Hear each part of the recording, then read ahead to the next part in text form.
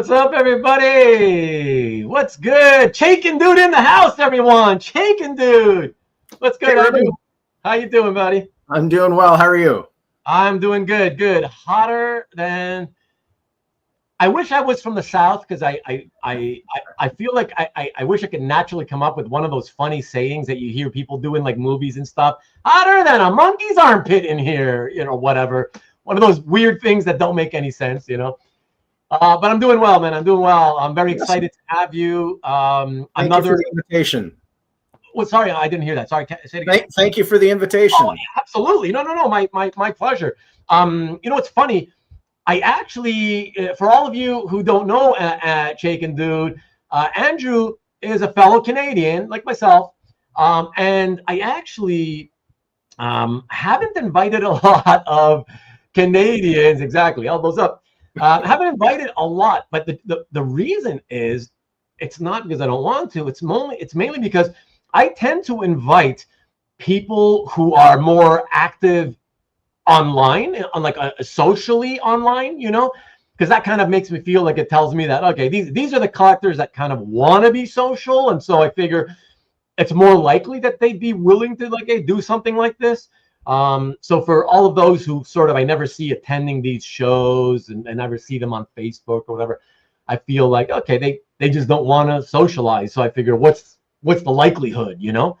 But I took a chance on you, and I'm so super stoked that you not only said yes, but I got to tell everybody, Andrew is not only here, but he's excited to be here. He was absolutely, yeah, so excited and thankful to be asked. I was like, wow, like that's the kind of enthusiasm that makes for the most fun shows, you know, especially on my channel because it's so interactive. You're right. Like we're going to do a lot of interacting with all the guys in the chat.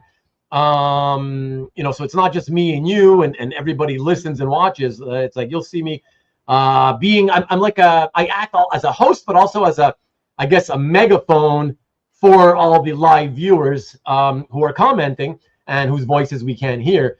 So yeah, why don't we pop in? Let me jump into that room and I'll start saying hello to everybody and see who's here tonight. I did notice early before we went live about 40 minutes ago, Mike Asbill stopped by to hit the like button. Thank you very much, my friend. I know you can't stay, but hopefully maybe we see you later. I don't know, but thank you for doing that. I appreciate that. My buddy Hyder, Mr. Texas, talk about a place that must be hot. If I'm hot here, and Andrew is really also hot out in British Columbia, Hyder, you in Texas must be also very, very hot. And Hyder told me that he's going to be here for the duration. He hasn't been by regularly in quite some time. He was a regular for a while. So happy to be here. Happy that you're here, Hyder.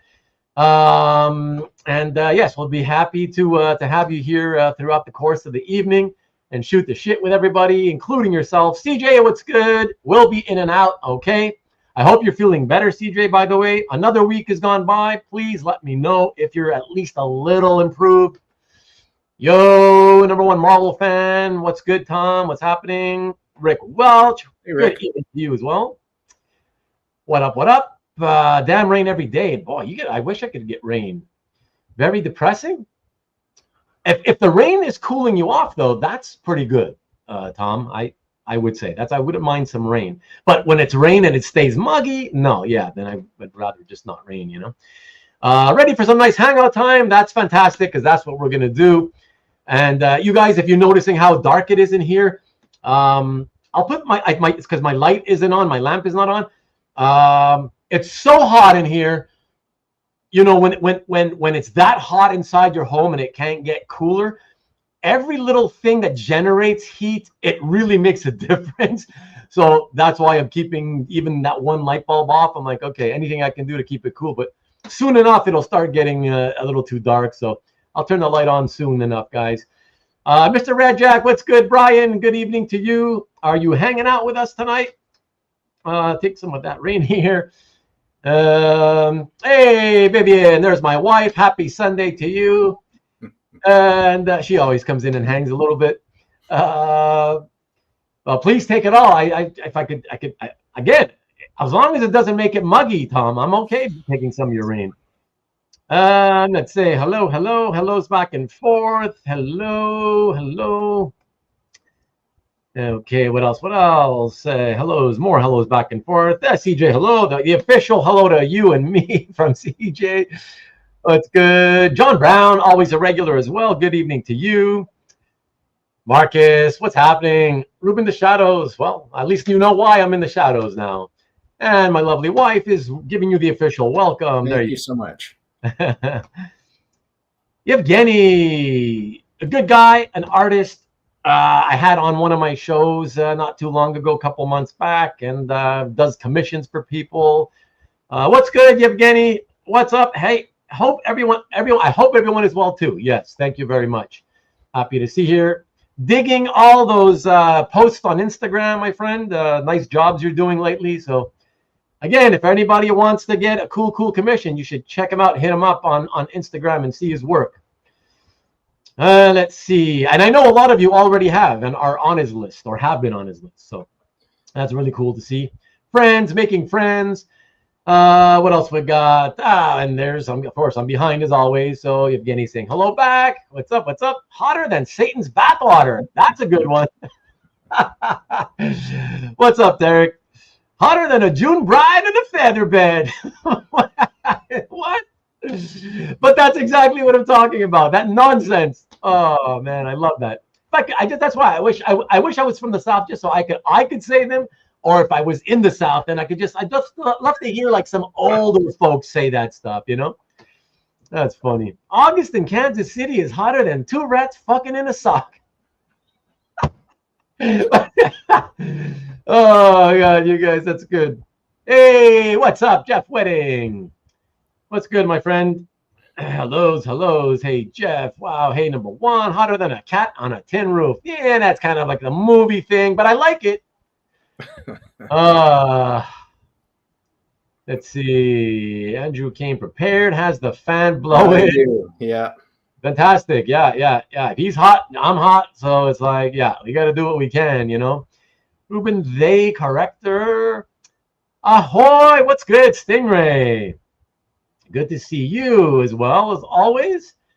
And hi, Vivian. Everyday Adams Comics is back. Hello to Ruben and Andrew. What's good? And okay, Brian, you're still here. Did he really believe you were going to give him free beer and pizza to be on the show? I guess so. I don't know how he figured I'd get it to him. He's on the opposite coast than that I am, but hey, if I can fool him to be on, whatever it takes, you know. He has just the right Hollywood fan hair action going on. Yeah, not too strong, just enough to see a little bit of it, you know, waving in the wind, so you know there's wind movement, you know. What's up, 247? What's good, Carl? Carl. Let's see, Kenneth Bird saying hello again from Virginia. And yes, Virginia is for lovers indeed. Hi to everyone who is here tonight. Thank you. TJ, you're good. Are you hanging out? I was told there would be free poutine. It's too messy to be able to ship it to you, unfortunately. So if you come into town, I'll take you to a poutine place. Let me know. I'll host you for sure, man. All the poutine you can get. How hot is it? Well, you're in Cali, although you're in Northern Cali, so I don't know. Get to Northern Cali. But I mean, now that I'm not. You see this? Oh yeah, okay. So I need some light because it's a solar. I'm gonna say. So you gotta understand, in this office, it's probably 5 degrees hotter than sort of out where there's air conditioning. So in the coolest part of the house, it is right now. So it's like 79 in the coolest part of the house. And so it's about, let's see, I'm going to say, 183 ain't making any sense. That's when you need to break out one of those lines from earlier, like hotter than a June bride in Kansas City or whatever it was. Yeah, that's the funny thing is that I can't remember those things. It's like 91 in the office. Yeah, it's just this stifling hot air around me. So I'm sweating here. It's like I'm trying to keep as cool as I can, but I'm sweating even with the overhead fan on full blast. I mean, my legs on the chair are sweating. Like, yeah, it's bad. But your wife is gonna disown you. What's that? Your wife will disown you. She'll disown you. Hotter than the hinges on the gates. Oh, the that's hell? a good one. That's not bad. Yeah, I've heard that one before. That exists. Vivian, hey, Sean Clancy, what's good, buddy? Cesar Alvarez, what's up, bud?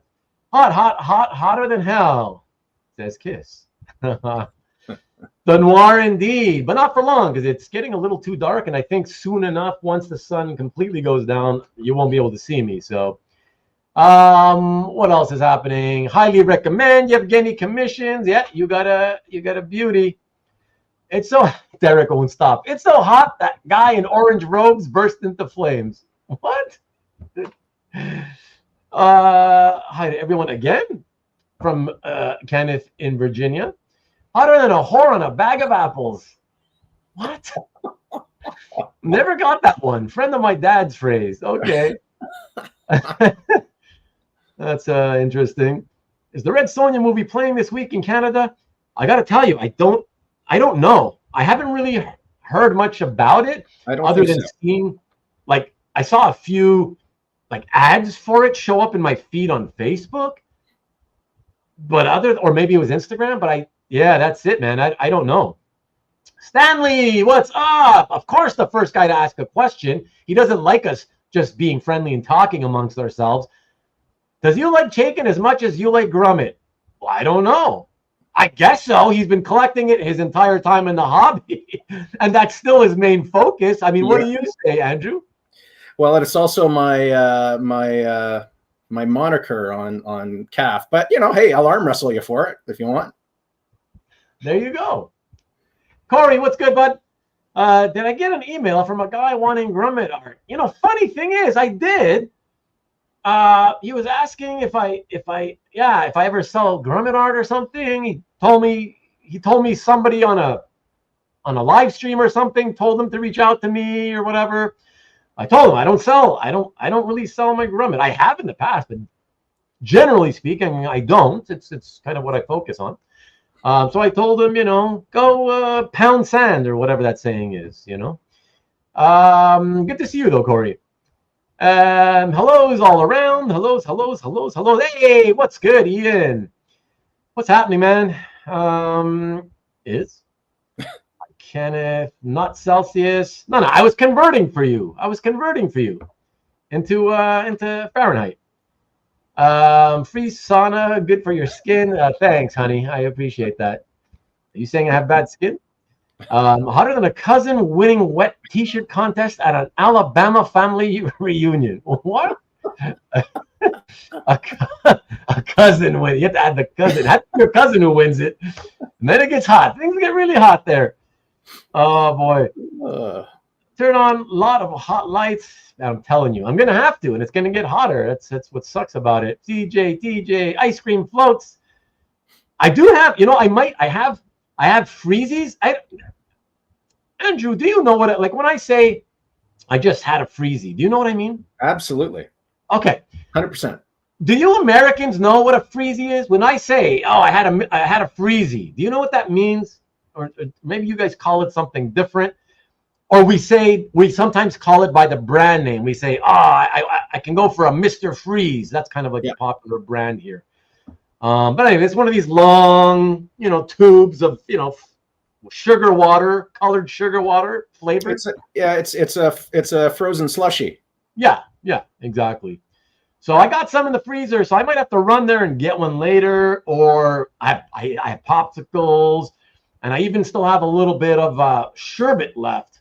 So I might have to do that, and just if I start sort of sweating too much. But of course, I'll wait until we're in the show and tell portion of the evening and I'll don't worry, I'll let you guys know I need to go and do that, and then I'll say, and my lovely wife is screaming, she'll get it for you, get it for you later. But if I had to, I would just say, Andrew, here's the next piece. I'm gonna go get my stuff. You talk for a minute, and I'm sure you can handle it. What's up, Antoine? What else? Hotter than a $2 pistol. Even I hear even some $100 pistols could get hot when you fire them a couple of times. But I don't know much about firearms, so I'm not sure if that's true. Red Sonja movie seems to be MIA. Do you mean it's not going to be coming out in the theater? Is that what you're saying? And what about you, Marcus, by the way? Is it opening where you live? 84. Oh, isn't that pretty comfy in SoCal? That sounds pretty comfy. That doesn't sound like, overly hot. I guess you're not getting hit really. I don't know, but you're also kind of used to that kind of weather. It's different for us, Yeah, so no one does arm wrestling anymore. It's about slap fight. What are you talking about? Ruben to host the first ever comic art slap channel. What are you talking about? I have no idea. Like, we've already jumped the shark. I said an arm wrestle about Grummet versus Chaykin. Oh, earlier because of the arm fight. Right. There you go. Thank you. Okay, I apologize, Carl. I apologize. Trying to catch up quick, guys. Hey, Nikki B's in the house, jumping in to say hi and hit that thumbs up. Yeah, please, if you're watching, everybody, right below where I'm pointing, there's a thumbs up icon. If you don't mind, I would love it if you would do that. It's just encouragement. I promise you, it doesn't give me any money, not even a penny. And you don't have to subscribe if you don't want to. That's okay. In fact, if you're watching this for the first time, I'd rather you watch it and make sure you want to come back to watch more in the future, then subscribe. Otherwise, please do not subscribe. All right, thank you.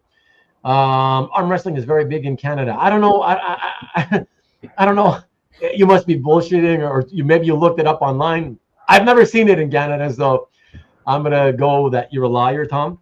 Yeah, come on, 31. There's still 9 of you watching that haven't hit it. So please, if you haven't hit so already, it's right here below. Just click it. It's one little click. It doesn't hurt you, and it's honestly just encouragement.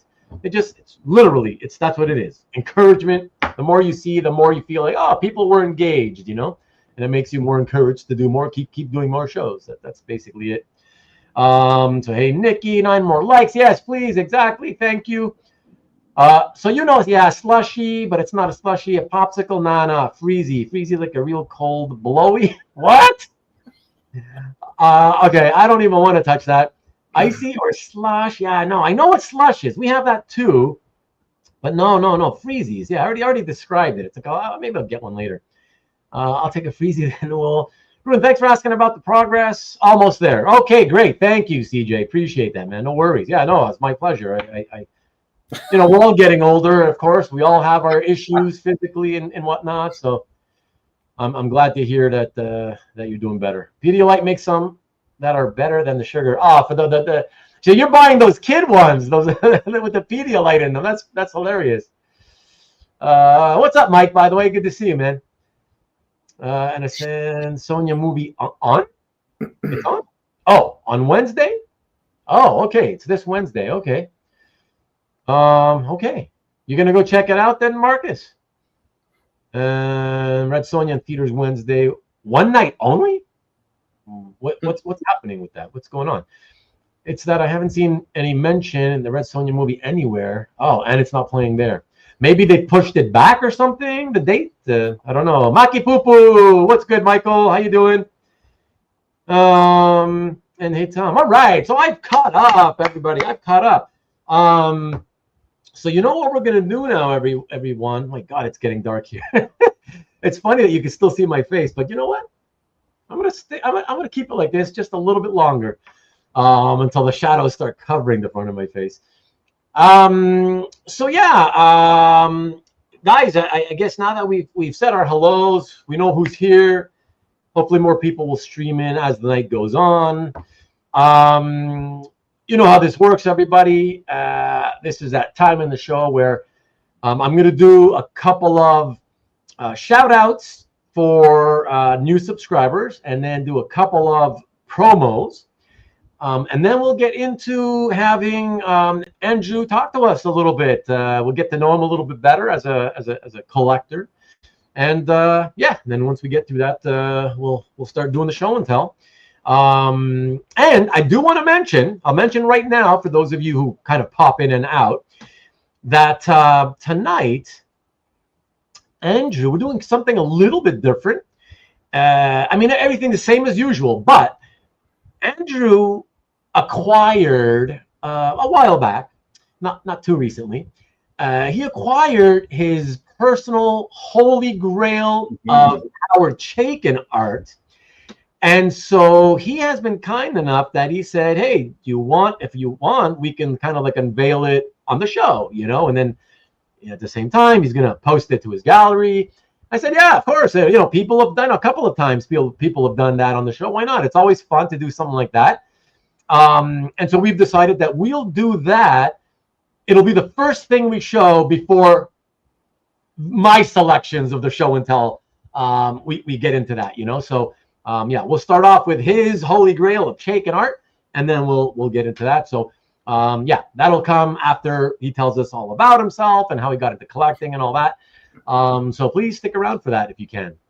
And the twist is no Chaykin. Well, I listen, you know, Marcus, and I got to tell everybody in case a bunch of Chaykin fans showed up tonight. You guys know what I've done in the past when there have been guests who were primarily collectors of, let's say, either an artist or a character.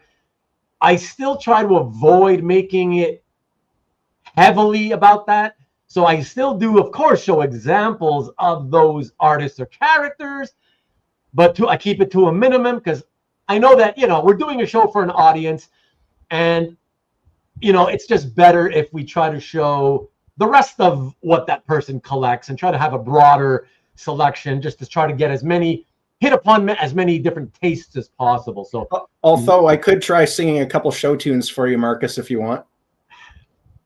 You see, you get the best when you come on and you watch this show. You never know what you're gonna get here. So we will see. We will see. Mikhail, evening, my fellow band. Happening. Firearm #1 cover. Is that what you're guessing? Caesar, is that what you're guessing? Wow. I'm not going to say yes or no. I don't want to ruin it, but we'll see later. All right. So with that being said, everyone, let me see. Cats? I'm more of a Les Mis kind of guy. Maybe a Phantom guy. TJ, one of my all-time favorites. Now is the time, pockets, when we dance. Yes. Too hot in my office. Oh, that's why, because Maki Poopa was asking, oh, what happened to the lights? It's too hot. It's really, really hot here, Michael. So I'm just trying to stave off having to turn on a light as long as I can. Soon. Don't worry. Okay, yeah. So why don't we do that, Andrew? So basically, what I always like, you know, originally when I started this the channel, I started doing the collector show and tells.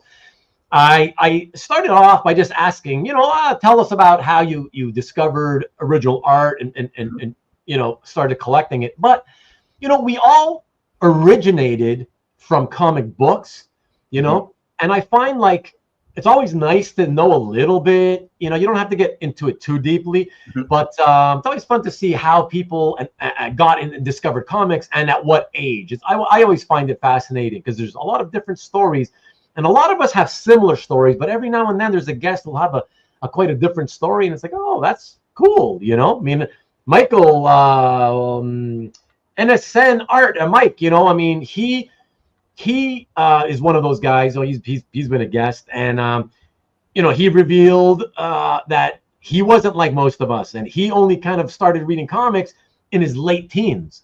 You know, and it's like, so it's not your typical, oh, I was 5 or 6 reading comics, or I was 12 or 10 or 9, or you know, yeah. So it's always interesting, but even when it's a similar story to everybody else, it's always just interesting. Hi, honey. Yeah, sure, please. My lovely wife just asking if I need water.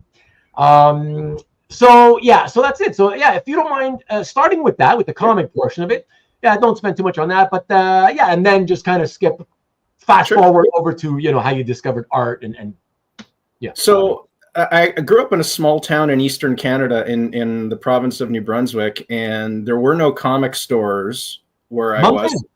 No, Fredericton. Okay. And there were no comic stores at the time. The first comic store opened probably when I was a teenager. And so I had to get my comics from a corner store. And my parents knew that I loved comics. So one Christmas... But hold on, Andrew. I'm sorry to interrupt, but how old were you when you first kind of like took note of comics and wanted to look at them and read them? Oh, four or five. Also, you were really one of the young ones. Yeah. Okay. Yeah. Okay. And so this would be in the late 70s. And so we used to have this thing, a department store in Canada called Sears. And every year they would issue the Christmas mail order catalog. And one year in it, they had a box of comics. And so I asked for that for Christmas, and my parents a box of comics in the Sears catalog. In the Sears catalog. So it was a half-size box, and it came full of comics. They were all like garbage, so it was like things like, well, I shouldn't call it garbage. I don't know who my audience is, but, it was things like Gem, Son of Saturn. You get stuck in you put your foot in your mouth in that one. Let's hear what it is now. Okay, what is it? Tell us everything that was in that it was Gem, Son of Saturn. It was a bunch of okay. At least it was Colin art, so that was kind of cool. Unless you hated Colin, which back in the 80s, with everybody getting hot on Bern Perez, Starlet, that he was kind of passé, and everybody was kind of hating him on him at that time. So I guess it was considered crap at that time. And there was a bunch of stuff that was just going out of style, like war comics and and so so I just read these things over and over and over. Yeah, Mark, I guess I'm with you. I kind of did the same thing. Over and over, I just read these comics, and I just loved it. And then when the first comic store opened, the owner told me about San Diego, and he told me about comic art. And at what age would that have been now? I would have been probably 14 or 15. Okay. And so it was always a goal to own some comic art and go to San Diego. But I was only 14 or 15. And then I was one of the early adopters of the internet when Moncton, you dated a girl from Moncton. Are you okay? Dated in quotation, so you know what that means. Dated. I was an early adopter of the internet. I was on when things like was FTP sites and Gopher and Netscape Navigator. And I was one of the first people on eBay, and I bought my first piece of art off of eBay, and then I discovered, I don't remember how I got on the mailing list. By the way, did you hit eBay on the year that it opened, like in '95, or was it a bit after that? It would have been it would have been very close to 95 or 90. It was probably 96 or 97. Okay. Yeah, that's when a lot of us got in. Yeah, I was like 97, I think. Yeah. And then I somehow I got onto Mitch Itkovitz's mailing list with those little catalogs. Catalogs, yeah. And that was where initially I got a lot of my my first pieces of art.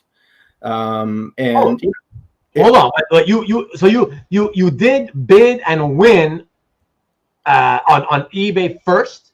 Yes. Okay, so that was your absolute first purchases was eBay. Yes. Okay, and then you started deciding, hey, I'll try this guy Mitch. Yes. Okay. And how did that go? How did the Mitch experience go? Well, so long as you didn't do or say the wrong thing, it was fine. See, even when he was younger, he was the old curmudgeon, Good old Mitch. No, Mitch is a good guy, but yeah, he is who he is. He doesn't, he's just, you know what I mean. Yeah, I like Mitch, but yeah. And so then I got a bunch of stuff from him, but then what happened was in the probably about 86, I discovered American Flag. And I started. By the way, I forgot to ask. I always like to ask. Sorry, Andrew. How old are you? So we can all know. 51. You're 51 right now. Okay. Yeah. Wow. See, that's what I was thinking as I was getting the show prepared, right? Doing all the slides and all that stuff, looking for the colored versions and all that. I was thinking, I was like, I knew you were younger than me, and I figured it's by a few years. And I was like, geez, this is one of the things I'm going to ask you later. The whole idea of you're getting as a 1985 or 6, like you're young and you're getting into Howard Chaykin's American Flag. Yeah, it's an adult comic. Let's be honest. Yeah. So, but yeah, let's keep going with the story. Well, and so what happened was I went into my comic store and I had been reading Legion of Superheroes. It was a Neil Adams Superman, which I still have. What? Yeah. Your first piece? Yeah. A Neil Adams? Wow, man. Yeah, you didn't waste any time. You didn't start small. Wow. No. That's cool. And it was cheap back then. Well, relatively speaking. Yeah. But was it a page or like a sketch? No, just a sketch. Oh, okay. That's just a sketch. Yeah. Okay. Yeah. And I've been reading things like Legion of Superheroes, and I'd been reading G.I. Joe and Transformers off the stands, and Marcus is gonna love that. He's a big fan of those two. And and it was all great, but I just went to my comic store owner, Cal, and I said, I want to try something else. He said, well, have you tried American Flag? And you're like 11 years old or something. 11 well, or 12. I'd be like 13 or 14 probably by this time. Okay. So it might have been like 87 or 88, somewhere around. Okay. A few years in. It was already running for a few years. Yes, yeah. I was not from. He recommended it to me because I was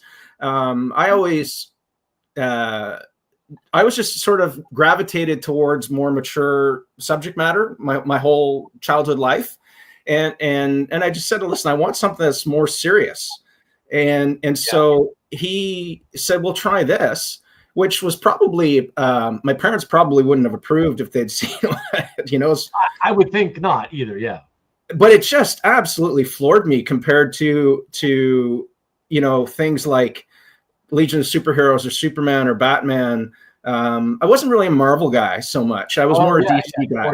Yeah. And now that said, I love the Flash, and the thing I loved about the Flash was the villains were criminals. They weren't out to take over the world. They weren't out to, conquer small countries. They were like, I'm going to rob this bank. Robbing the bank. That's what they did best. And the worst possible thing that ever happened in a Flash comic was Professor Zoom stole Iris and was going to marry Iris. Anyway,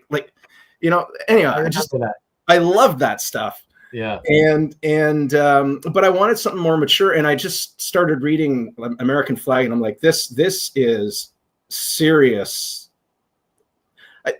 fiction. I wouldn't call it literature, but like it blew my, and the thing that really got it for me was the talking cat. Yeah, Raul. Not Alan Moore Swamp. No, actually, I discovered Alan Moore later and Swamp Thing a bit later after I discovered Chaykin. Yes, Scott Dunbier. Yes, I was also buying art early on from Scott. Scott Dunbier. That's how you actually say Dunbier? it. Scott okay, all right. Dunbier, yeah. Wow. So even him, you were getting it through the CBT as well. I can't remember how I connected with him, but the unfortunate thing is in the 90s when I did an undergraduate degree and then I went on to do a master's degree, and I sold all of my art. I kept two pieces. I kept the Neil Adams Superman, and I kept my Marshall Rogers Batman pin-up sketch, whatever you want to call it. It's not a published page. because I needed money to pay for my schooling. And, you know, it's, in hindsight, it's one of those things where I'd probably be a lot financially better off today had I not. So you went to a good cause. That's true. But a lot of people have the same kind of story. So had to sell their collections to go to, you know, to pay for school and all that, you know, so you're not alone there, you know. And then, you know, in terms of collecting art, like I just, you know, American flag. Yeah, I'm sure you would. Definitely. As soon as it came out, I was, oh yeah, this is cool. This is good stuff. I love it. I still want to reread it. Well, I got to reread it. I got the whole collection. Got to reread it one day, man. And then I just, you know, it was just so happened that Mitch had a connection with Chaykin.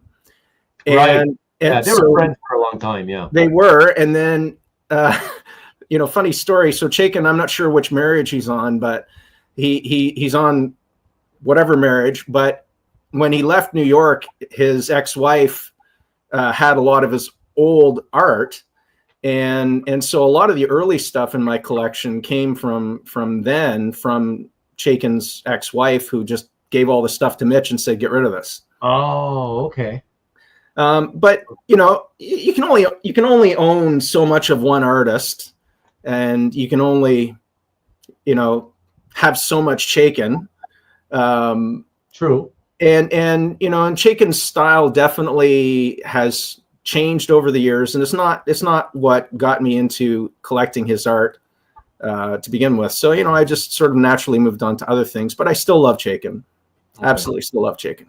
Okay. But I mean, it's safe to say, though, that not only do you still love Chaykin, you still occasionally pick up Chaykin pieces. I absolutely do. Yeah. So it's just that you're not constantly out there on the hunt, Chaykin. Like, no. Right. At one point, it was I would buy anything that came across my screen or across my desk. Now I'm much more selective. All right. Okay, give me a second. All right, I have two of them. I'm gonna put the one that's not as bright, so it'll be, you know, there we go. It's good enough. Perfect. All right. Okay. Yeah. Sorry about that. See, live television, we can do anything we want. Yeah. Oh, but yes, go ahead. Yeah. You know, go ahead. Sorry. No, because I was gonna say, like, so early on, like when you got attracted to the Chaykin stuff, because it's funny, right? Because you're such a big Chaykin guy, and yet I think people would have guessed, oh, your first piece he ever bought for sure was a Chaykin, and that's how he got his Chaykin craziness started, you know, but it wasn't, you know, nope. which is kind of fun. And like you say, you know, you've collected Chaykin throughout your entire time as a collector in the hobby, and you're still collecting it, but obviously over the years you sort of branched out, and you know, to not allow yourself to just be pegged in that one narrow aisle, if you will, or lane, if you will, you know, which is cool. But like, how would you describe yourself as a collector now in that sense? Like, in other words, like if somebody says like, well, so what do you collect? Yeah. How would you answer the question? Well, so I've moved away from a lot of published art, more into commissions or pinups or that sort of thing. I just found that so few people are willing to trade or sell privately compared to what it used to be like. So many people they're afraid of missing out on an auction result. And so much stuff that, you know, I would have been interested in goes to Heritage or Comic Link or eBay or that sort of thing. And so I still follow all of that, and I still bid, but I find it's the comic art collecting hobby is not as accessible as it used to be. There are much higher barriers. So I tend to approach artists that I really like, and is it bad that I know what that is? You don't know what that is? I know. Is it bad that I do know what that is? Oh, no, it's not. I'm sure a lot of us know. Back in the 80s, they'd occasionally come on TV, and I would say I probably watched 2 or 3 of those. Yeah. for obvious reasons. Certainly not the story. Oh, and by the way, just a quick question. Sorry to interrupt again. Yeah. Marcus wanted to know, and I'm sure he's not being very serious, but I gotta say anyways. Do you collect first appearance art? I don't know that I have any first appearance art. I'd have to really think about that. Okay. So in other words, but that's what the question is. Though, is like you go out there specifically looking for first appearances of people or whatever characters, No, and as a matter of fact, like just talking about collecting Chaykin, like there's been a lot of stuff over the years that I've passed on, just because it didn't really appeal to me, and it might be a great piece of art, or it might be a very significant piece of art. Like I don't own any Black Kiss, and I've read it, and I got to tell you, that surprised me. That surprised me when I was doing my selection. I was like, in my head, I was like, okay, I'm definitely going to be taking at least, one Black Kiss, one American flag, whatever. I'm like, where the hell's the Black Kiss? Where's the Black? He doesn't have any. No. Wow. No, and I've had lots of conversations with Howard, and I love how he pushes the envelope. But I also I have a 15-year-old daughter. And my 15-year-old daughter just turned 16, so we have basically the same age. Yeah. Nice. I like that. And I like to be able to share my collection with her without having to censor it. And I kind of understand that too. You got to kind of be careful with that. But let me just say, even though you have no Black Kiss art, you do kind of have a Black Kiss page, and we'll see it tonight. I chose it. So yeah, I don't want to say anything. I'm looking forward to it. Yeah.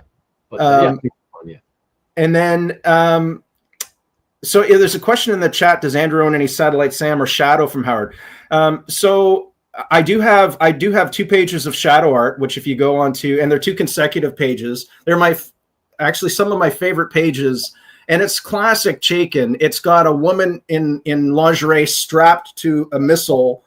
It's just, no one would do that but Chaykin, right?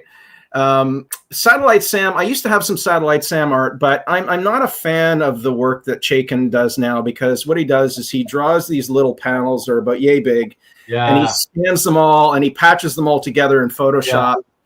It's what I call a Frankenstein type of putting the art together. The last series that he drew conventionally was City of Tomorrow, where he drew the whole page. After that, everything is. How far back does that go, Andrew? City of Tomorrow, that must be, I don't know, 10 years ago, 15 years ago. Okay. So wow, that's been ever since then. Everything has been Frankenstein. Yep. Wow. Yeah, everything is. I'm just looking up when he did. I don't know, 2006. So 20 years ago, almost.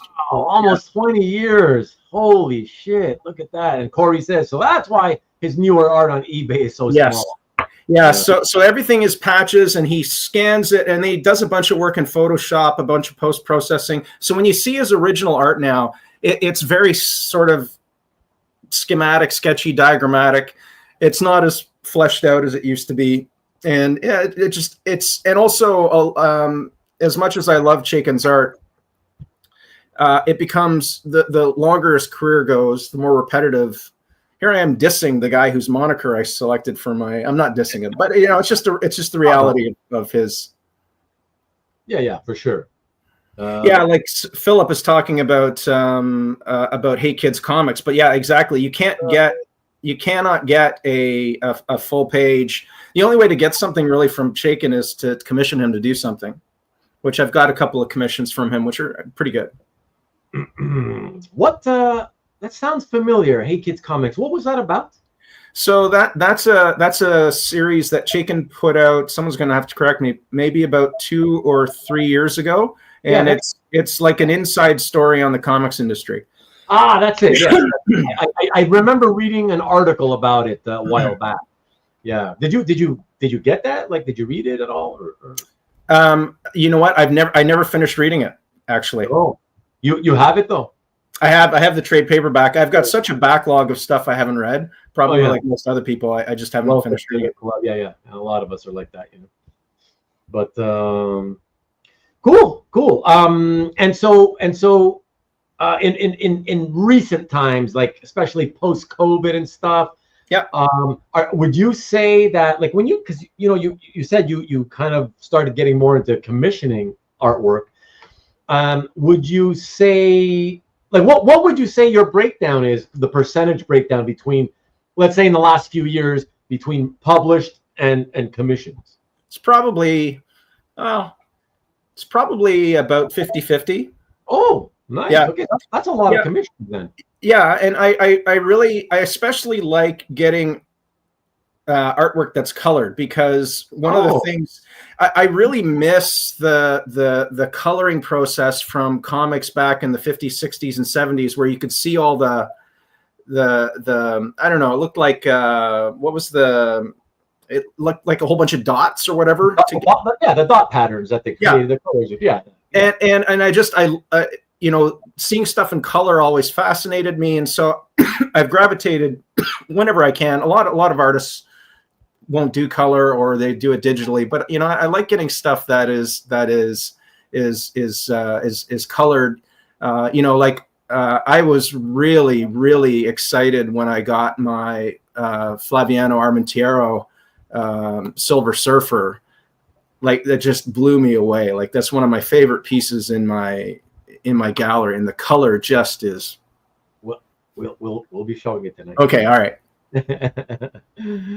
Yeah, and it's funny because I saw you responding to somebody who had left you a comment about, I forget what they commented, and then in your response to them, it was something to the effect of like, oh yeah, but you should see the Flaviano Armentiero whatever piece. I was like, oh, okay, that's funny. Okay. And I had already selected it by that point, but I was like, shit, he really likes that one. Okay, it's a good thing I selected it, It's awesome. Yeah. So that's cool. No, guys, that's not what we're talking about. It's not Zipatone in this case, even though I know why you would think that. We're talking about, I'm assuming, because Andrew's talking about the old coloring process, the 4-color coloring process, right, from comics. And so how the colors were made. If you look at the comic book back in the day, look at it up close, you can see the colors are just dots. It's a dotted pattern that creates all the colors in the old comics, before the computers came in. So that's what he's talking about. Not the dot pattern, which is also very similar of that's what inkers do on black and white art, add Zipatone, but that's not what we were talking about. But I'm a huge fan of Zipatone, Duotone, that. The Ben-Day dots. Thank you, Philip. Ben-Day dots. But when you look at American Flag, like, it had some really neat mixed media that Chaykin put on a page. A ton of Zipatone and Duotone. He did some really cool things that you weren't seeing in the Silver Age and early Bronze Age, where like stuff would go through panels. That was one of the things that really attracted me. And Zipatone's just cool. Who doesn't like Zipatone? Yeah, I don't know many people who have ever said, oh, I hate Zipatone. Like, and we've talked about it on previous shows or whatever.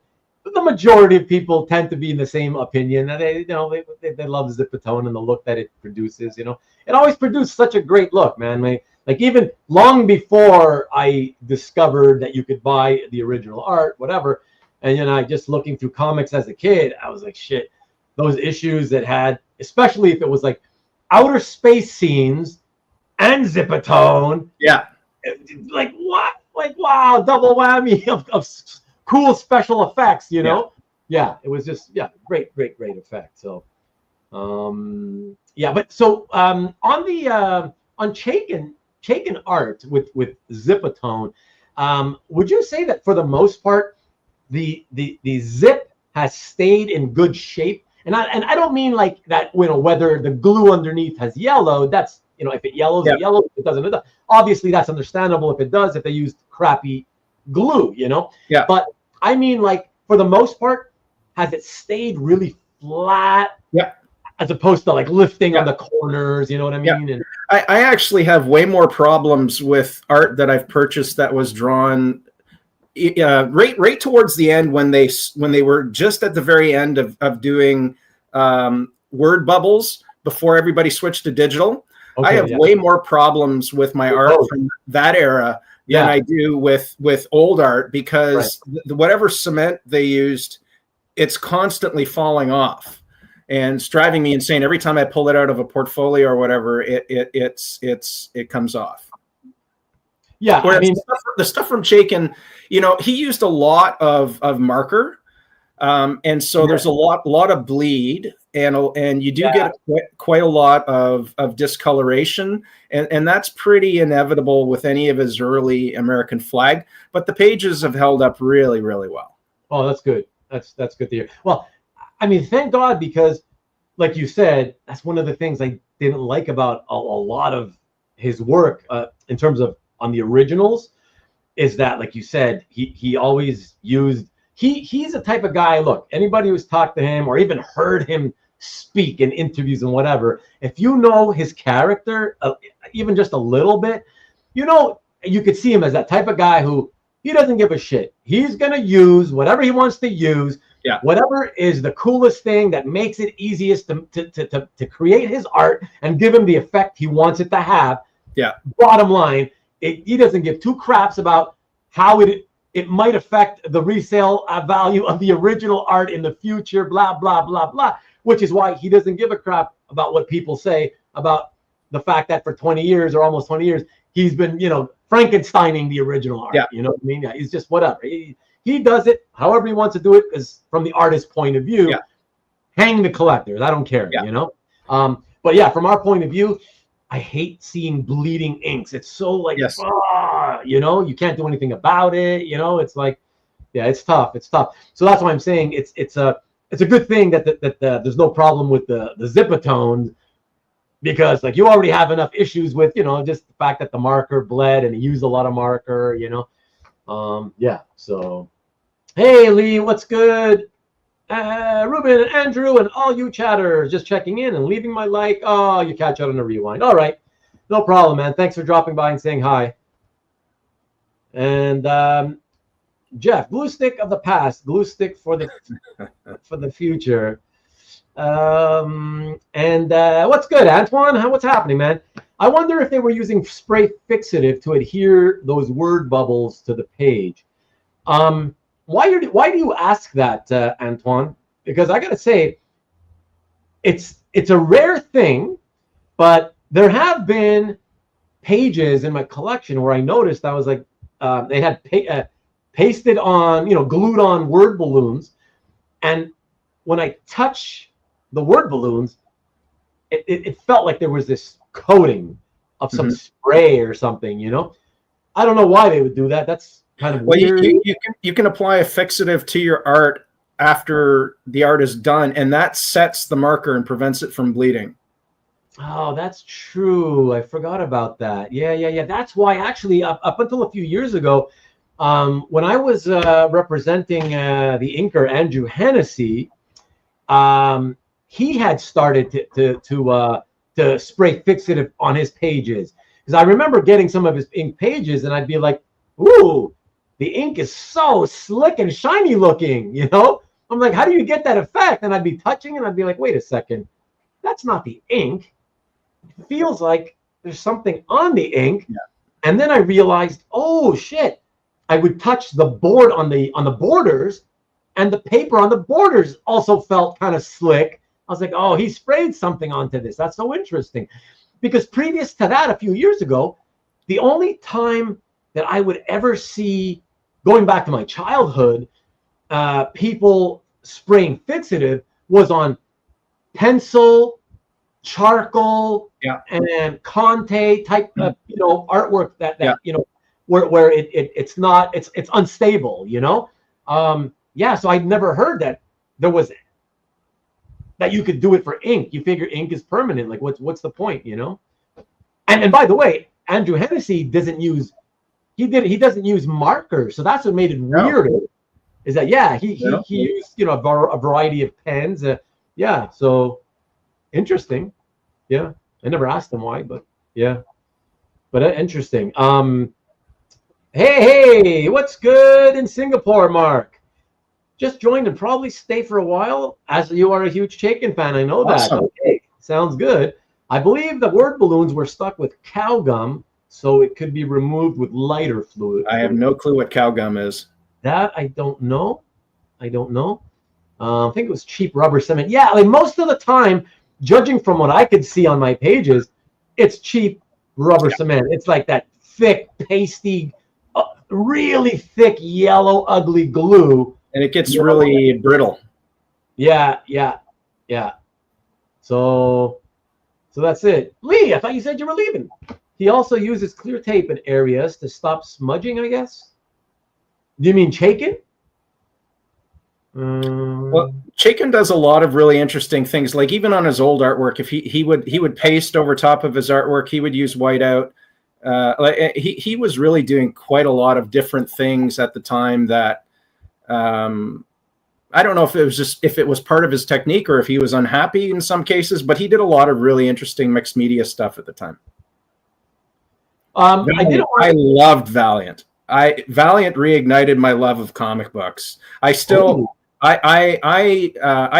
most of my comic collection, but I've kept all of my pre-Unity Valiant, and every couple of years I'll crack it out and I'll reread it. It was just I loved that.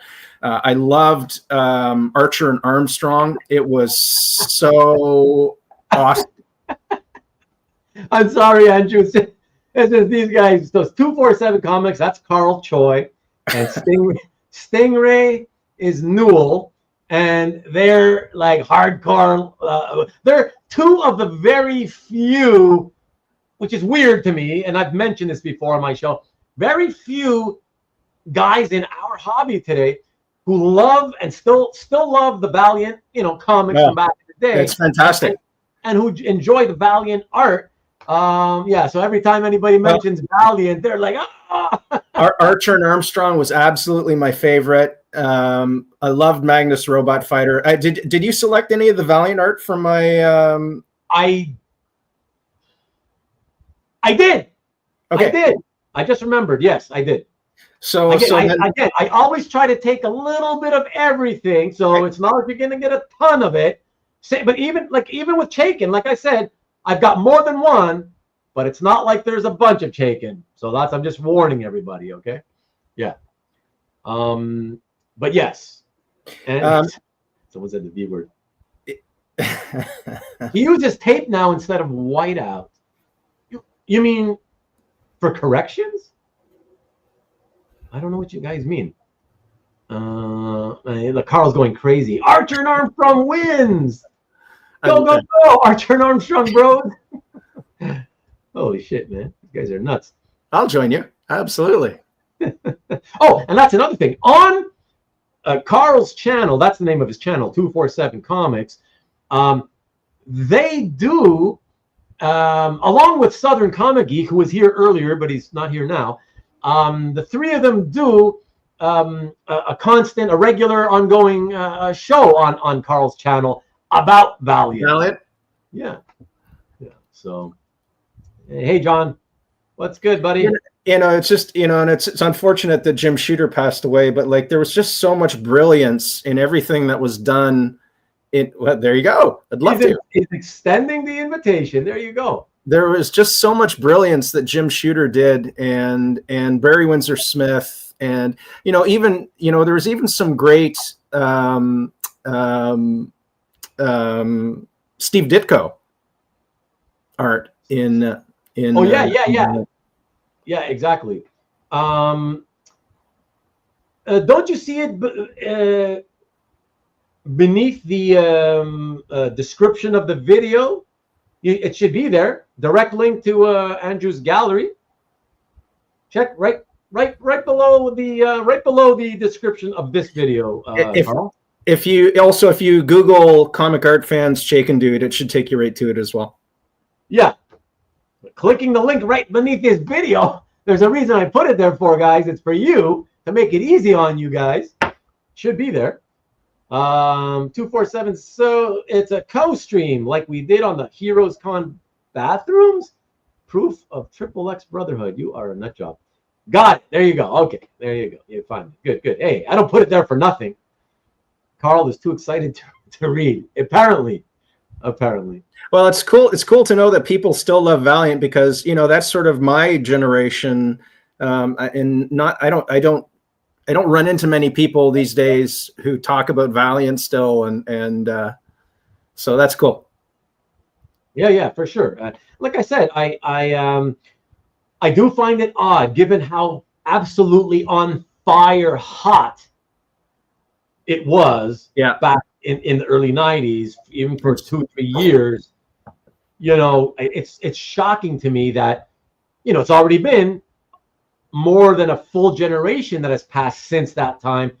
I'm shocked that there's not a whole contingent of fans who had been buying that as 12-year-olds, 13, 14, who today are, now in their 40s, late 40s or whatever, looking and trying to track down, hey, where's all the art? Yeah. It's weird to me. It's just really weird. Yeah. Very bizarre. Well, and it was just, I think the thing that I loved about it so much was it just had really solid storytelling. Yeah, well, that's it. It was, and I give huge, that's why I love Jim Shooter, because the 80s were my time, my favorite time in comics. And I think Shooter was responsible for a lot of it, lot of what I enjoyed. And then, he leaves, and a few years later, he goes and he starts up Valiant, and that was really fantastic for, whatever time it lasted. So he was a creative genius, I think you could say. And, it's very sad that he passed recently.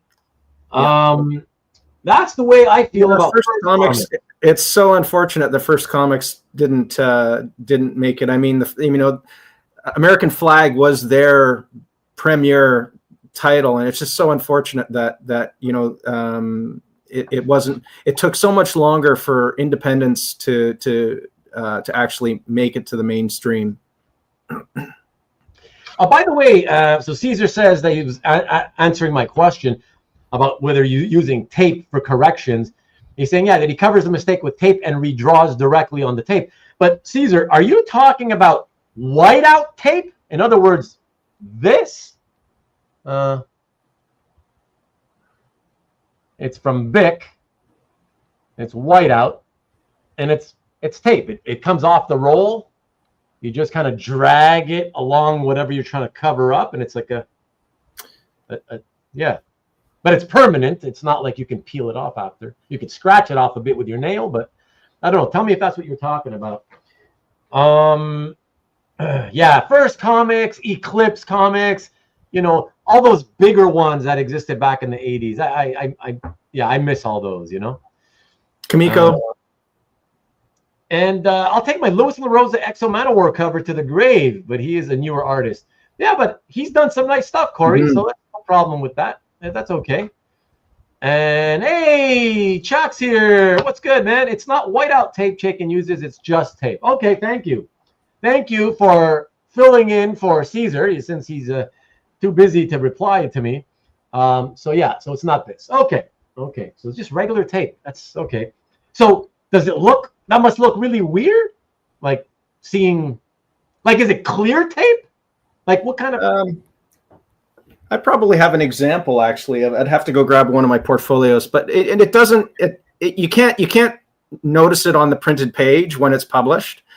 Okay. Like on my City of Tomorrow cover, on the woman's face, he used tape, but it's you kind of have to look for it. Okay. Yeah, it's a white tape. I don't know what kind of tape it is. White tape. Okay, interesting. Okay, that it's a white tape, but it's not whiteout tape. Okay. Yeah, okay.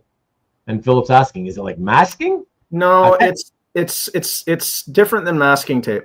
I mean, masking is always textured, so I don't think you would want to use a textured surface, right? Because he's got to draw over it again or whatever. But okay, so are we good, man? Are you ready to kind of let me do my promotions? Okay, let me do my quick promos, everybody. And yeah, and then we'll get into showing and telling. Let's see. So Carl is not here. Well, one Carl is here tonight, but not Carl Sodergren. However, I will still give him a quick plug.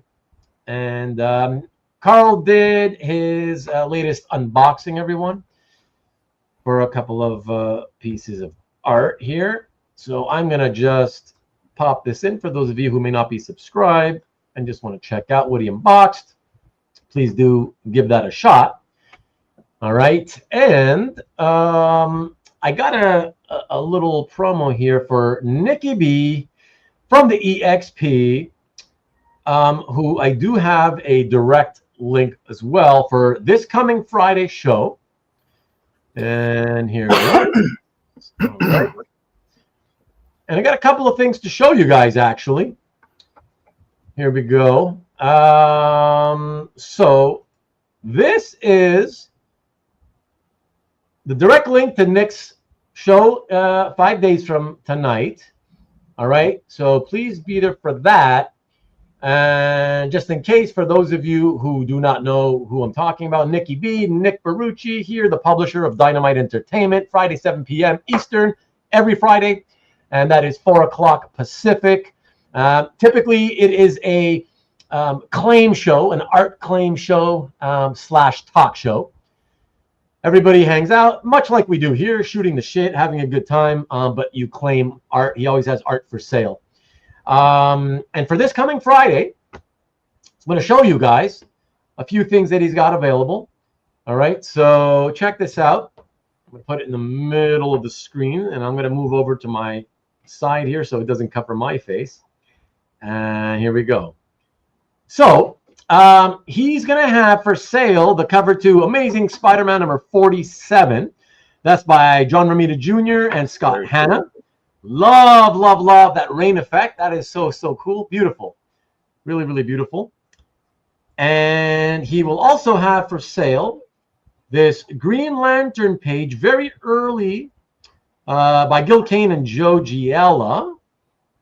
Here we go. And it's got the racist pie face on it. Not that pie face was racist, but of course the now, racist name of calling him pie face. And it's kind of a funny page, though, if you read it. I'm not going to read it because I can't. It's too small right now. But when I read it, I thought it was kind of fun. So, and very early, it's from issue number 11, everybody. All right, so early Silver Age. And I know, and Nick knows what you guys love. And so I can't stop this promotion without letting you know that there will be another giveaway. And it is to celebrate the fact that he, some of you may have seen, he started a Facebook group for the EXP. And he was trying to get, trying to promote it to get people to join so that he would get 500 group members on Facebook. And in order to celebrate that, this Friday will be doing a giveaway. And this is the giveaway. He's giving away the cover to Thundercats number 7 by Jay Lee. Wow. So that's a pretty wicked giveaway. No kidding. So yeah, very, very nice of Nick to do that. And yeah, that should be fun to see who gets that. All right, so please do check that out this coming Friday, everybody. All right, now before we do our first thing here, just going to quickly catch up with you guys because I know I want to be caught up as much as I can on the comments. Who is Nick? It's some guy, Alberto. What's up, buddy, by the way? Good to see you.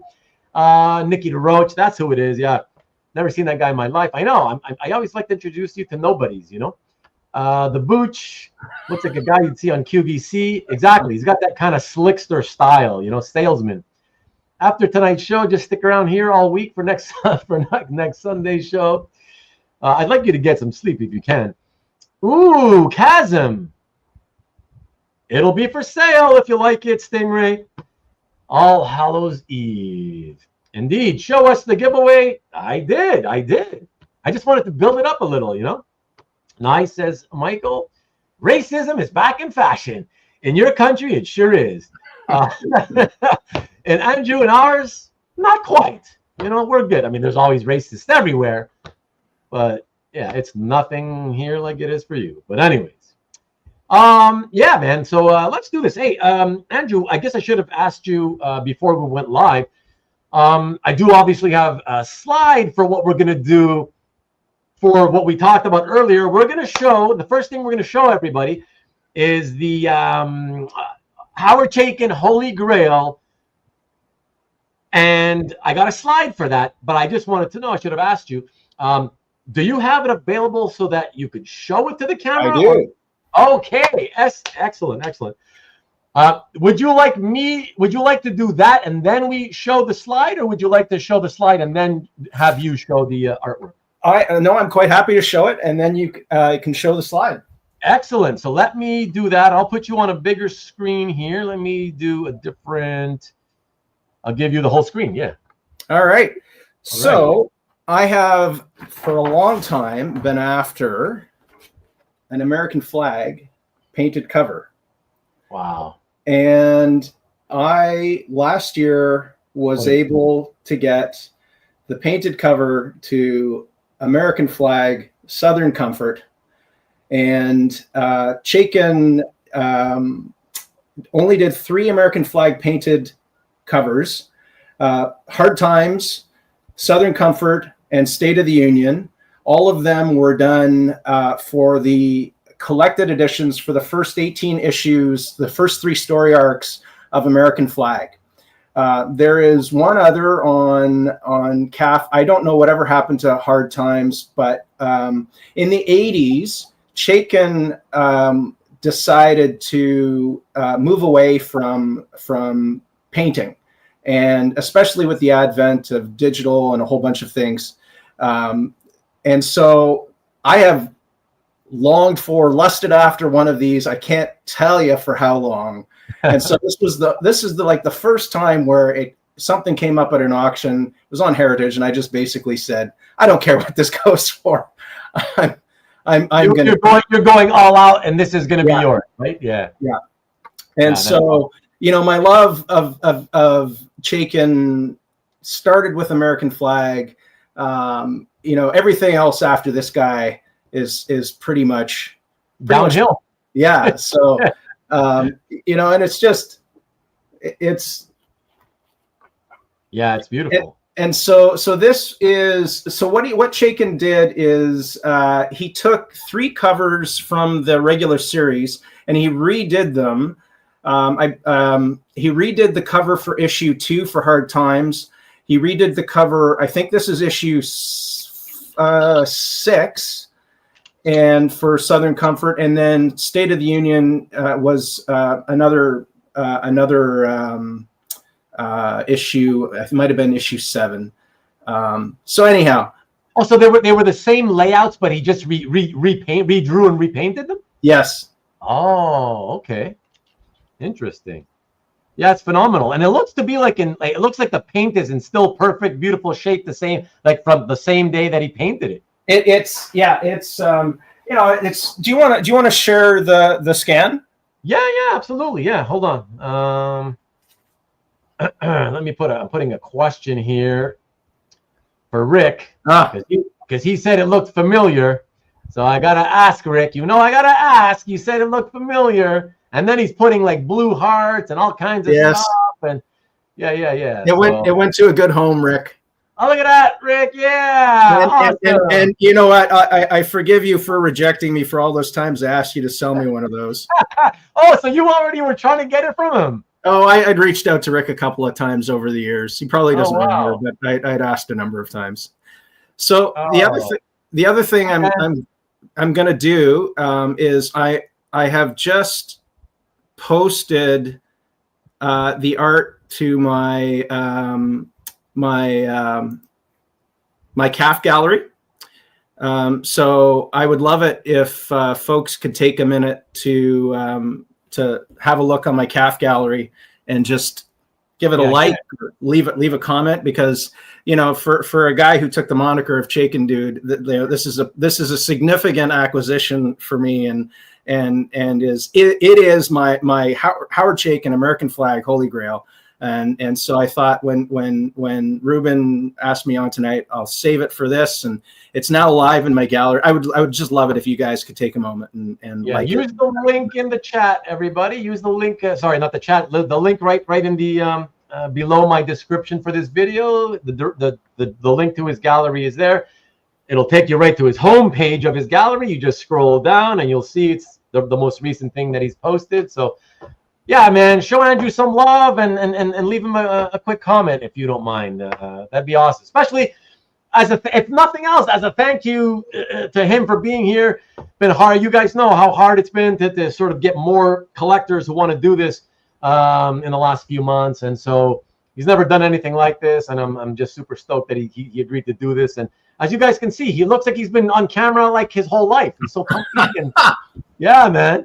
No, I love that. I love that. So yeah, please go and leave him a comment on that. That'd be awesome. And yeah, let me. I know it's obviously not as big as going to the gallery and seeing it there, but let me show you guys how it looks as a slide. Here, check this one out. There we go. American flag, Southern Comfort. It was a TPB, right? It was a soft cover, right? Yeah. So it was published, first released it, and then Graffiti Designs did a hardcover with a tip-in plate or signature page. I can't remember which. I don't have the first one. I have the Graffiti Designs one. Oh, okay. But it was there were 3 of them done, as I said: Hard Times, Southern Comfort, and State of the Union. And they're Howard Chaykin, at some of his best painting for his own creator, his own creator comic. It's just it's fabulous. It's fabulous.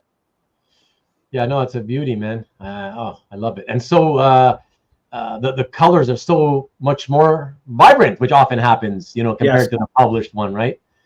So I love that too. Yeah, Chuck says, great cover.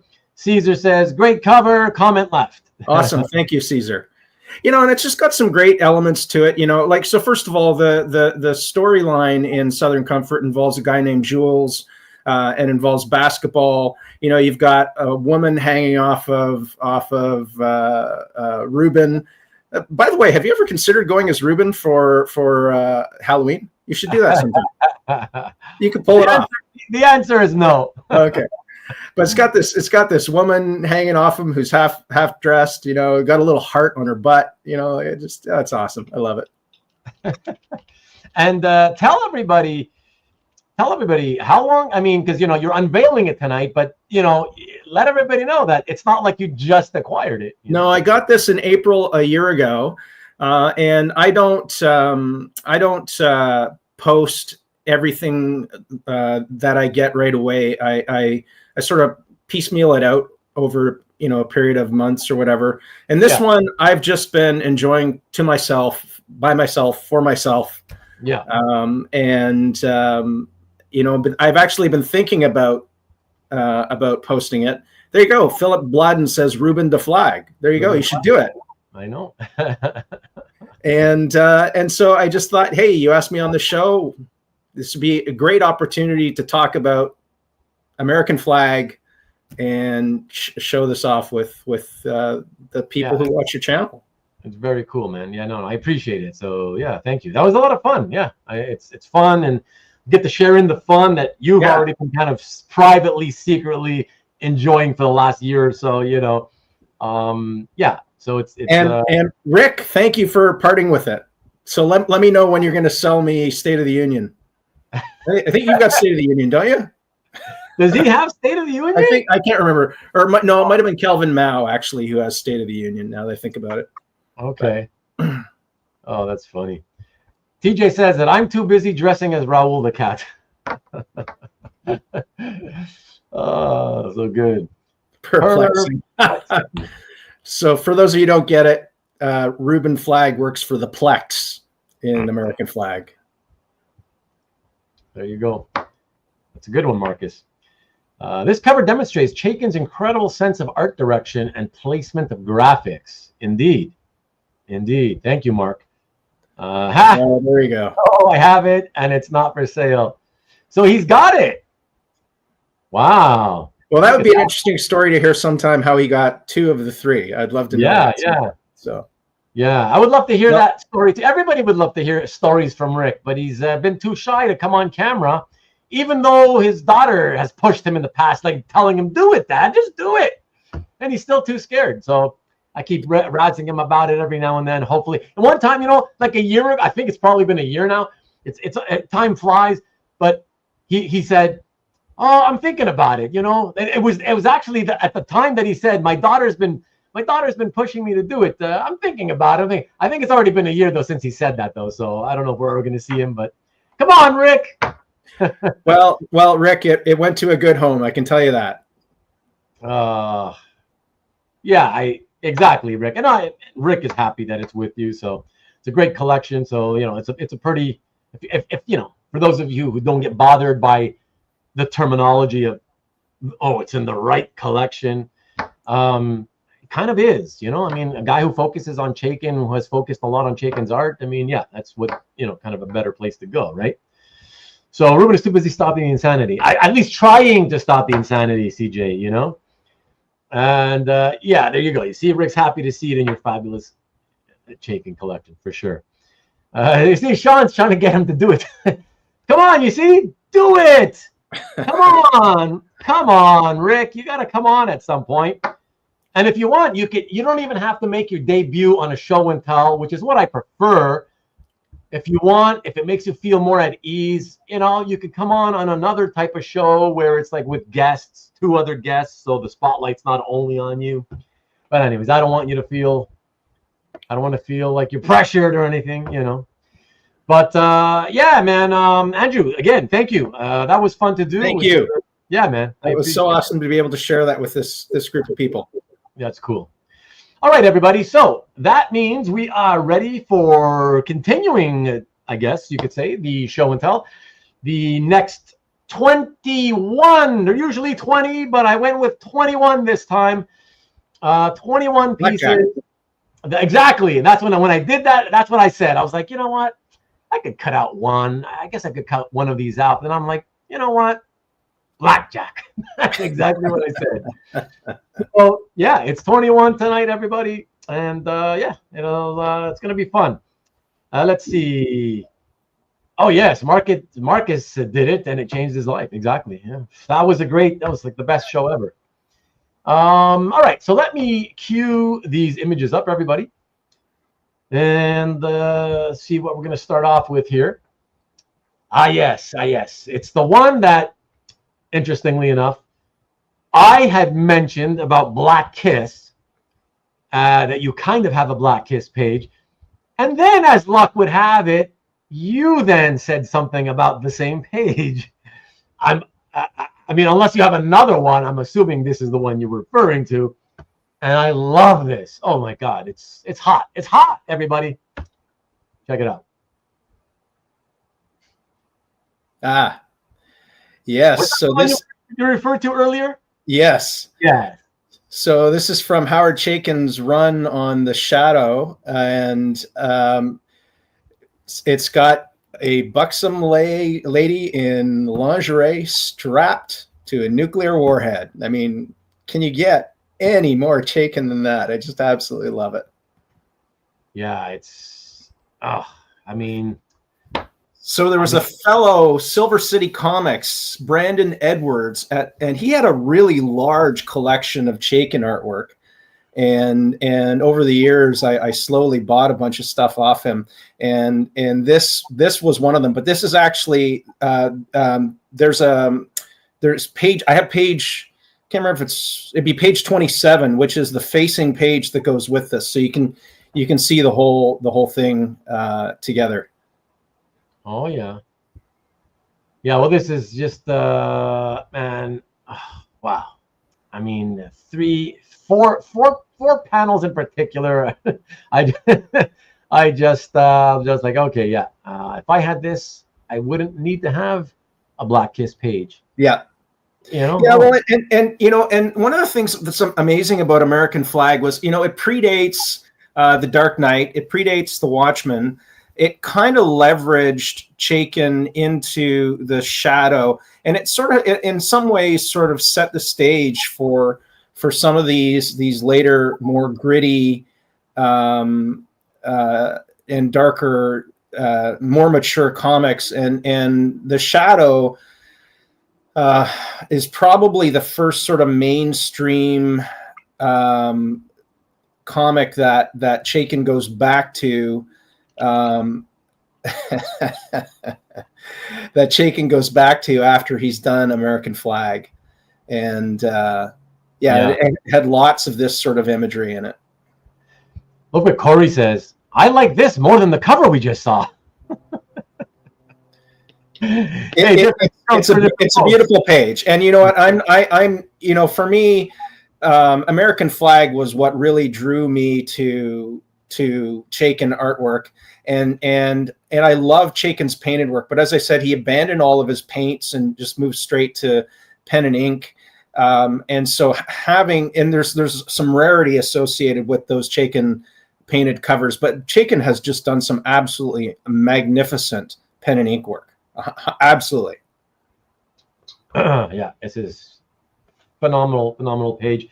And I've mentioned many times on various past episodes when we've talked about comics a little bit here and there, how I loved that when it came out, and of course it's been so long I don't remember anything about it. And I've been saying, it's one of those things I really need to read again because I haven't reread it since it first came out. And I only just recently, a couple of weeks back, bought myself. I've been saying for years, I got no more room for like buying trade paperbacks and stuff. Right. And I've been piling up trades like in bags, like in piles on my bookshelf, on the floor, against the wall. And I'm like, I got to get digital. But as an old school guy, it's not the same. It's been, for years. It's just been like, I can't. I don't know. I can't. But I did it. I finally did it. Oh, did you? I did it. Yeah. Look, a couple of weeks ago, I finally did it. So I got myself it's almost as big as a comic book. Yeah. And I gotta tell you, I'm always honest, and I'm always willing to admit when I'm wrong. And I gotta say, I was wrong. Interesting. I mean, things might change, but and believe me, Andrew, I'm like as old school as they come. One of those guys who hates change, And I love that thing, and I think it's really going to. I think it's going to be. It's going to make me want to read more. Do you buy a subscription? How does it work?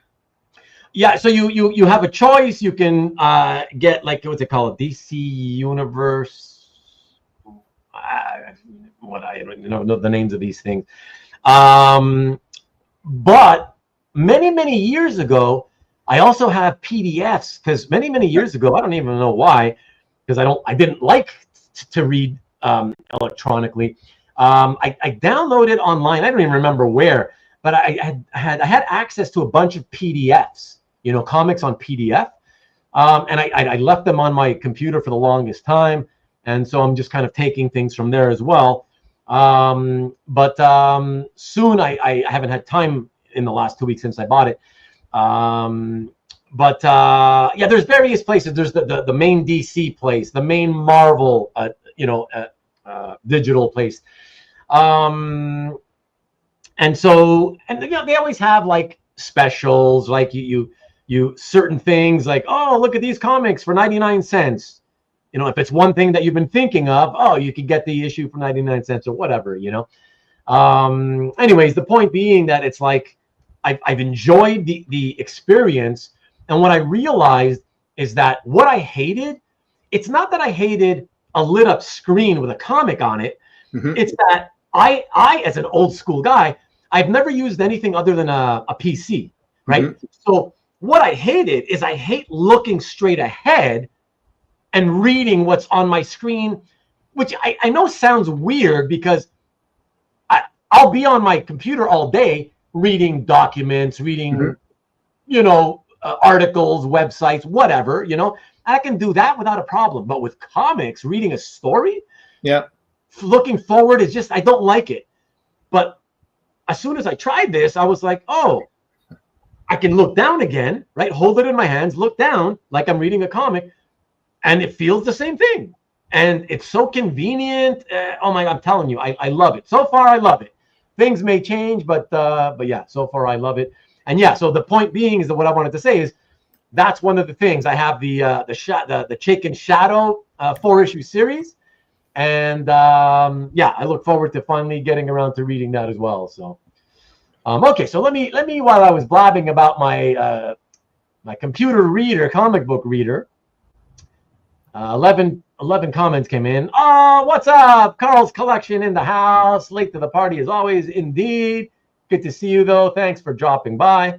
Dan says, love that build up to the last panel. Next. That's the shadow page at the very bottom. It's the last page in the book. Right.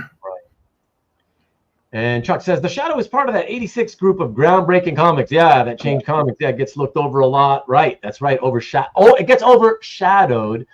I think it's print like the other two. Yeah, no, you're right, Chuck. I believe the same thing. Let's see. Toilet reading. I've told you, I've never been a toilet reading kind of guy. I just kind of want to keep the germs away from my comics and my reading material, one of us. Yeah. Infinite. Yeah. But isn't it DC Universe? Isn't it it's a longer name, DC Universe Infinite or something like that? That's what I think it is.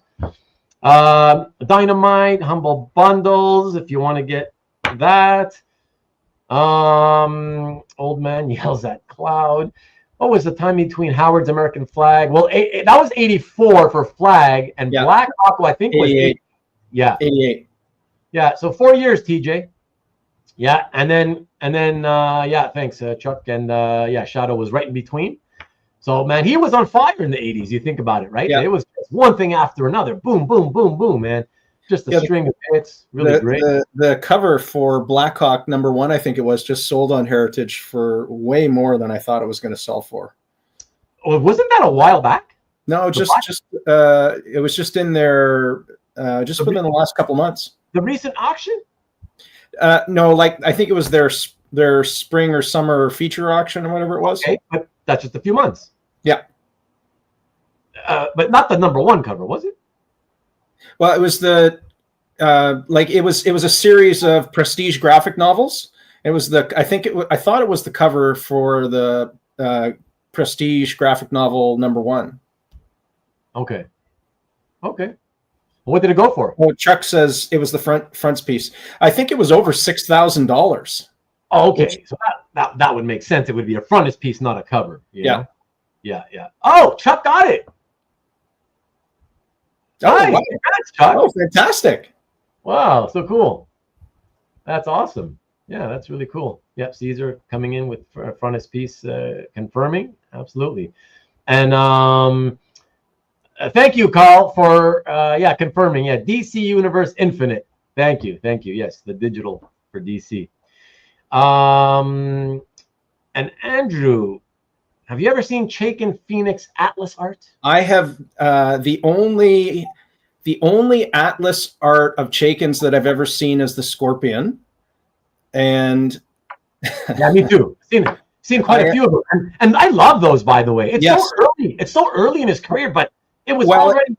So the Scorpion. The Scorpion was supposed to be Dominic Fortune, and after 3 or 4 issues, Chaykin had a massive blow up with the publisher or the editor, and he left and he never finished. But I've never seen any Phoenix art. He actually meant Scorpion. Actually. Oh yeah. So there you go. I mean, if you guys know who Jeff Singh is, he has the cover to Scorpion #1, which is absolutely fantastic. Yeah. And you will occasionally see Scorpion artwork pop up, but it's very few and far between. Like that. Yeah. Yeah. All right, let us get this rolling, peeps. Otherwise, we're going to be here all night. But yeah, let us check out the next piece here. And let me see what we got. Ah, yes. Oh, one of my favorite artists, and I've said many times, I know you guys can guess. I've said it many times on this show.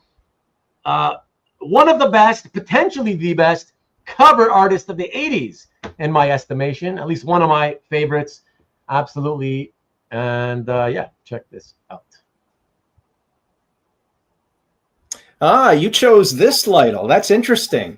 I figured you would have. So I've got a Legion of Superheroes Lightle. So this was a 4-issue miniseries, and Steve Lightle was just one of the seminal Legion of Superheroes artists. He was that era, the Baxter era, was was absolutely favorite era of the Legion of Superheroes at the time. I actually quite love 5 years later now, but okay. Steve, this was a fabulous cover. Oh yeah, for sure. And I had never I liked looking at Legion, but back in the 80s, I was more of a Marvel guy. Yeah. And of course, I had limited funds. So I did try to get some DC, but of course, with limited funds, I wanted usually to get, the Batman, the big characters, the Justice League type characters, Yeah. But at this point, I got a job, my first job. I started working at McDonald's. So I started to be able to really stretch out my ability to buy more titles. So I started buying more DC things. This was the first Legion-related comic book that I ever bought. Yeah. Oh, cool. And I bought it because of the cover. Because that's awesome. Yeah, I loved Lightle so much. I had always looked at his Legion covers and interiors and just admired it, even though I didn't buy it. Yeah, and so finally, this was the first one, so it has a bit of a special place in my heart, He had a very recognizable style, and it just felt very different to me at the time, and I absolutely fell in love with it. Yeah, this one, if I remember correctly, you got it at auction, correct? No, this one I got from Mike Berkey. He actually had all 4 covers from the miniseries for sale at one point. Oh, really? Yeah. You mean all at the same time? All at the same time, yeah. Oh, wow. Oh, that's very interesting. Okay. How did this tie into Legends? I think Chuck is right. It didn't really tie in. No, I was gonna say that back in those days, guys, for those of you who don't remember, it's like Crisis, for example. Like anything that was like an event, right? So Legends was an event, right? Before that, it was Crisis. Crisis had, I don't know, like 40 tie-ins or something. But what they would do, it was just a marketing scam to get you to try to buy more of their comics. Yeah. So what, at least for Crisis, what it was is like you would have all these tie-in books, and they wouldn't go out of their way to change the story they had already planned. They would just get the writer to say, hey, they would tell the writer, look, we got to tie it into Crisis.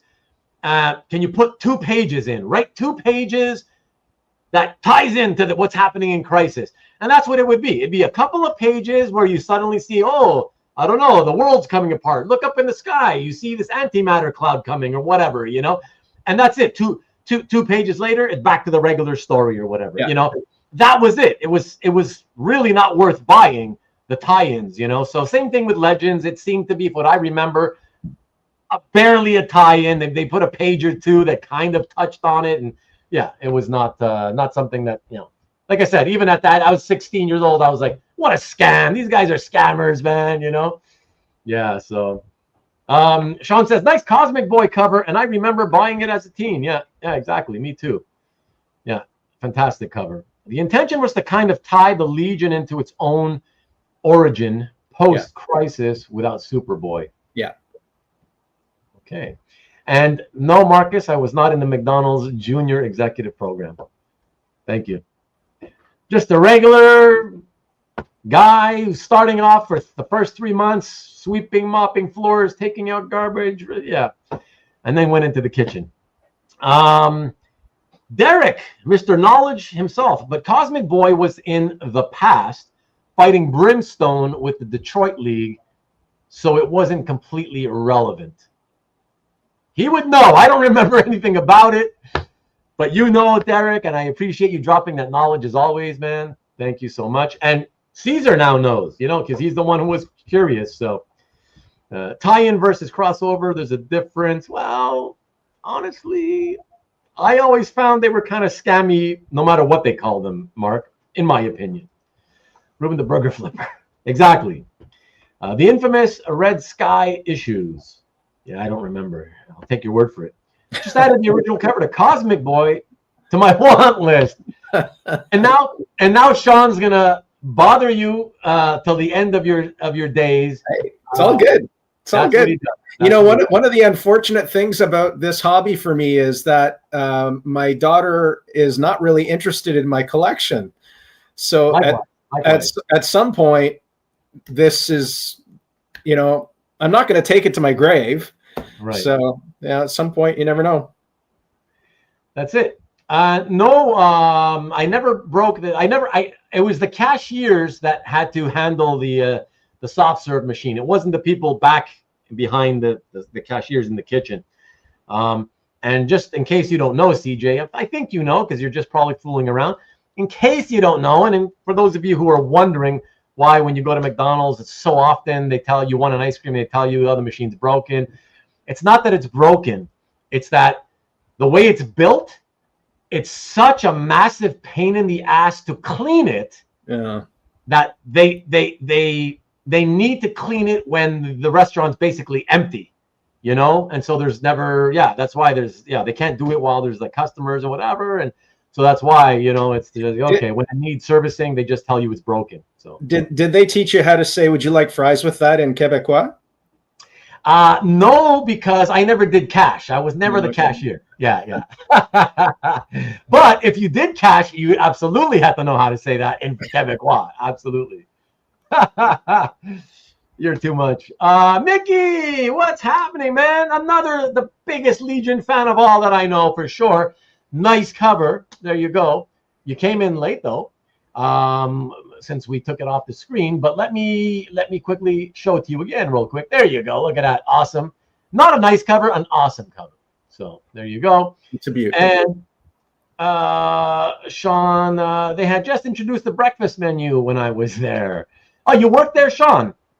Man, because I remember being in grade 3 and I was 8 years old when I heard, did you hear McDonald's has breakfast now? And there was just this whole big deal. And because they used to open, I think, only at 11 or something. And suddenly they were open at 8 in the morning because they had breakfast. That was 1978, as I recall.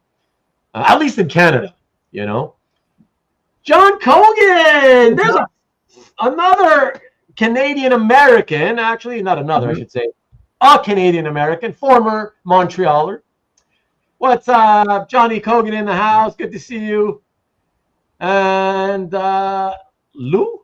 Don't know what you mean there, Tom. I think that's a typo. Would you like to supersize that? That's an American thing. The terminology supersize is very American. We never used the supersize term. I worked at DQ back in the day. Can confirm soft serve machines were a bitch to clean. Thank you, Newell. Thank you. And John says, my fellow Canucks. Yes, sir, indeed. What's good? What's good? Okay, so you've been here. I know. You're always lurking. I know. The Tim Finney in Japan, all the way from Japan. We got somebody in Singapore, somebody in Japan. I love it. Very worldwide show we got here tonight. Thank you, man. Ohayo gozaimasu. I don't know how to pronounce I don't know I always forget the inflection goes on which syllable. Sorry, Tim. I shouldn't even have tried that. But hey, thanks for dropping in, man. Good to see you. You see, Andrew, you see why my show, now you know firsthand why my shows go so long, I was at McDonald's in 83 and our store started breakfast in 83. Interesting. Okay, so it must have been different throughout the years. Yeah. 78 for sure over here. I have, Mickey's got the number 3 Cosmic Boy. Yeah. I knew you had one. I just couldn't remember which one, though. The 84 Olympics game. What about it? McDonald's? Okay. Anyways. Yeah, let's get to the next piece, everybody. We don't have many of these in tonight's show and tell. So enjoy them while you can, you Marvelites out there. It's a Marvel piece. Check this one out. I love it. Mighty Marvel Western, yeah. Yeah. So I picked this up because I loved Gil Kane's artwork, and I had actually been looking for a Green Lantern page, but I came across this, and I just loved the. I don't know. I just love the intensity of it. I love the emotion of it. It just was, yeah. It's just, I was not a rawhide kid or a Western comics. Yeah, the inks are actually holding up really well because Gil Kane did everything in marker, and you can see all the yellowing is. There's been a bunch of bleeding, but it actually is in really great shape. And it just struck me as just a really beautiful example of Kane's work. And at the time, it was an affordable Gil Kane cover for me because people weren't so much after Westerns; they were after a bunch of Kane's other work. It's just a great page. Yeah, it's fantastic. I look, I never collected Western comic art, but I do love the Western genre as a genre, and I love the films. I just love the look of the Old West, Well, the other reason actually I got this now, and that you say that, and it just reminded me. So when I was growing up, my family had a summer home. It was an old farmstead that we would go to, and we had no cable. We only had an antenna. And so on Sunday afternoons, we could only get 2 channels, and one of them would show 2 John Wayne movies back to back every Sunday afternoon. I think I've seen every single John Wayne Western ever made. And so really? it also reminded me of that. It's funny. I got since we're talking about it, when it comes to that, the movies, I've avoided watching the John Wayne ones. To me, like our like people in our parents' generation. Now let me come back. It's kind of weird to talk with something up on the screen.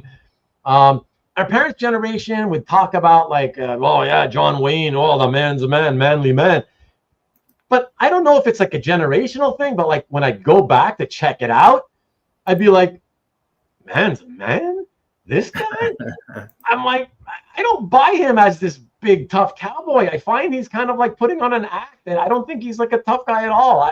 I don't know, but I've never watched a full Western with him as the star, But did you like them?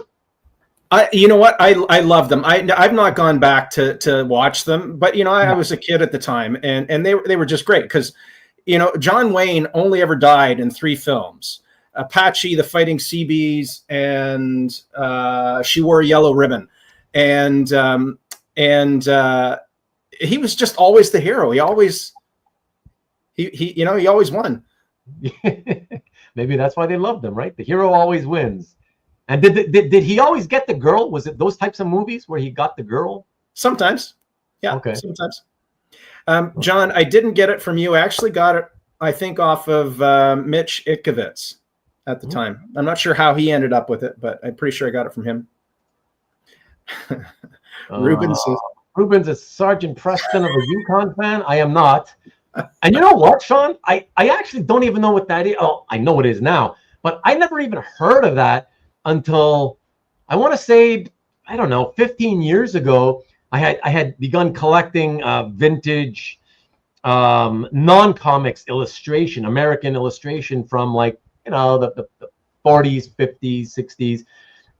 And just by being in that hobby, I discovered I saw a painting of Sergeant Preston of the Yukon paint. I was like, what the hell is that? Like they were doing like pulps about some Canadian Mountie guy or whatever. It was odd, yeah. But well, yeah, there's a whole ton of John Wayne films in this. So I've been totally fact checked here. This is awesome. This is great that people love John Wayne. Marcus says he's a great Genghis. Ruben the Marion hater. But it wasn't because of the name. I only found out about the name after I checked out the movies. Yes. Yeah. And he died in Cowboys also. The Cowboys. You guys remember? Wow. And The Shooter, one of his last films. You guys are big fans. Wow.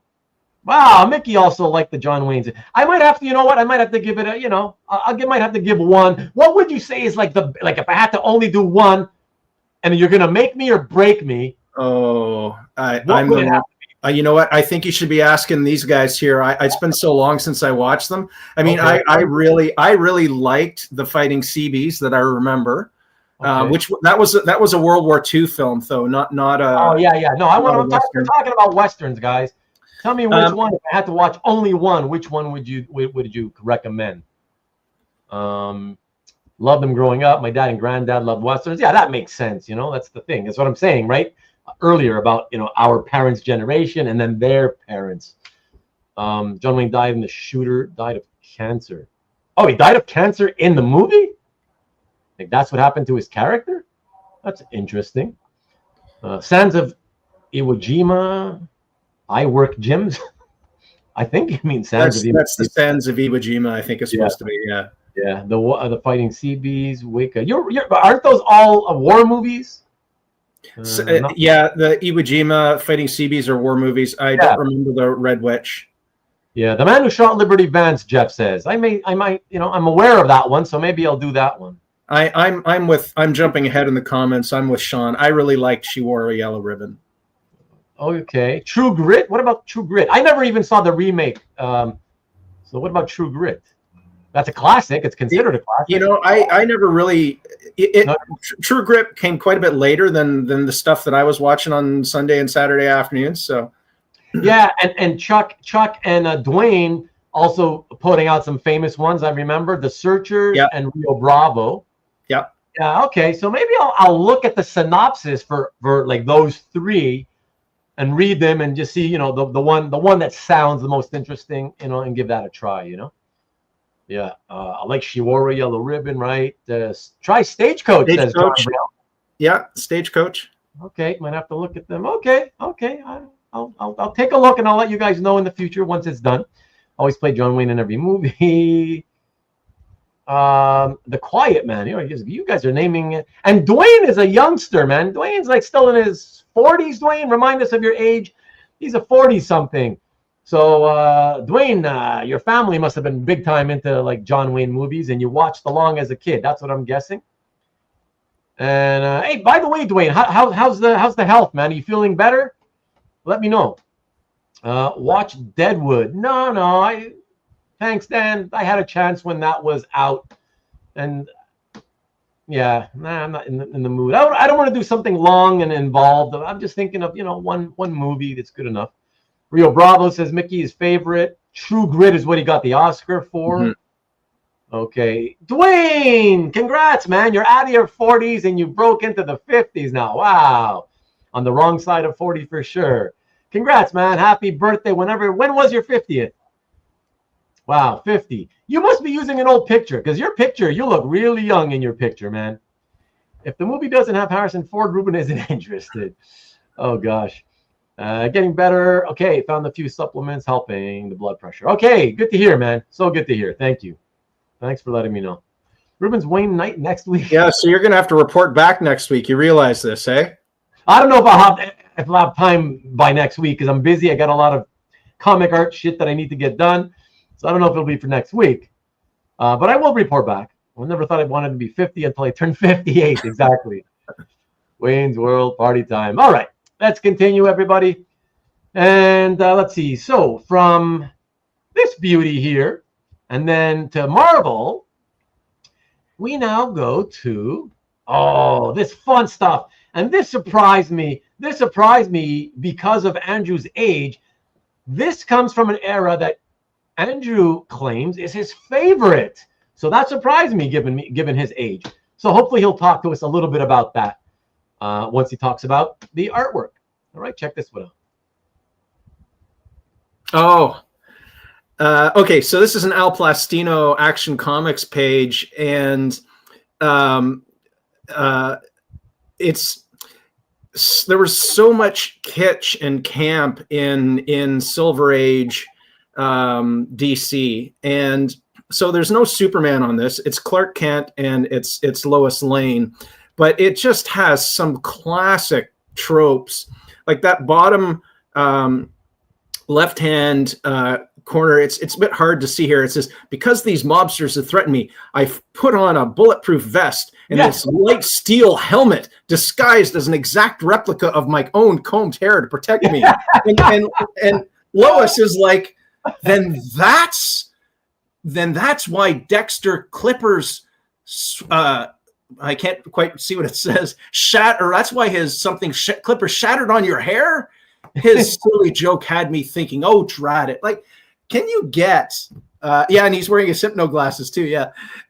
Can you get like a more, and even in the upper right corner, they're putting handcuffs on the guy and he's got a fake arm, right? You know, yeah. Like, yeah. It's just, it's ridiculous. It's so over the top, ridiculous beyond belief that it makes it so much fun now, you know? Yeah. And it's just, you know, and you know, when I was reading some, it wasn't sort of as prevalent in the 70s, but there was still some camp going on in the 70s. And stuff like this, I just can't believe they published this stuff. It was awesome. It was so great. It was so naive and gullible, and you know, it's a lot of fun. Yeah. And you know, the other thing I would say is Al Plastino. Everybody in this time really thinks about people like Wayne Boring, right. And Al Plastino really he is underrated, and he did some really great work, in my opinion, on Superman. Oh, for sure, very nice stuff, and certainly of the time, of course, but very nice and clean line that he had. Yeah, very, very nice. I you know, the same thing for me. I mean, the reason I picked it, Andrew, is like when I looked at the page and I had to read it. I love Superman. I was like, okay, you know, these issues from, you know, Silver Age era, they're so stupid beyond belief. I'm like, I have to read this and see if there's anything good on it. And of course, as these things are often want to do, I'm getting to the bottom. I'm like, I'm seeing the guys at the top, you know, in the third panel. It takes a wrench to the guy's head, yeah. Right? Like Clark, bang, right off the back of his head. The guy should be, you know, bludgeoned and bloody, right? And then he's explaining to Lois, who, of course, back in those days, every 2 minutes, she's trying to come up with a reason to prove that, oh, Clark is Superman. Yeah. You know? And it's like, he's like trying to, like you said, he's trying to explain away how he didn't get injured or whatever, and like you could see it there in the second to last panel. He's actually he's holding the steel wig, right? He's holding that fake replica of the back of his head. So stupid. And then in the next panel, I'm glad you pulled that phony arm joke when you did, Dexter. Oh my God! Yeah, exactly. Oh my gosh. No, I didn't get. I got this from a private sale. I didn't get this from Al Plastino.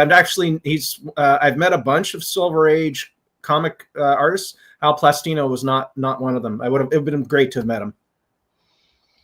That was fun, man. That was fun. I love that. And it's those silly moments where I love that it does. You don't, even if you're a Superman lover, you shouldn't really care that Superman is not on it. That's such a great, perfect type of page to have. You can save a lot of money without having Superman on it, and it gives you so much pleasure, so much fun, just because of the stupidity of it all. You know, it's awesome. Like, oh my God, it's so awesome. Yeah. And that page actually is in amazing condition. I was really surprised when I got it. Yeah. Like it's still white. Oh, that's good. That's nice to see. Yeah. This proves DC is better than Marvel. Says you, Stanley, I guess. Well, I don't know. Are you going to show my Thor page at some point? Which Thor page? My Mignola Thor page. Damn it! Why do you keep ruining the surprise? Oh, sorry. Yes, I am. Oh, yeah, all right. It's okay. It's okay. But why do you ask? Well, because Stanley might change his mind after he sees that one. Oh, okay. Okay, let's move on to the next one, everybody. And what do we got next? Let me see. Ah, yes.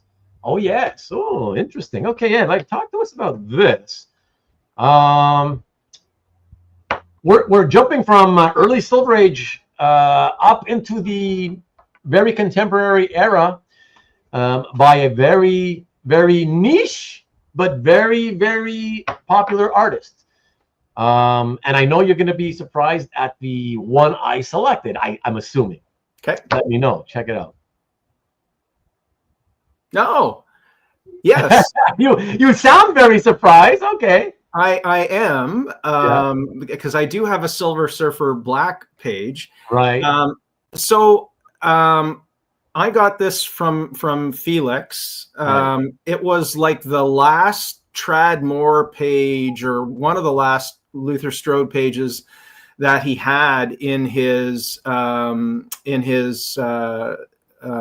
gallery for sale.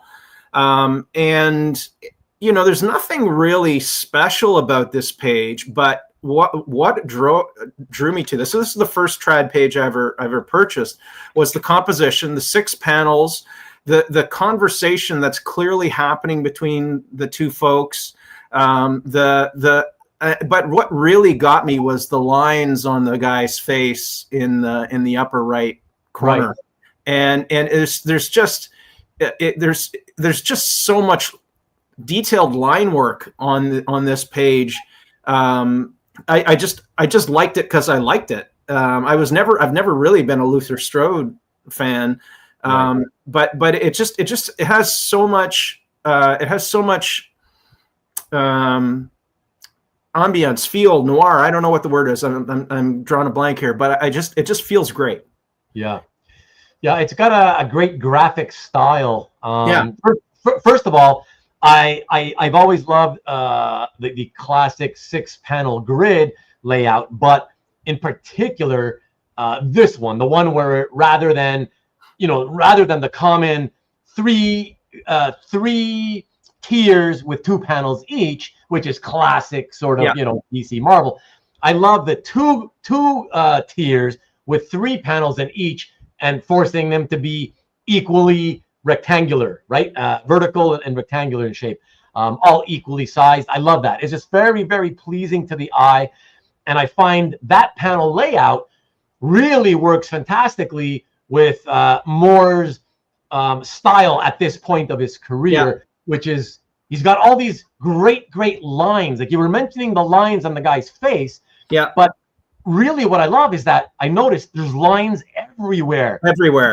Right? Everywhere. Lines on the face. And then on the panel opposite that, you got the horizontal lines of her top that she's wearing, right? And then the lines on the panel below her there, the lines of the door behind her, or if it's a paneled wall or a door, whatever that is, then you got the lines in the last panel are going across his costume, but then you got the ones going in the different direction on the ceiling above him. Like, it's just lines in different directions. It's beautiful. The other thing that I really like about this page is it doesn't really need the word bubbles to tell a story. And you can just sort of feel the intensity going back and forth between these two in this page. Yeah, it's really, really nice. I thought, okay, I remember reading your description, and I think somewhere in there you mentioned something to the effect of, okay, yeah, so I know it's not much happening here, whatever, but when I'm reading that, I was thinking, like, who cares? This is not one of those pages that you have to care about it being action filled or not. It's about the lines and the design. It's really, really attractive. Yeah. So that's definitely I gotta say, I when I was reading that in your description, I felt like I wanted to tell you, like, Don't worry about it, dude. Trust me. You know, and some of the best pages are ones that are like this often, right? You know, back before I sold my collection when I was going to university, I had two facing pages from Batman Grendel from the first issue, which was just the two female characters talking to each other. And I wish I still had this, because it just was an amazing page, amazing storytelling, amazing composition. And you know, this is it's different. Obviously, it's completely different style, different artist, but it reminds me of that. Yeah. I mean, like I said, it's great. Yeah, I love it, and that's why I wanted to make sure I definitely showed this one. All right, so thanks everybody. I'm with you. I like classic as well. Hold on, let me come back to us already. Yeah, my lovely wife is here to refill my cold water. I appreciate that, honey. And if you could grab me the orange freezy, yeah, please. Thank you. You're gonna debut a Canadian treat. I'm gonna debut the Canadian treat.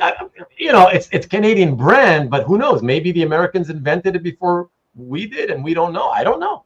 I'm pretty sure that they must have freezies there. Well, I'll debut it. I'll show it to you guys very soon. You get to see it after the next piece. I think. Let me see. You're loving it. Yeah, let's go to the next piece, and I'm happy. I just want to say though, in case anybody was wondering, because like Andrew mentioned, he does have. Look at that, my pal. What's up, Jeff? Hey, Jeff. And Andrew does have a page from Silver Surfer Black, and the reason I didn't choose that one, you guys know, I've mentioned it in the past. I've said many times, I really didn't like the art style in Silver Surfer Black. So that's why I chose this one, because I do like this style better. But again, being, you know, I always like to admit when I'm either wrong, or when my tastes change and my views and opinions change on something, I will come back and admit it. And I wanted to take this perfect opportunity to say that I sat staring. I went back and forth between both of your pieces, Andrew, and I sat staring for a while at the Silver Surfer Black page, and I really strongly considered it, because the more I looked at it, the more I started realizing, you know what?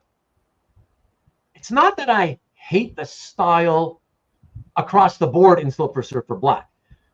What I didn't like is particularly how he draws the Silver Surfer himself.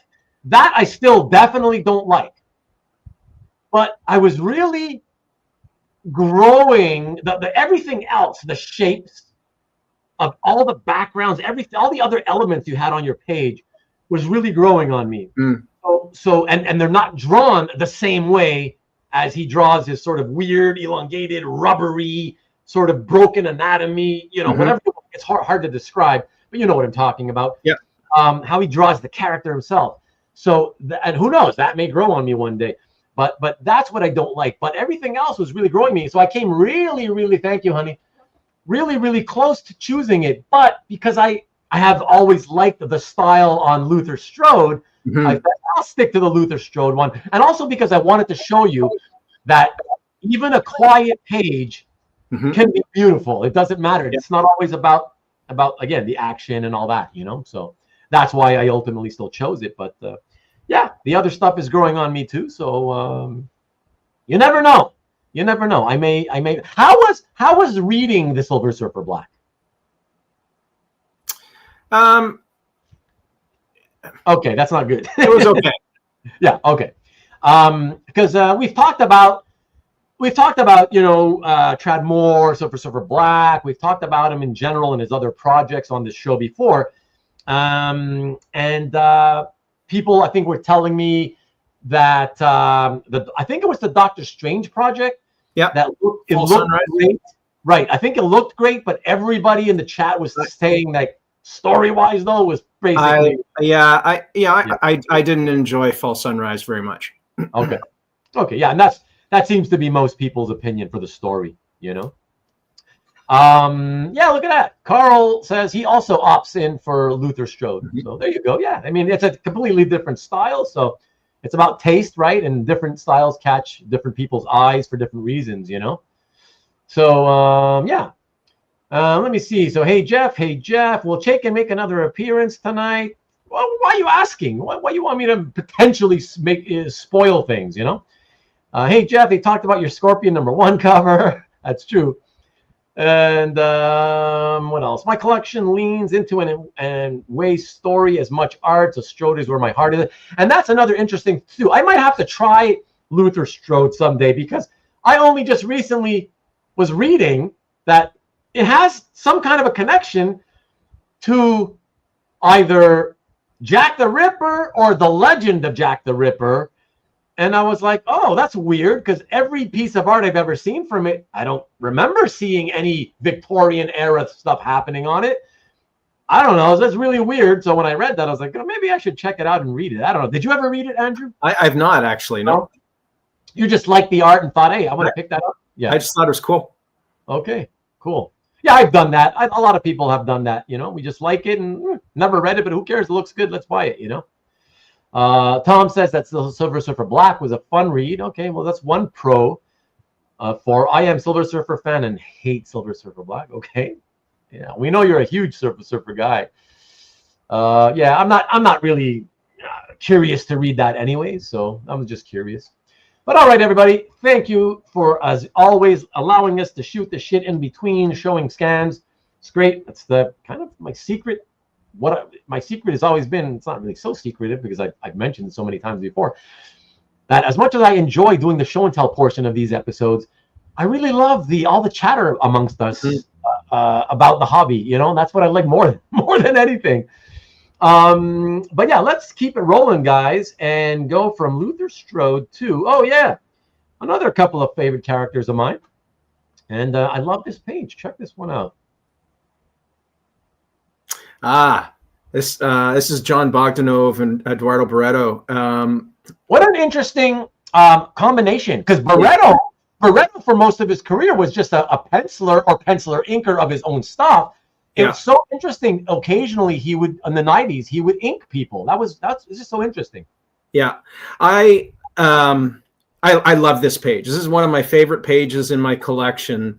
It's got just some amazing contrast, and then you've got this perennial dispute, fight that's going on between Batman and Superman. You know. It's just, yeah, it's just great, you know, and it's that image. What really sold me on this page is that image of Superman in the upper right corner. I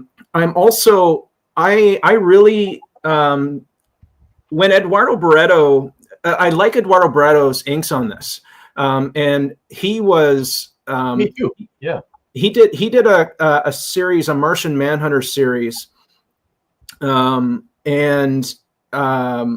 just fell in love with it. And not only is it a John Bogdanove page with Superman, it's an Eduardo Barreto page. And at the time I didn't have any Eduardo Barreto in my collection.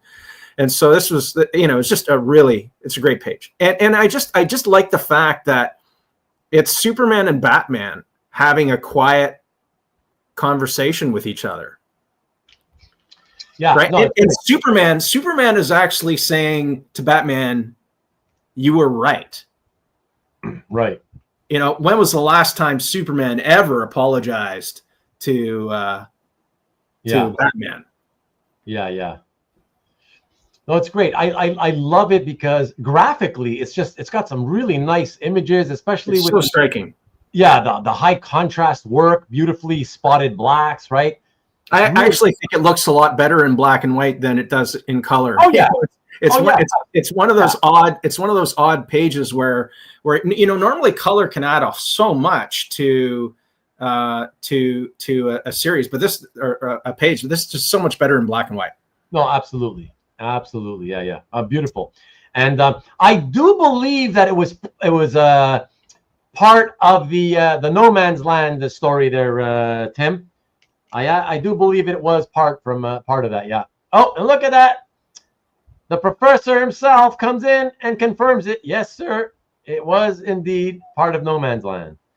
So, yeah, great images. I love them. And I love stuff like this because that's one of the things. If it's for example, World's Finest, I don't really have like I love Superman and I've always loved Batman, but I don't personally feel the need to like own, seek out pages that have both characters on them, right?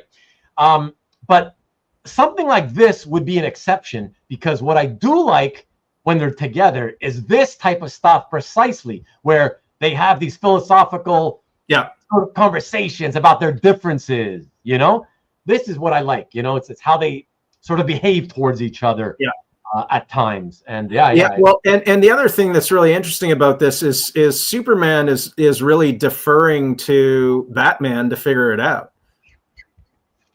Right? Which is also really quite interesting. So I love that. I hope exactly. And it ends right there. That's the end of the story. So that's great page. I love it, man. I love it.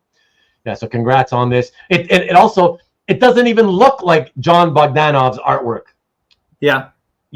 It's like so not the style that we know him for on Superman. And I'm wondering, I wish I could see like photocopies of his pencils. When I saw this, I was like so curious to see. I'm sure there's maybe drawn it in like a different style for some reason. Or it's or Barreto might have done, or it's Barreto's influence. Yeah. But the funny thing is I would think that it had more to do with, for whatever reason, John decided to draw it in a different style because of the fact that I know Barreto's work, and it's not like usually when an inker works over a penciler, and the inker is a penciler usually, like in this case, like Barreto, right? And they work over somebody else who's a penciler. Usually, when the art looks different, it's because that penciler guy who is inking in this case puts more of his style into it, and so it kind of covers up the actual penciler style. But it doesn't look like, you look at this page, it doesn't look like an Eduardo Barreto page either. It's just totally different. Yeah. That's why I think he might have drawn it in a different style for some reason. Either way, it's beautiful. So I was kind of jealous of when I saw that. It's a beautiful page. Yeah, I really love that page. Beautifully drawn, and the content is right up my alley. I love that. And Carl says that Bogdanove can mimic other styles well, so maybe they were going for something different here. Not sure, but I like that page. Yeah, it's definitely great. Superman could have solved the whole storyline himself, but he wants Gotham to suffer. I haven't read it, actually. I would like to, not that I'm gone digital, I would like to read all the Superman stuff, in particular from basically post-crisis to the end of the 90s. I don't know how much of that is available, but at some point. And Tom agrees with you, Marcus, apparently.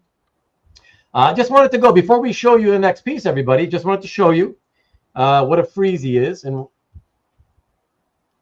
okay, so basically I've got a paper towel wrapped around it so it doesn't drip, but here. So this is how long it is. And this is our national brand, Mr. Freeze. So that's why we call it either Mr. Freeze or a freezy. And there you go. So that's what we call a freezy. Oh my God, Caesar calls it an otter pop? What?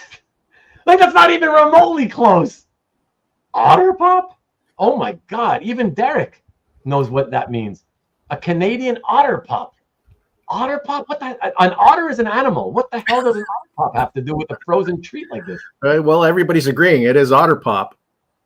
Yeah, I've never heard of an otter pop either, for what it's worth, Ruben. So lots of post-crisis stuff is on DC. But there are some annoying gaps. Yeah, that's why I want Carl. When I start, I want to start knowing that I was able to have all of it available, so that I can go at my pace, read whenever I want to, and not have to suddenly stop because, oh my God, it's not available. So that's it. Wow, Marcus too, CJ, everybody. Oh my gosh. Otter pop. But guys, can you at least tell me what the hell otter pop means? I mean, okay, popsicle, but otter? That's an animal. Oh, you said otter? Oh, I just guess I didn't know what you meant, Mike. We had Freezies back in the day. I don't think that they were called Mr. Freeze. No, Mr. Freeze is the Canadian brand. But OverPower though? Oh, Cab came in. Where's Cab? Oh, look at that. Comic Art Boston, just dropping by to register my like. Apologies, can't participate today, but we'll catch the show in real. Thank you, Comic Art Boston. Thank you. Appreciate it. And yeah, everybody, if you can, if you're watching, you're still watching, if you've come in late, if you don't mind, somewhere where I'm pointing beneath me, there's a thumbs up icon. If you don't mind, just click the icon. It's just for encouragement. There's no money to be made here. It doesn't pay me anything. Just encouragement. I would really appreciate it. Thank you. Got about 40 people watching at the moment. I don't know how many. I can't see through this software that I'm on how many likes we have, but would like to get to 100% of how many viewers. So if you can, I'd appreciate that. Thank you. And hi Cab. Wow, even for Sean, OverPower 2, Canadian knowledge coming. I don't know how important it is. In the USA, it's called an OverPower. Yeah. Oh, the OverPower is the brand name. Okay, fine. But I still don't get it. Does it have the logo of the otter, the animal, the otter? Or what's that about? Freeze Pops are also used. The Freeze Pop, okay. Oh, because Otter was the name of the manufacturer. Oh, okay.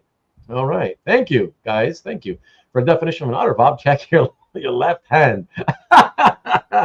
Thank you. I appreciate that. Flavor Ice. Oh, thanks, Tim. Thanks. Okay. So we're about at 100%. Yeah, that's great. Thank you, man. I appreciate that, everybody. Thank you. Thank you for leaving your likes. West Coast. Oh, there's some East Coasters that call it OverPower too, though. Otter floating on back, eating a frozen pop. Is that really the logo? There are Funko Pops of the OverPower mascots. That'd be funny. Andrew has a wonderful and varied collection of artwork. He hasn't left yet. Many congratulations on a wonderful collection. Thank you, sir. Thank you, Cab. Appreciate that. Yes, Flavor Ice was a competitor. Wow. So hot in Ruben's office, it'll be just pop in a few minutes. Oh, that's what I cool man. That's why I got to show the next piece so we can get Andrew talking again, and I can start slurping on this thing, you know. All right. Speaking of which, let's get to the next piece. And what have we got here? So yeah, that was the last great Batman and Superman piece. Then we go from that, to Marvel again. Check this out. So was not a huge Daredevil, well, not a huge Marvel fan, but I absolutely loved Scott McDaniel's work on Daredevil. It was absolutely fantastic. It had a great graphic style, and it was just one of those comics that really stuck with me. I can't even remember. I think this was from the 90s. And it's one that I've gone back to and reread. Right there at the bottom, Andrew. You can 93. Yeah, okay. It's one that I've gone back to and reread. Fall from Grace. That's right. Numerous times. Thanks, Marcus. I couldn't think what it was off the top of my head. And and it's just a great page. It's got Daredevil in the armor. It's got Elektra. And it has that great shadowing and that style that Scott just brought to Daredevil, and I don't think I've really seen it much out on Scott's work outside of what he did on Daredevil. Mm-hmm. The only thing I didn't read this era. I was gone from comics. Well, this was the year I left comics. So I think the McDaniel era started right after I had left. Yeah, it's very graphic, stark black and white. Really love it, but I never read it. Was this Fall from Grace story? Because I know it's very famous. Was it good? Do you remember, Andrew? Well, I enjoyed it, and again, I was not a big Marvel fan, and I didn't know a lot of the background and history of Daredevil. I was at the time really quite attracted to the art series or the art style. Right. It was one of those things that, you pick up a comic and they all look the same. Everybody was doing the sort of the Jim Lee, Rob Liefeld thing, and you pick this up and it immediately strikes you as something really different. And so it was just, it was great. It was a great stop. Well, I just wanted to say that even though I haven't read it, of course, I've seen a lot of art from it, from my time in this hobby, the art hobby. And what I don't like is they changed his costume, and they put him into this armor. Yeah. This armor, I really hated that. It doesn't appeal to me. Jeff is still with us here, and he says that this was the series that got me to finally give up on all mainstream comics. I didn't like the DD armor in an era of gimmicks, and this was the straw that broke the camel's back. But in fairness, I also have to mention on Jeff's behalf, it's also the series that got him kind of into comics, because Daredevil 200 was like his first issue, But yeah, so it got you in, Jeff, and then it took you out. Go ahead. I mean, I was just going to say, the early 90s was all about gimmicks, right? It was how many 100,000 issues of X-Men or Spider-Man or whatever can you sell this month, right? So or in varying covers and everything else. But notwithstanding, I thought, even if you didn't like the story, I thought the art was spectacular in this series. And Marcus, I don't know. I'll have to watch the rewind to see if you can actually hear it, or if you're just assuming, because I'm definitely slurping. John says that I should check out Man of Steel 37 to see Bogdanove's talent, because he drew dozens of versions of Batman. Yeah, I don't think I've seen the comic, but I'm familiar with the cover. Of course, I've seen the cover on that one. Yeah. And that's pretty cool because he does it in all those different styles, So, yes, a lot of people hated the armor. Agree again, Jeff. Hey, what's good, B&G? What's good, Steve? Not a fan of the armor either. Yeah, I don't think many people were. I'm assuming if you were like a kid just getting into comics and you were 10, 11, 12, that's how Daredevil. So then you probably still love the armor, but otherwise, it's a good question. Why does the man without fear need armor? Yeah. There you go. Marcus answered the question. To boost sales. Yeah, and I love that, Cab. I love when you say you're here to say hi and leave, and then you don't leave. I love it. Just scan the program through quickly. Ruben, does that mean that you are not going to show Andrew's Tradmore Silver Surfer Black piece? That would be a shame. That's exactly what I'm saying. I had two pieces by Moore. I chose one. I was going to choose one. And that's it. I chose that one. So, yes, I know. I showed his Luthor Strode piece. But I talked about the other one. So that's still good. Slurping sounds as mean asking what I'm watching. As people asking what I'm watching. Nice. And I appreciate that. We all appreciate that. Your insights are always invaluable, Cap. Thank you. Armor, pouches, and giant guns? No thanks. Yes, sir. Luthor, just like you, Ruben. Okay. Enough. Let us get away from this and go straight into the next one, everybody. And actually, the next one, speaking of Daredevil, I set this up beautifully. Speaking of Daredevil, this next page, okay, all of you guys out there, when you see this, in all honesty, okay, if you don't see Mazzucchelli Daredevil influence somewhere on this page, please tell me. If you don't, okay? All right, check this out.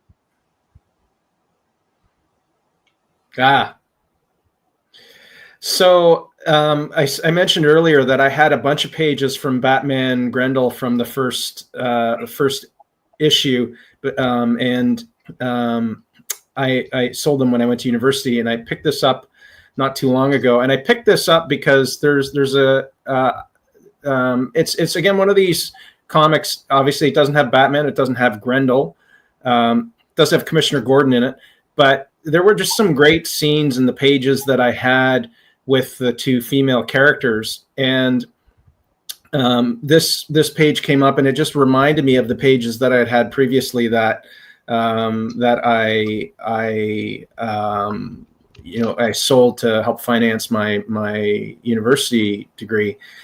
So nothing special about this page in the sense of it being content wise. Yeah. What I always call, refer to a page as you've got aesthetic quality, and Yes. then you have the content quality of what's on the page, right? And sort of similar to what we were saying about the Bogdanove page, I actually like this one more in black and white than I do in color. It's got some great use of without question, Andrew. Yeah. Oh my God. Yeah. Without question, absolutely. And just the way that those two center rows split up the art from top and bottom, even just the way, James Gordon in that upper right panel looks like a defeated man. His hands in his pocket. He's kind of slouched over. His head is down. It has some great ambiance to it, and yeah, it is just a great page. Yeah, negative space use. Those are the words I was looking for. It just makes such a great use of that technique. Robert Berman in the house. What's good, Robert? Thanks for joining us. Yeah, it's fantastic, and especially the establishing panel at the top. I mean, I was like, as soon as I looked at it, I was like, oh, Mazzucchelli, Daredevil, look at that. Look, that's beautiful. And then the middle tier, with the heads talking to each other. That's brilliant. It's so brilliant. And no, for those of you shit disturbers out there who might be thinking, no, that's not blackface. They're not in blackface. Yeah, it's just fantastic. This is just a beautiful example of graphic arts in comic book storytelling. Yeah. And storytelling quality, as CJ says. Mark Vega in the house. What's good, Mark? Looks like a hybrid of Maz, especially the Commissioner Gordon. Yeah, exactly. And the style Wagner used in the Grendel 17 and 18, which was more Kurtzman influenced. Nice, man. I like that, dropping that knowledge. Nice. Very much, man. Very much so. Very amazing, yeah. No ever apologize. Of course, Comic Art Boston. Thank you so much for hanging out a few minutes while you could. Thank you. Yeah, it's fantastic. I love it. And again, Andrew, for me, this page is the sort of like the same situation as what we were talking about with the Luthor Strode page. Yes. You know what I mean? I don't give a flying fuck about, there's no Batman and whatever, no villain. I don't give a shit. It's a beautiful, just the graphic representation, as I said, of the art form. It's just wonderful. Yeah. So, yeah, super strong. Matt Wagner's work on that first Batman Grendel was really, really strong. Yeah. Yeah, I never read any of his work when he went to DC in the 90s, because again, I was gone, and when I came back to comics, I just never I had no mood to go back and read Batman. That's the main reason. Right. Did you read them? And if so, like the various projects he did with Batman, like were they good or were they varying quality? Well, I didn't like Batman Grendel 2. Okay. I that had, if I remember correctly, I think that was Grendel Prime. Batman Grendel was Hunter Rose Grendel, and I was a fan of Matt Wagner's Grendel, and so I quite enjoyed Batman Grendel. I thought it was really well done. Cool. All right, I may have to try it someday. Then we'll see. It's only 2 issues, if I remember. I know that there's the stuff with the Grendel, wasn't it always 2 issues? Like the original and the sequel, wasn't it 2 issues? Batman Grendel and Batman Grendel 2 was they were both. Yeah. Okay. I'm in my peripheral vision. I'm seeing Marcus's comment, and I'm assuming you're laughing at that. Let me get to Tim's first. So Wagner used the multi-panel layout so well during this series. 25-panel fight page was one of the most pleasing single pages I have ever seen. That sounds familiar. Isn't somebody who owns that page, the original art, isn't that maybe posted online somewhere?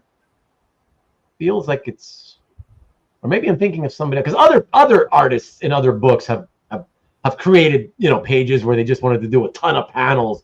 So it's not like 25 is the record or anything. Why is Ruben's tongue color? He asked this already before. Why are you asking again? Color dyed from the artificial colors. What was he actually slurping? What an asshole. Well, as you can tell, it's finished, so I was definitely slurping this. Hey, Marcus, there was a big thing in the news not too long ago when RFK Jr. was talking about it was on the news getting rid of all of these artificial dyes down in the United States. There was this big thing going around the news here in Canada about if you were to look at the American Fruit Loops versus Canadian Fruit Loops. Oh yeah, Canadian Fruit Loops look gray because there's very little artificial coloring in it compared to American Fruit Loops. So anyhow, maybe that's the reason. Red number 5. He's got the number. And by the way, Marcus, my tongue is colored. You can see it's pretty orangey. Oh boy. All right. Let us move on, everybody, and continue with this awesome collection of comic book art. What do we got? Okay. I don't remember doing this, but apparently the theme continued for 3 pieces.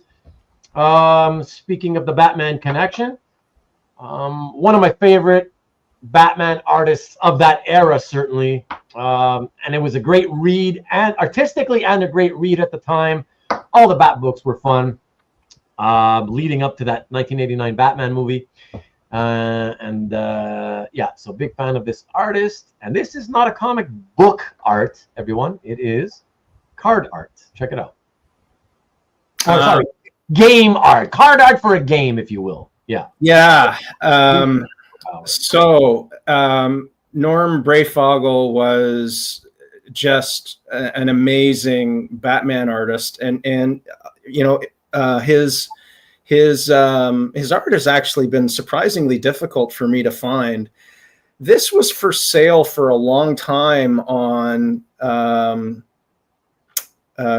Rich and Cool Lines. Rich and Steve. Yeah. Steve. And they sold it, and it kind of disappeared for a long time.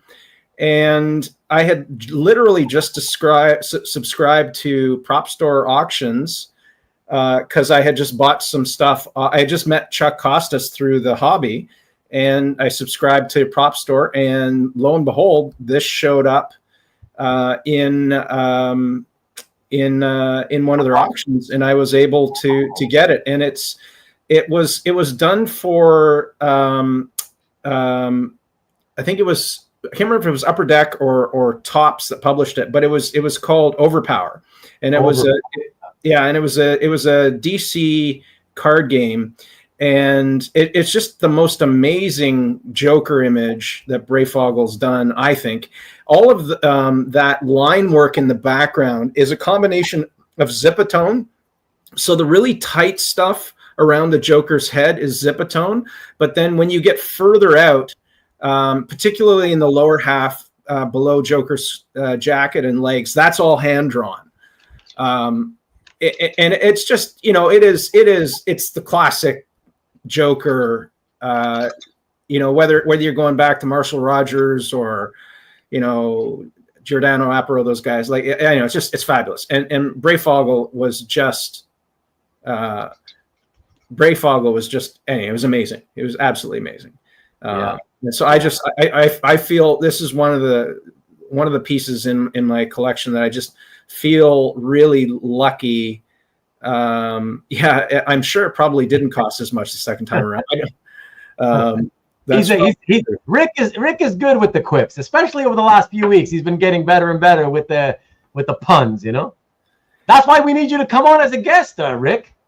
But anyways, yeah, no, this is fantastic. And I want to say, Andrew, this piece, like oftentimes, especially with card art, of course, for obvious reasons, right? They have to do cropping of the image, right, and to make it more, make it pack a bigger punch or whatever. Yes.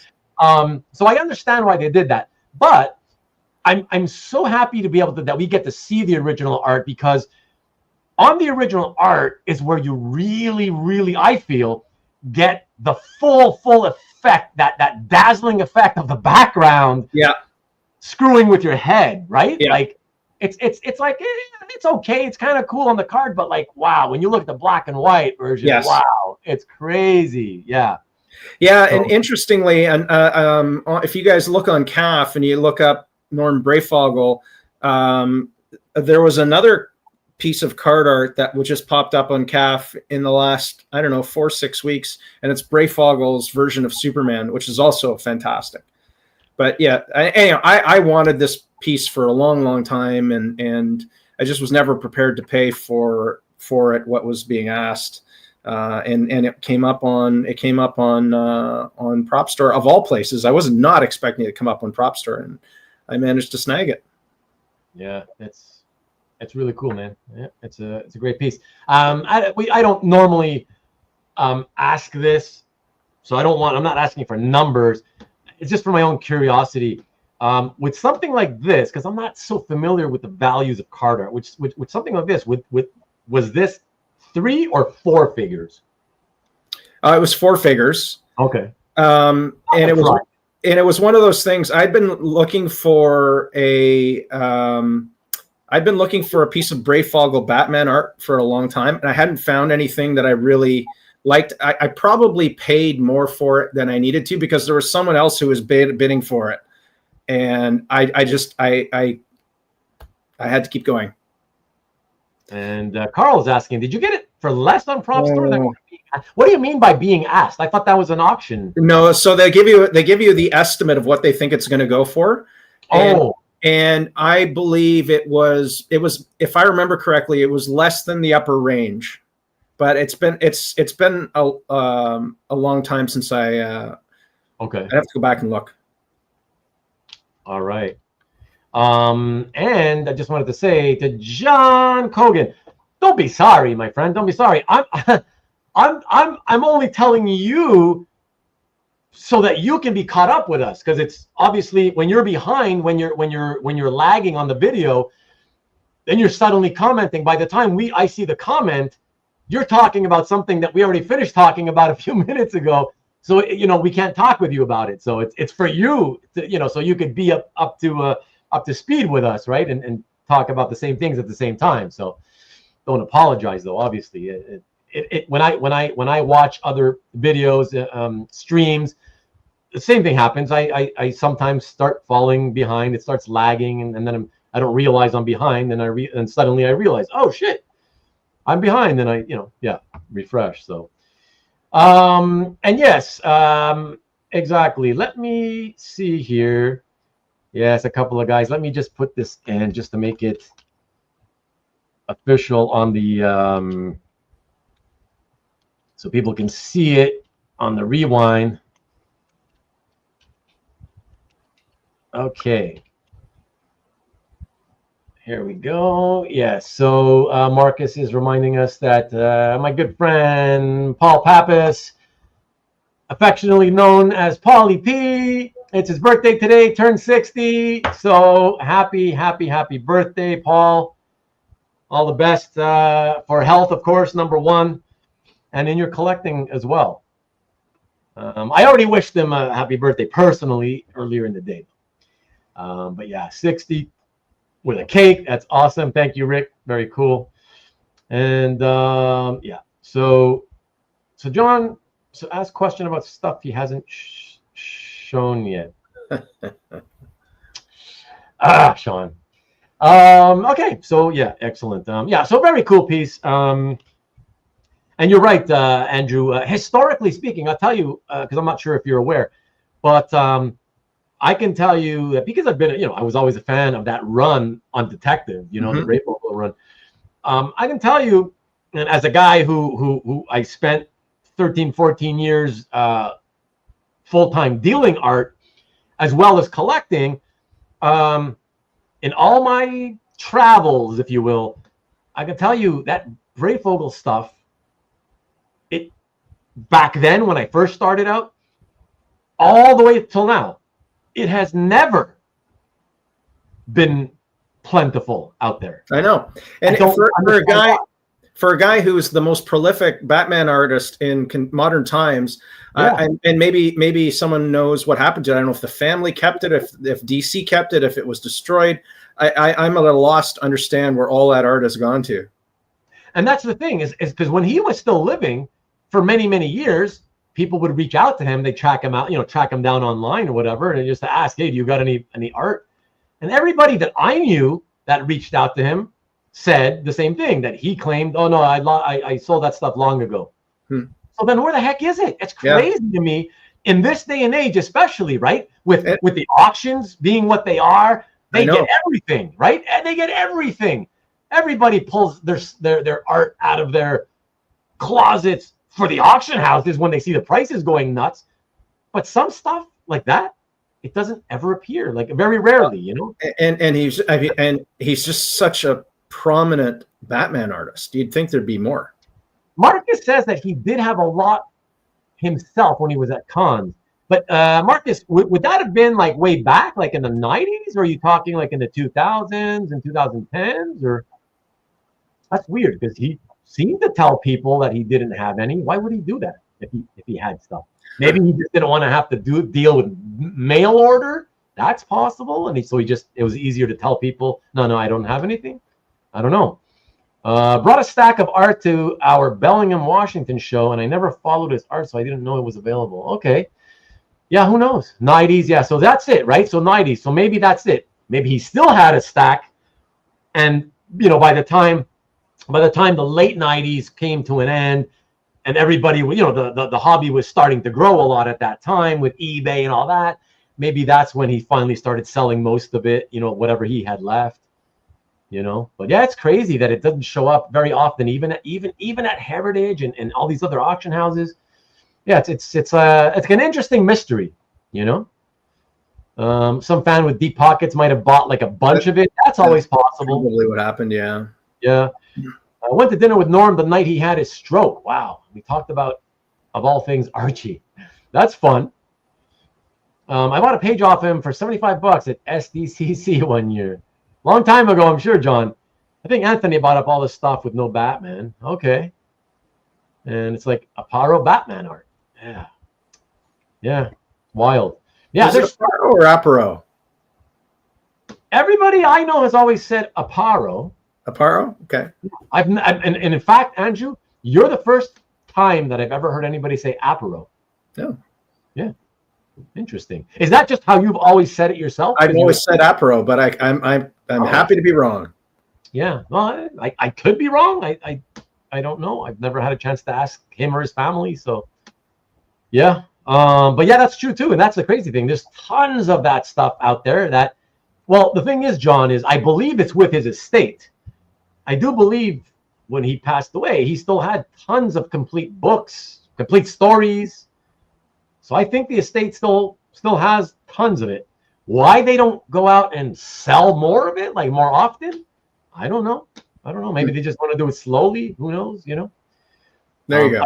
Aparo. Right? All right.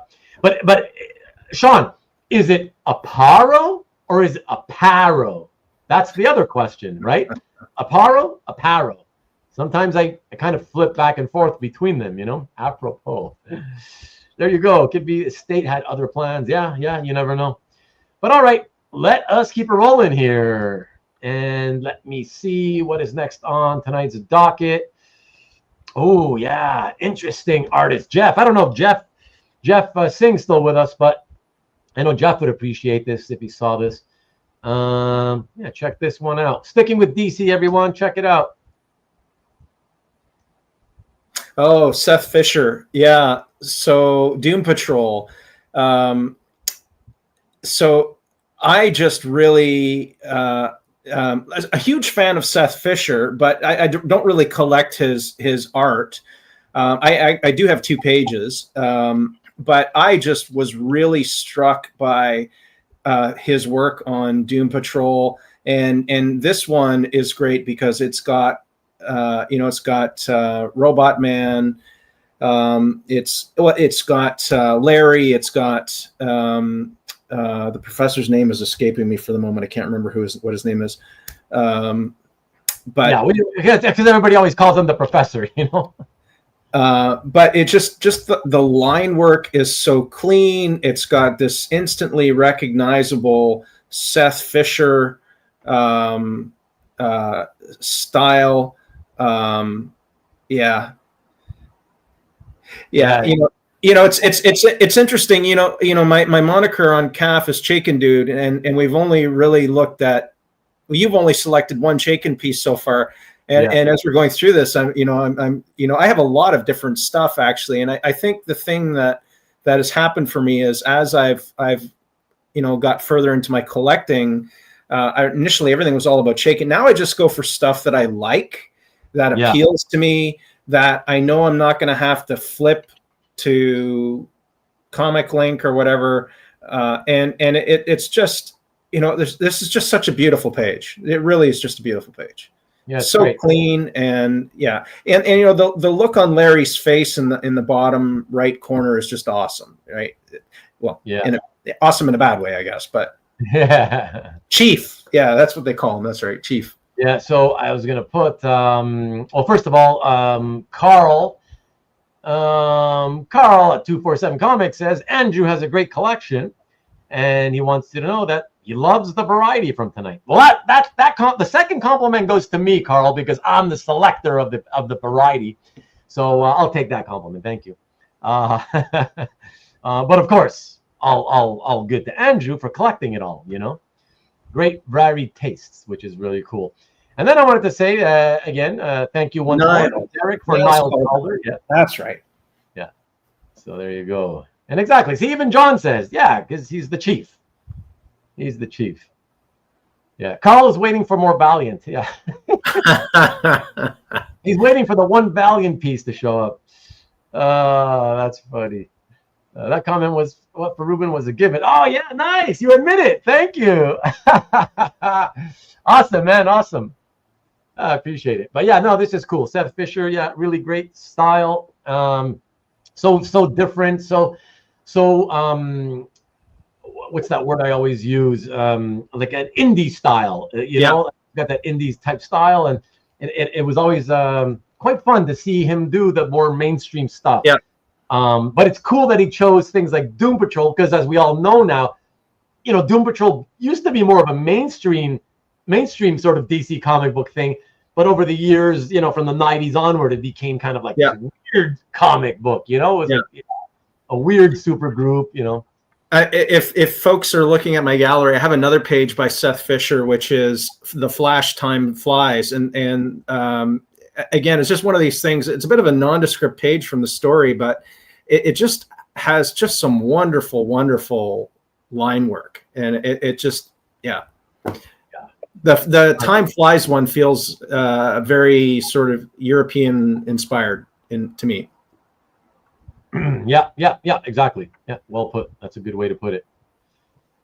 B&G Steve says Doom Patrol page is wild. Yeah, and late lamented Seth. What a sad thing for him to have to occur to him. Very young age. I forget what age he was, but young. Yeah.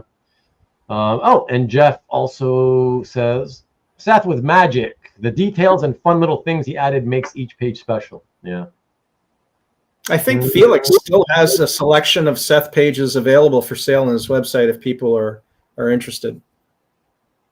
Oh, okay. Interesting. Yeah, go check it out if you guys are interested. All right. Let me get back to the art selection. Oh, yeah. So here's a guy, guys. We're we're gonna move over to Marvel. I'm gonna jump back to Marvel this time. And we're gonna take a look at this artist who, for a while, like, you know, as tends to happen in this business, you would see his covers everywhere. He was like the go-to guy on covers for probably a few years even.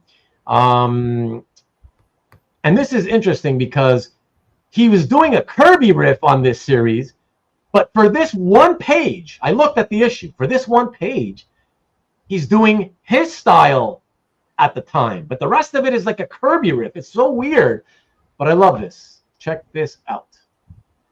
Oh, sorry, hit the wrong one. Here, check it out. José Ladrönn. Yes. So I love José Ladrönn. When I picked up Cable, I can't remember what issue Jose started drawing for Cable, but I was not a Cable fan. Not that I dislike Cable, but I was not really into Cable. And I saw this guy whose art looked like Kirby.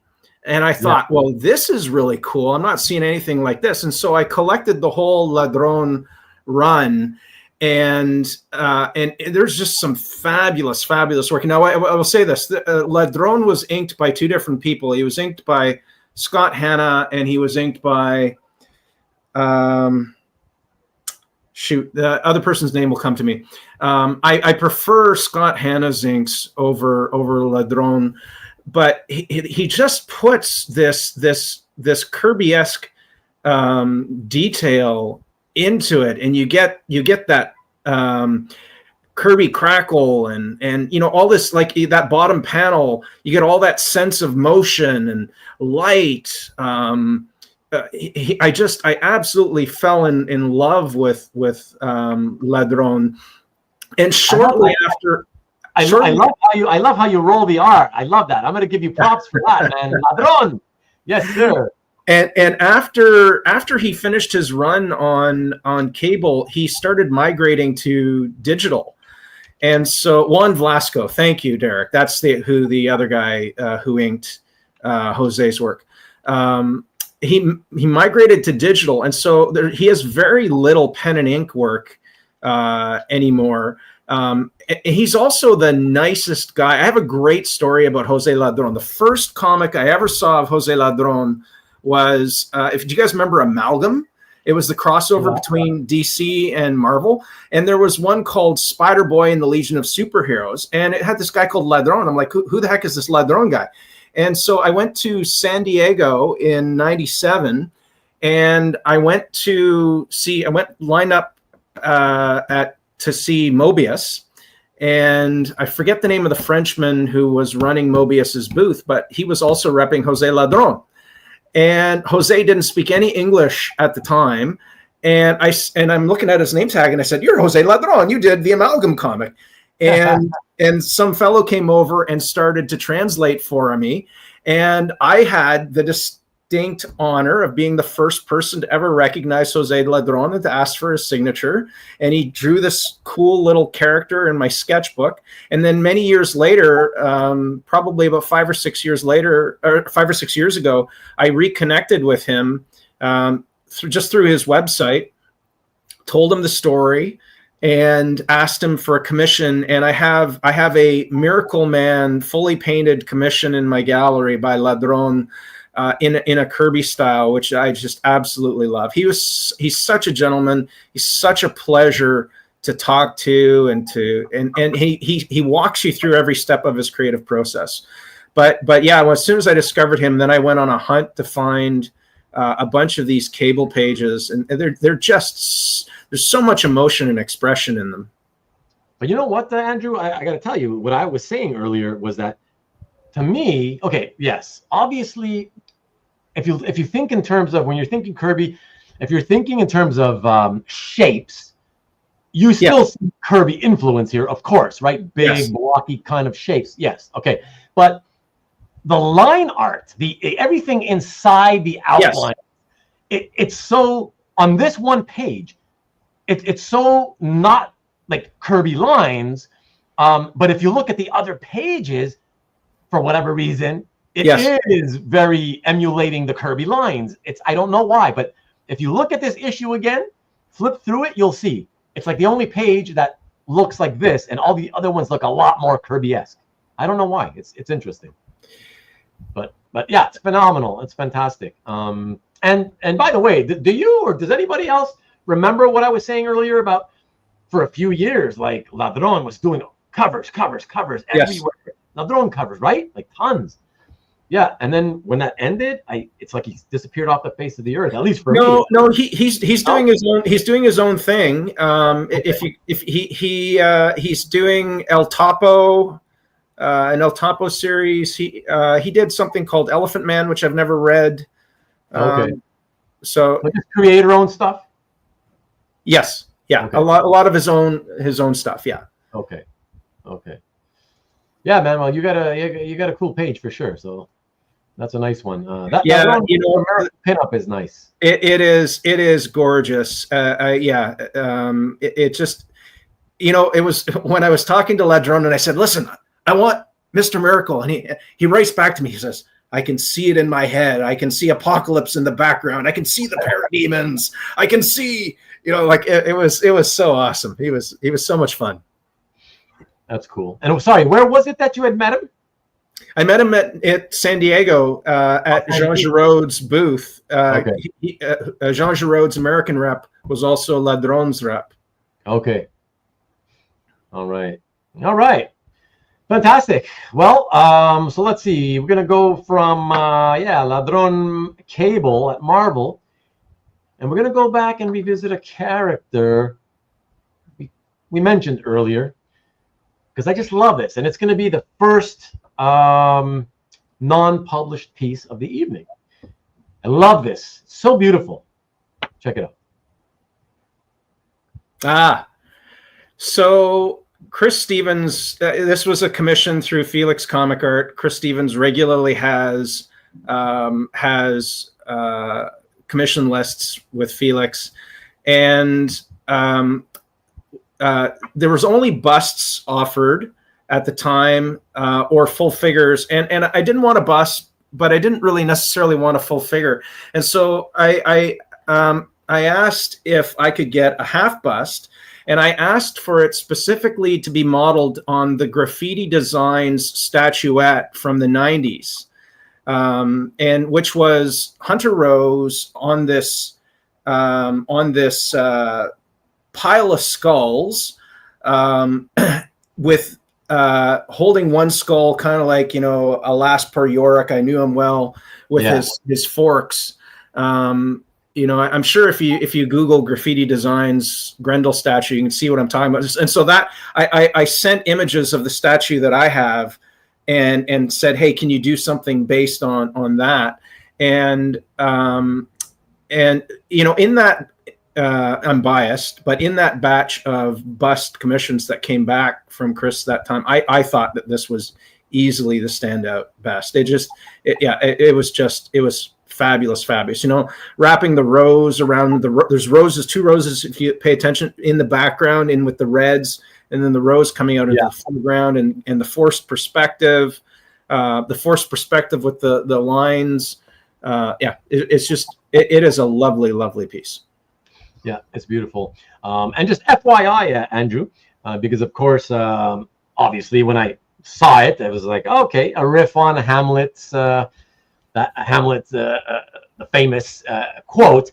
But I thought I should just let you know, just out of the interest of getting things right. And I say this only because I also, like most people, have been getting it wrong all these years, but it is not, the actual quote is not, alas, poor Yorick, I knew him well. Believe it or not, and don't ask me why, because it doesn't make any sense to me. The actual quote is, alas, poor Yorick, I knew him, Horatio. Oh. Well, there you go. Learned something new tonight. I know. That's awesome. Weird though, right? That's hilarious that it's entered the common tongue incorrectly. But that's it. But that's what happens a lot, right? A lot of it's like the whole it's like that whole Star Trek quote, the most quoted quote. Oh, beam me up, Scotty. No, she's dead, Jim. No. Or he's dead, Jim. And he never ever said it that way. It was always, Jim, he's dead. Yeah, yeah. So it's pretty cool, right? It's funny how our brains just kind of twist it to sound to make it sound better, I guess. It's easier to say it a certain way. I don't know. It's fun. But yeah, beautiful piece, man. And by the way, can I ask how what size is that piece, the Hunter Rose piece? 9 by 12. 9 by 12. Okay. And can I also ask roughly how long ago did you get that? Chris is actually one of Felix's artists who's turns stuff around really quickly. So I probably ordered it in 2020, and it probably came in 2020. I think it was when in early 2020, during when COVID happened, Felix opened up all of his artists to commission lists because he wasn't going to shows. So I got it as the first wave of that. Okay. Very cool. Wherefore art thou, motherfucker?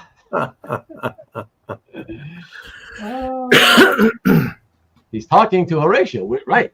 Which is why he says there's a comma there. It's like, alas, poor Yorick, comma, I knew him well, comma, Horatio. Yeah. So, hey, you guys know I always love dropping knowledge, little tidbits like that. And plus, we have the Professor Derek in his honor. He's such a great knowledge dropper. So, I always love to do that. I always love to get it from you guys as well. It's awesome. That's what makes it so fun. All right. So, we are going to go from Hunter Rose over to a great piece that I really, really love. So, rather than tell you about it, I'll just show it and let Andrew talk to us about this. Love this. Check it out. Oh, I'm so glad you chose this one, actually. Oh, great. I'm happy. This is one of my favorite pieces in my collection. Fantastic. Wow. Yeah. So American Century, written by Howard Chaykin. Again, one of his sort of everyman stories. But it had a series of covers by John Van Fleet. And this cover was my favorite of Van Fleet's, and he just it is the whole American Century is a noir-esque style story, 1950s post-war, something like that, or 1930s. I can't remember which, but anyway, it's very noir, and John captures the noir. You don't see Van Fleet because he almost always works in digital, and this was some of the last work that he did in acrylic, and this just captures it. The look on the cop's face, the woman who's fainted in his arms. It's just in the limited color palette and the use of shadows, and it's stunning. It's absolutely stunning. It is very reminiscent to Howard Chaykin's, just to tie this back to American Flag, reminiscent of the cover of American Flag. I think it's issue 4, might be issue 3.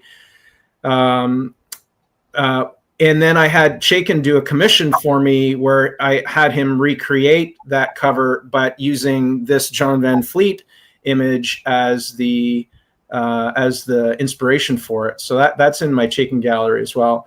Cool. Yeah. Cool. Yeah.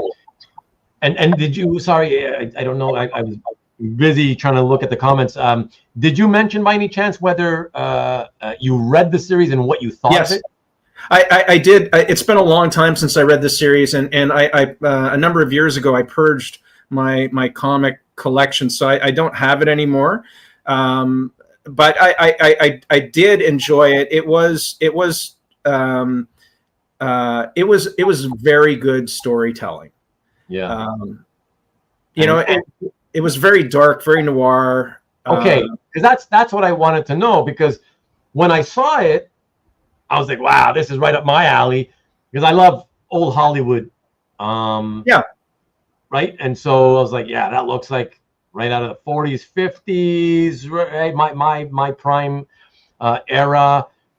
And so I'm just curious, do you remember the story being basically a comic book version of a noir story? Or Yeah. Now, what I would say is, I'm going to let me guess, Andrew. You get like 3 issues in, and suddenly there are spaceships and time travel. no. What I'm going to say is, if you read a lot of Chaykin, eventually it kind of morphs into everything Chaykin writes, which is the guy hard done by, man against the world type of thing. It's getting to the point where a lot of his storytelling has very similar underlying themes. Okay. But it was great. It was great. Don't get me wrong. Yeah. Mike says though, see, I thought that it was kind of one long running theme. Oh, it is. But Mike is saying that the old Hollywood is only one arc. So it's yeah, but it's if I remember correctly, the arcs are quite long, like 6 or 7 issues. And it's standard though. That's 6 issues is pretty standard for decades, you know. And it's the same character throughout. Oh, is it? Okay. Yeah. Okay, interesting. He said there's also an arc about comic writers. That's interesting. That's it. But it's written by Chaykin, right? So, he probably remembers more than I do because it's been a long time since I read that. Okay. That was 90s though, right? That was 90s. Yes. Yeah. Jeff's point, if you bring up Jeff's comment, I totally agree. For a guy who loves Chaykin art, I love his art. Don't get me wrong, but his characters are all a derivative of the character that he envisioned to be Dominic Fortune, which he started in Atlas. That evolved into American Flag. That he allowed him to create Dominic Fortune, and then all of the stuff that he does. When you look at Epic and you look at these other series later on, they're all derivatives of that early character genre, and all of these stories is they all feel like you're reading from the same universe with the same guy, just in a different. Right. But so Mike is telling us now, yes, one main character, but he moves around a lot, and so it's only 27 issues worth of read. Yeah. All right. Well, something to contemplate to get for the reader, the electric reader. But yeah, great piece. And I saw it right away. I was like, okay, I didn't even have to think about it. I'm like, okay, I'm showing this one. And my friend Nick, I don't know, are you familiar with the Nick? Well, I'll say it the way everybody says it. Postic, Postic, last name. I had him on my show. He's a fellow Canadian from the Toronto area, and in the 90s, he was so taken by the work that John Van Fleet was doing, his painted covers, and he enjoyed sort of drawing right at the time for himself or whatever for fun. But he was so taken by the John Van Fleet work that it inspired him to work on his art. And then a few years later, he broke into comics. He was doing comics for a few years. It was you would always often see his the credits as Nick Postic and Nick Marinkovich. So it was him and his friend at the time, the two Nicks, and they would do comics together. So it's funny that every time I think of John Van Fleet, I think about Nick, because he was such a huge fan of it. Well, and there's just it's just there's very little Van Fleet art, and so it is anytime I come across it, I always stop and admire it. It's just amazing. Yeah. And Jeff also says that I also think Chaykin doesn't get enough credit. Flag is so important. Chaykin should be in the same sentence as Miller and Moore. Yeah, you know what, Jeff, and you, Andrew.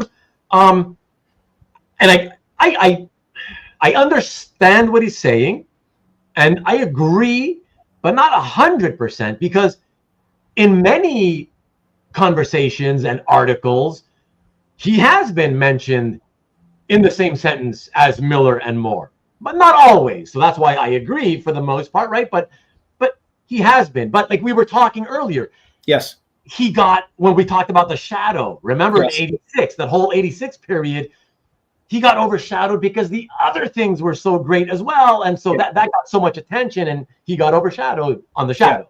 You know. And I'm not, again, I'm not dissing Chaykin. I do think, there's his work, as I said, is today very derivative of stuff that he created. But I, in my opinion, it's really hard to underestimate the influence that he had on comics in the 80s. There's just so many things that wouldn't have happened without the influence that he had. Right. No, absolutely. Very influential creator. No doubt about it. Like, you cannot, like, if you argue that, you're wrong, is what I want to say. You know what I mean? Like, we're not going to even, I wouldn't even entertain having a discussion about somebody taking the opposite view of that because, again, you're wrong. So there's no point, for me to even entertain the idea of having somebody discuss with the opposite opinion would be for me to be saying, it's the same thing as me saying, well, my mind is open to the fact that you could be right and you're not. So, no, it's definitely a very, very, very influential creator and one of the most of the last 40 whatever years, Sean says, this Ruben rant is my chance to duck out. I thought I'd let you know that. Some great stuff. Thanks, Sean. Thanks for dropping by and hanging out with us while you could. I appreciate it. I think many don't talk or mention Howard because he's such a colorful personality when talking that they're scared. Well, it's interesting. I think actually Howard would tell you that himself. Howard. That's true. He will rub you the wrong way, and he doesn't care. And he's very Marcus loves it when he rubs him the right way. Right, Marcus?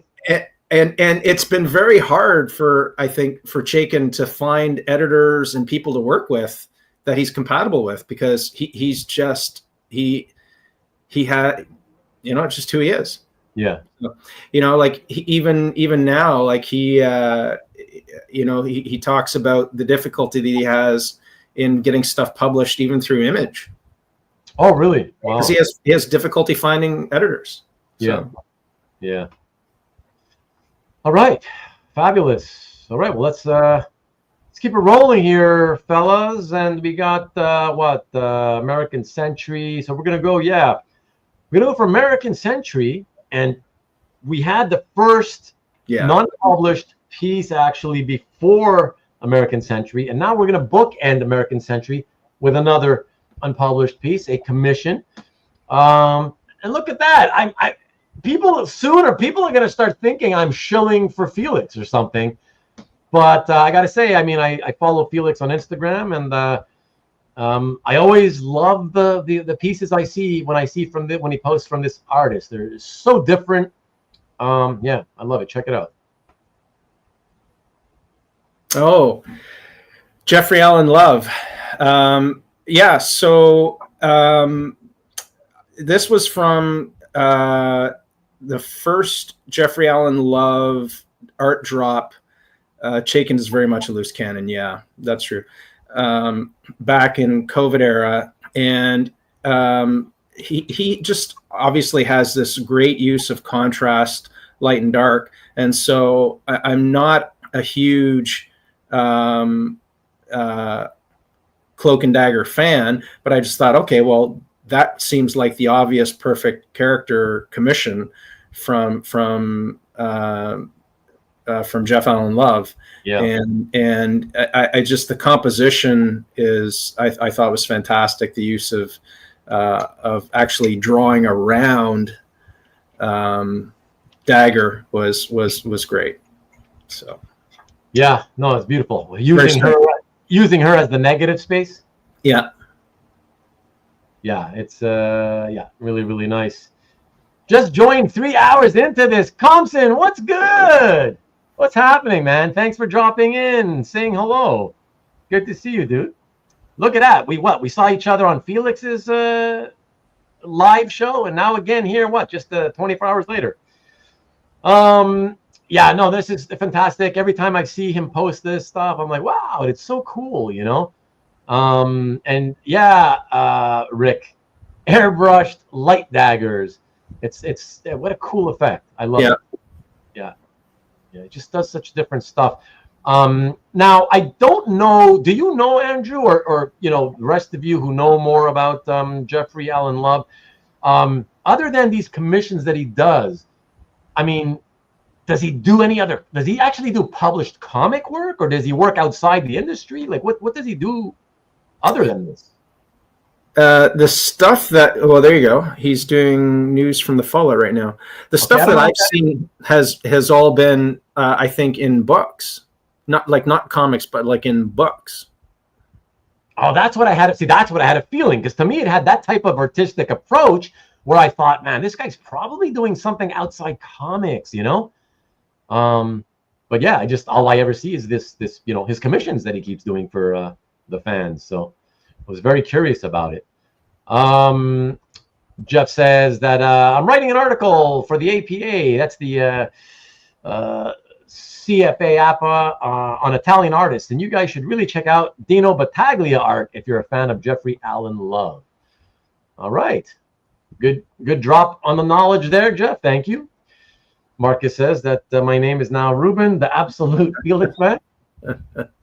Compton says he has an awesome comic out right now. Oh, so that's the one that Carl said it was called News from the Fallout. Is that it? I don't know. I've never heard of that. Oh, okay. Here's Carl again. It's a 6-issue miniseries from Image. Okay. And first 2 issues are out. Interesting, because, it's hard to tell when I see a guy like this who I never see do anything other than, these interesting, odd commissions, pinups for people. It makes me wonder, right? Like, does this guy even know how to tell a story? He may not be able to, So it's interesting to know that he's doing a comic. So I'd like to check that out just to see what his storytelling is like. And see how his style incorporates into panel to panel storytelling. So yeah, thank you. Yeah, cool. Very cool. So yeah, I thought that was an interesting one, and I thought it would be fun to show this one.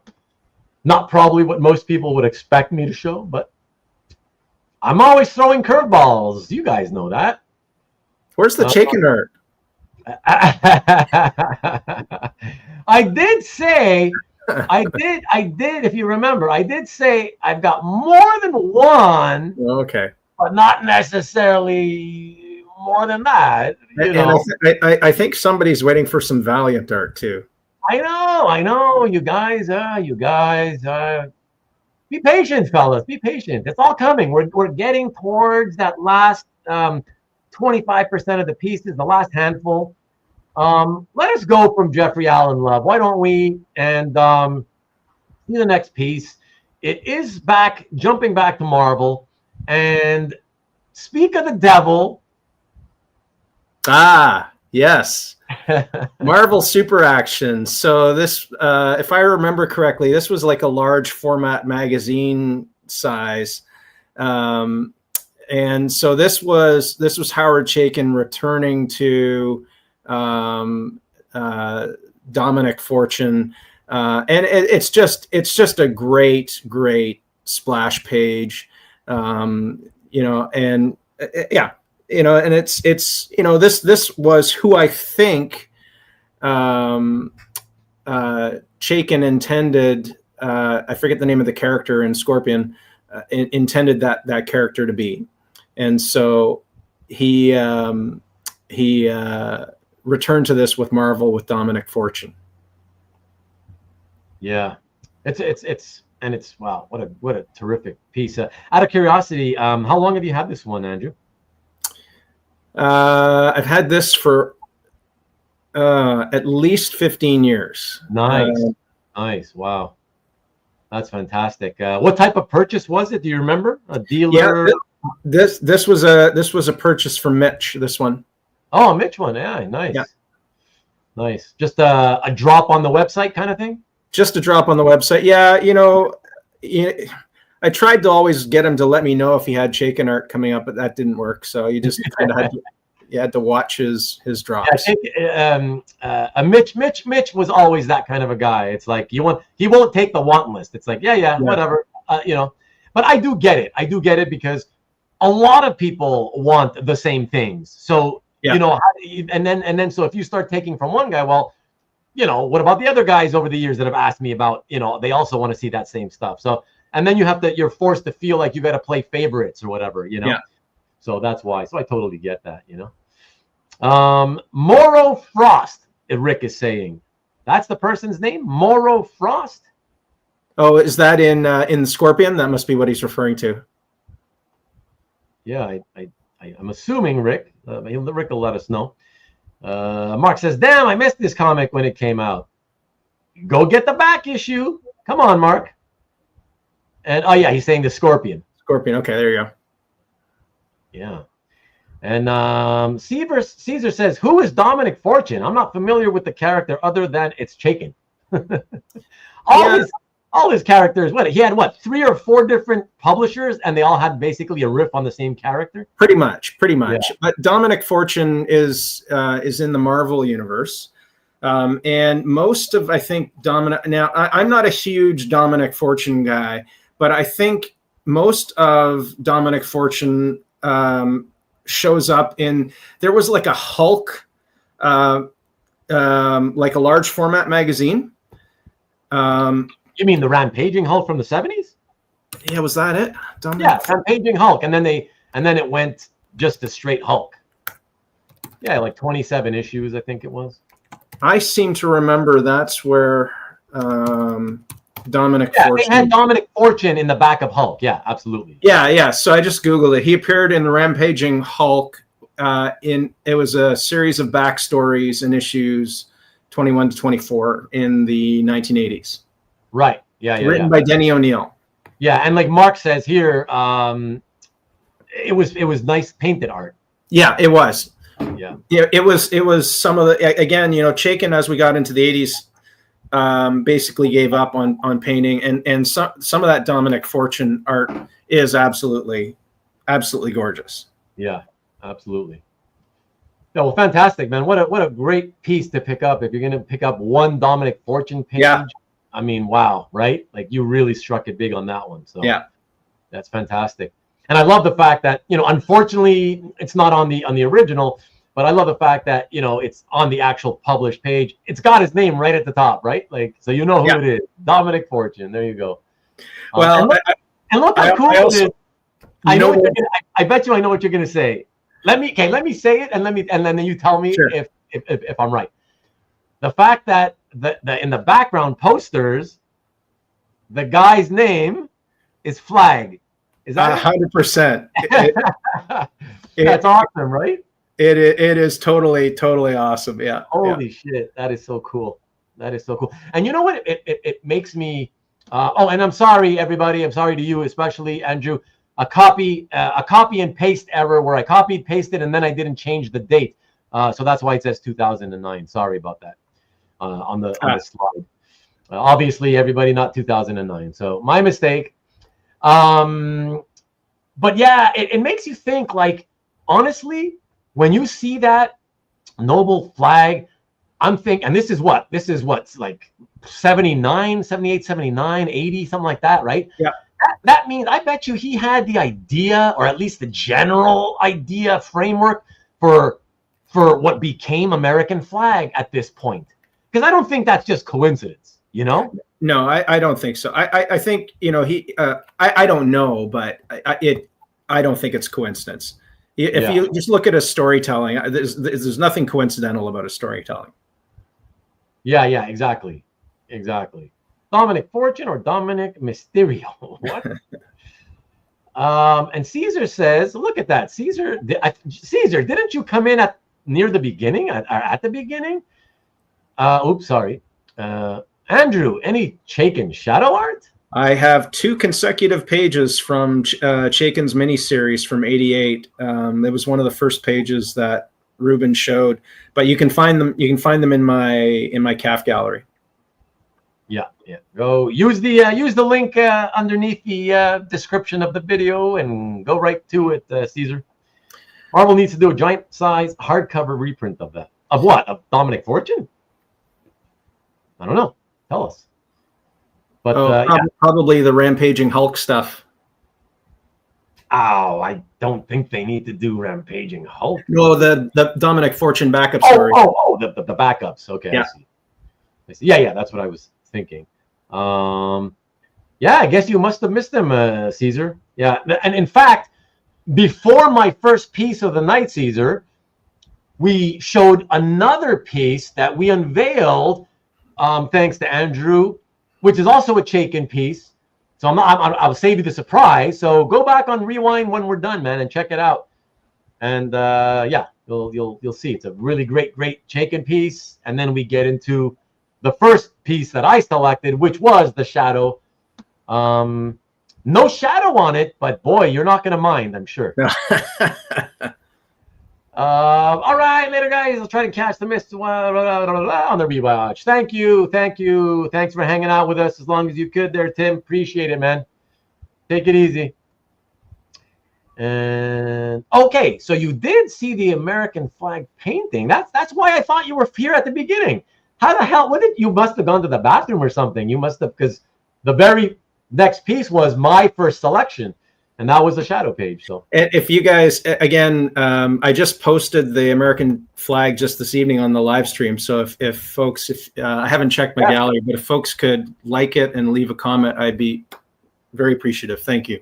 Yes, please go and check that out. Leave a comment if you can. It's always encouraging to folks, other collectors, when you leave. You can leave brief comments. It's always nice to see that. So, all right.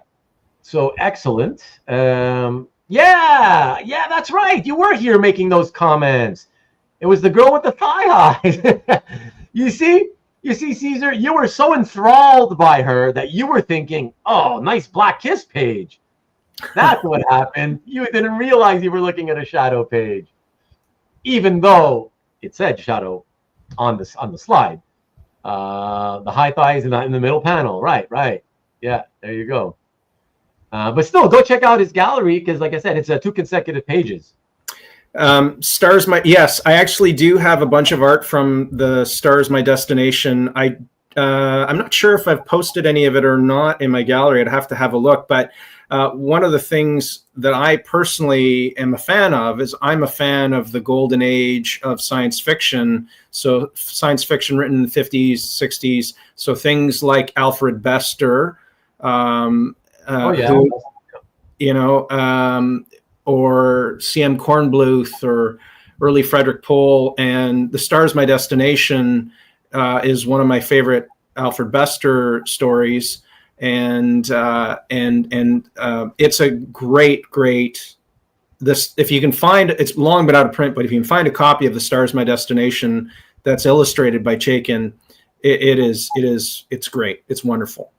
And then Weird Worlds, Iron Wolf. I have a Weird Worlds page. I can't remember if it's Iron Wolf or not off the top of my head, but that may not be posted in my gallery yet. Something that I got recently. So I'll Was Weird Worlds? You mean Weird Worlds, the magazine, the Mike Plug project? There was a Marvel series called what was it called? Was it called Weird Worlds? Or Weird Worlds of Science Fiction or something? Well, there was no unknown. Oh shoot, Unknown Tales of Science Fiction. I think. Yeah, that's what I'm thinking. Right. But so they had Iron Wolf in there. There was another series. Hang on, I'm just going to pop open my other computer here because maybe Rick is saying Weird Worlds presents. That sounds. I think that's right. Hang on, I'm just looking to see if I may not have posted it yet. Okay. Yeah, and because the only thing I never even knew anything about Iron Wolf until I think it was in the late 80s. I don't know. You guys can maybe correct me, but at some point I saw a comic come out and I was like, "Oh wow, what's this? Chaykin Iron Wolf." It was like issue number 1, and then I think it ended up being reprints of some Iron Wolf material that he had done back in the 70s. Yeah, actually, I have a page. I have a page of Weird Worlds. I've got page 5 from issue 10, and I just looking. Hang on, I really need to reorganize my Chaykin artwork on my drive, but it is. It's. I think it's in my section. It's just in my generic Chaykin section. I'm just looking for it while we're talking. Anyhow, I've got a page, and it's. I'm pretty sure it's Iron Wolf. All right, look into it. We got to keep it rolling, fellas. So, what do we got next? I actually don't even know what we got next because some pages are harder to tell just by these tiny thumbnails that I see here. So I don't know what it is. I'll be reminded along with you guys. Let's check it out. So from Howard Chaykin, Dominic Fortune to this. Yeah. There you go, Carl. I bet you Carl's gone now. He's probably not even here anymore. There it is, Carl. There it is, Newell and any other Valiant fan. Yeah, check it out. Awesome. Barry Windsor-Smith, Bob Layton, Unity #1. Yeah, man. So Unity was for me, was the Crisis on Infinite Earths of the 90s. And it was fabulous. Absolutely fabulous. And Barry Windsor-Smith, actually, if you go through the whole of Valiant, he actually drew very little Magnus Robot Fighter. This may be one of the few times. Now, he drew Magnus Robot Fighter in Magnus Robot Fighter versus Predator. He did the cover for that. And I can't remember if he did the interior art, but he did the cover for that. But there was very little Windsor-Smith drawn Magnus art. And this also happens to have the benefit of Magnus, destroying some Polrobs. And of course, you've got Solar shows up, and then of course Archer and Armstrong. Yeah, there they come in that the background towards the walking towards him in the background of the last panel. That's pretty cool. Yeah, it's a wonderful artwork. It's so beautiful. And I gotta give props to Bob Layton because being a huge fan of his work, especially on Iron Man and mainly as an inker over Romita Jr. Yeah, on Iron Man, but really inking most people. That nice crisp inking style that he had. I never imagined, before Valiant, I never would have. If you would have told me, so Barry Windsor-Smith is going to be doing this, these new comics, at this new company called Valiant, and Layton is going to be inking him, I would have been like, what? Bob Layton? Oh my God, you couldn't get two more different styles, you know? But it really works. Yeah, he was such a fan. Well, the thing that made it work is obviously he didn't ink Barry in his own style, in Bob's style. You know what I mean? Yes. He adapted his inking to fit and complement Barry's penciling, obviously, and did such a wonderful job with it, Yeah, just really amazing stuff. If for the folks who were asking about Valiant earlier, I have another Valiant page. Am I spoiling anything, or you? No, that's good. Go see it in his gallery, guys. Go check it out. And I have another one, and it is from Archer and Armstrong. And what's really interesting, if you look at this page and you compare it to the Archer and Armstrong page, you'll notice they're very distinctly different.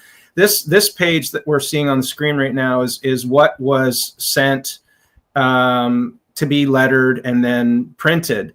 But I don't know how true this is, but the Archer and Armstrong page I have is what was the words? It's re-inked, if you will.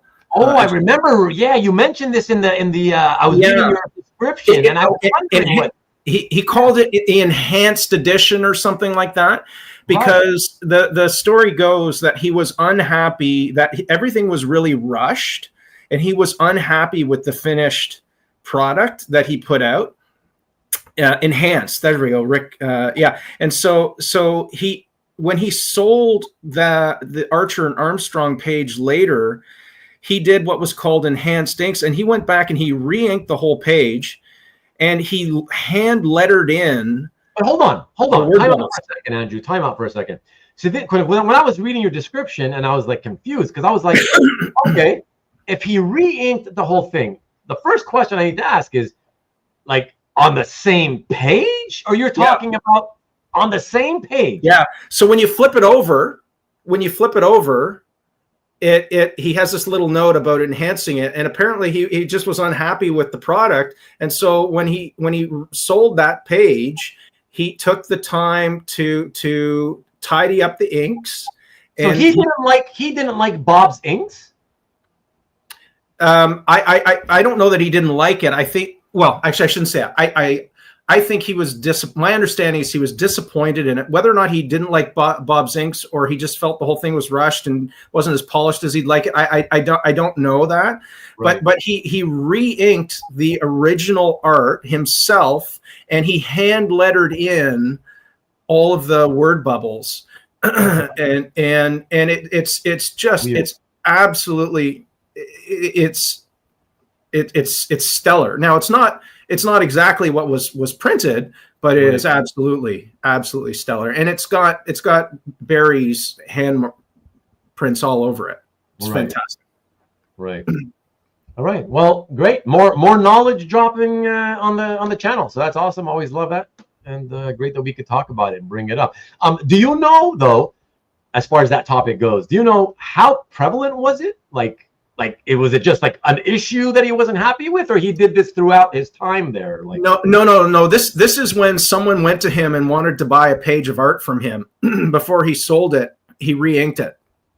Oh shit! He would wait until somebody showed the actual interest of buying it. Yeah. And then in the process of looking at it, the artist, the perfectionist in him, looked at it again and was like, oh shit, saw all the imperfections that he didn't like, and he decided, let me enhance this. Oh my God. Yes.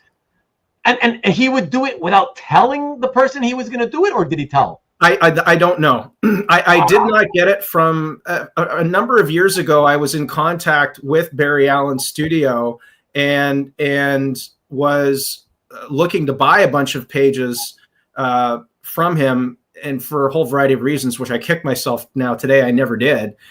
So I got this secondhand, and well, there you go. Both pages I have are re-inked, and so he just was never happy with it, and so he re-inked them when he sold them. Interesting, very interesting. Marcus, Anthony is a big fan of erasing what? Is he actually erasing artwork for some reason? What's he erasing? But yeah, either way, a beautiful, great page. Yeah. Brings back good memories too. The early '90s Valiant stuff, which was pretty fun to read too. So, and you know what, the thing that is, if you're looking for a great story to read, Valiant. I mean, there was a period of time where Harbinger was a couple $100 an issue or whatever. Yeah, you can find them in the. Do they have 10-cent bins anymore? Am I showing you? The cheapy bins, we'll call them. You can find them for a dime a dozen, and you know, folks, if you've never picked up and read Valiant, go find it. They're so cheap, and it's just amazing storytelling. Yes, do that. Yeah, it was. Yeah, that's why they were so popular back then. I mean, sure, a lot of it was speculation because they were kind of rare. Nobody ordered them at the beginning, but yeah, then those of us who tried those titles out, some of those titles out at least, were like, yeah, this is pretty good stuff, you know. Right. Yeah. Again, credit to Jim Shooter, baby. Rest in peace. I cannot believe he erased pencils on a page while he was on Dueling Dealers. Well, I don't even want to know. I don't even want to know. Jeff says he still re-inks vintage pages. Wow, he used to have that crazy contract. Oh yeah, that you had to sign to give him a share of the future profits. Oh boy, I don't even want to get into that. But Jeff, good to see that you're still here, because after showing that Valiant page, I got something here that you'll appreciate that we're going to see next. And I love this. And I just want to say, everybody, in advance, I like to kind of build up the suspense a little bit. I got to say, personally, and I'd like to hear from you guys in the chat, especially, if you feel differently. This next one is by an artist who I've seen different things by him. None of it ever, really stood out to me enough for me to want to look closely or get the art or even read the comics he did. But this one story he did, which is, I love it because it's completely different from anything else I've ever seen him do. But if you've ever seen him do anything else like this, with this style, please let me know, because I'd like to seek it out. It's the best thing he ever did. So yeah, let's see what it is and see what you guys think about this. And if you guys got any knowledge you can drop about this on us, by all means, please do. Check it out. Oh, well, actually, Jeff Singh would know a lot about this page because I think he used to own it before. Yeah, that's why I said it's a good thing he's still here, because I knew he'd appreciate this. So I actually was talking to Gene Ha about this page a year ago. I reached out to Gene for a commission, and I told him that I had just picked up this showcase page. And this was very early in Gene's career. And the story was written by Archie Goodwin. Is that right? Archie Goodwin. And what Gene said to me is that Gene would draw a whole bunch of pages. He'd submit them to Archie. He and Archie would have a whole bunch of conversations, and Archie would give him a whole bunch of feedback on how to compose the pages, and he would go back and he would redo stuff. So I think this is the only time that Gene has actually done work as detailed as this, because what he told me is it was a learning experience for him working with Archie, getting all this feedback from this long time storyteller and editor, and it became like a more than just a job for Gene. It became something that helped him develop his understanding of how to draw and tell comics. I've certainly never seen anything like Gene's art since then. Yeah. But did he, by any chance, say why he chose to do this one story in this very different style and never again? As far as I know, never again. Sorry if he didn't. That's a really good question. You know what? If you give me 2 seconds, let me just pull up the email exchange that I had with Gene and see. Oh, wow. See what he said. Oh, wow. Let me just. Great. And yeah, Jeff. I mean, Jeff says the same thing, that I never paid attention to Gene's art until I saw this, and yeah, me too. And in fact, Jeff, I don't know if you remember. But I was at your house, and that's how I saw this page. I was at your house. We were looking at your art, and I was like, wow. And I was like, who's this? And you were like, Gene Ha. I was like, that's not Gene Ha. There's no way that's Gene Ha. I've seen Gene Ha. That's not it. And you were like, yeah, Gene Ha. So this is what Gene Ha wrote to me verbatim. Okay.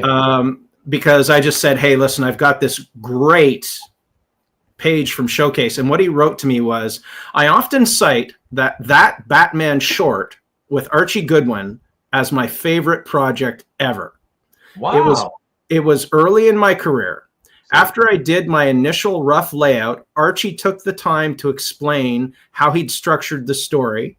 Then he made suggestions on how to change the layouts to work with the initial setup, by holding back on the wackiness and only getting crazy as we reach the story climax. I learned so much from that legend.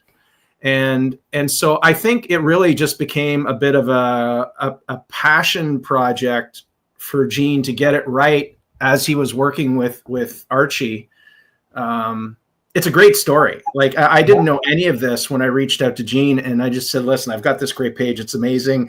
I would like to get something more from you. And he wrote back about that experience. Yeah. Oh, it's great, man. That's a fantastic page, and beautiful story. And it's cool to hear that you enjoyed reading the story as well. So that's also good too. So, well, anyways, fantastic. Yeah, I'm glad to show that. It's cool. But you didn't. So did you get that from Jeff by any chance or no? No, Jeff sold it, and then it popped up on a Comic Art Live. A couple of interesting. Yeah, I think it might have been in 2024. It showed up on Comic Art Live. Someone. Oh, so you haven't owned it very long then? No. It's a recent acquisition, but I've I kind of get my sights set on certain issues of certain comics, and I've always wanted a Gene Ha specifically from that story. Okay. So it's very cool to have it. Kind of like American Flag. Yeah. When did you discover that story, though? Oh, I was reading Showcase back in '95. Wow. Okay. So you've discovered it that way, like when it came out on the shelves, and you were like, "Holy shit!" Like, wow. 100%. Yeah, that's cool. Very, very cool. Wow. And Tom, #1 Marvel fan, says it was a very cool story. Yeah. So now I want to read it. Okay. Box checked. Indeed. Yeah, that's right. Indeed. When you've known about it for that long, it's pretty cool. 30 years later. I know. Don't say that. Don't say that. Hey, man, I'm a few years older than you, so I'm allowed to say that shit. Okay, let's go to the next piece, everybody. And let me see. We got 4 more to go. 4 more to go, folks. And we mentioned this earlier. We're going back to Marvel, I think, for the last time. Last Marvel piece of the evening. And this is the one that Andrew had ruined the surprise on early on in the show. But that's okay. It's a great piece to take a look at. So let's take a look at it. Oh, okay. So first of all, I'll caveat this by saying I'm not a huge Thor fan, but what sold me on this page was the dialogue, and also, I mean, I like Mignola's art, but I'm not really a Hellboy fan. So Hellboy was not really a great fit for me. This is a great page. I'm just gonna I'm just gonna find it on my screen so I can pull it up, because some of the dialogue is just to die for, and it's really hard for me to see it on.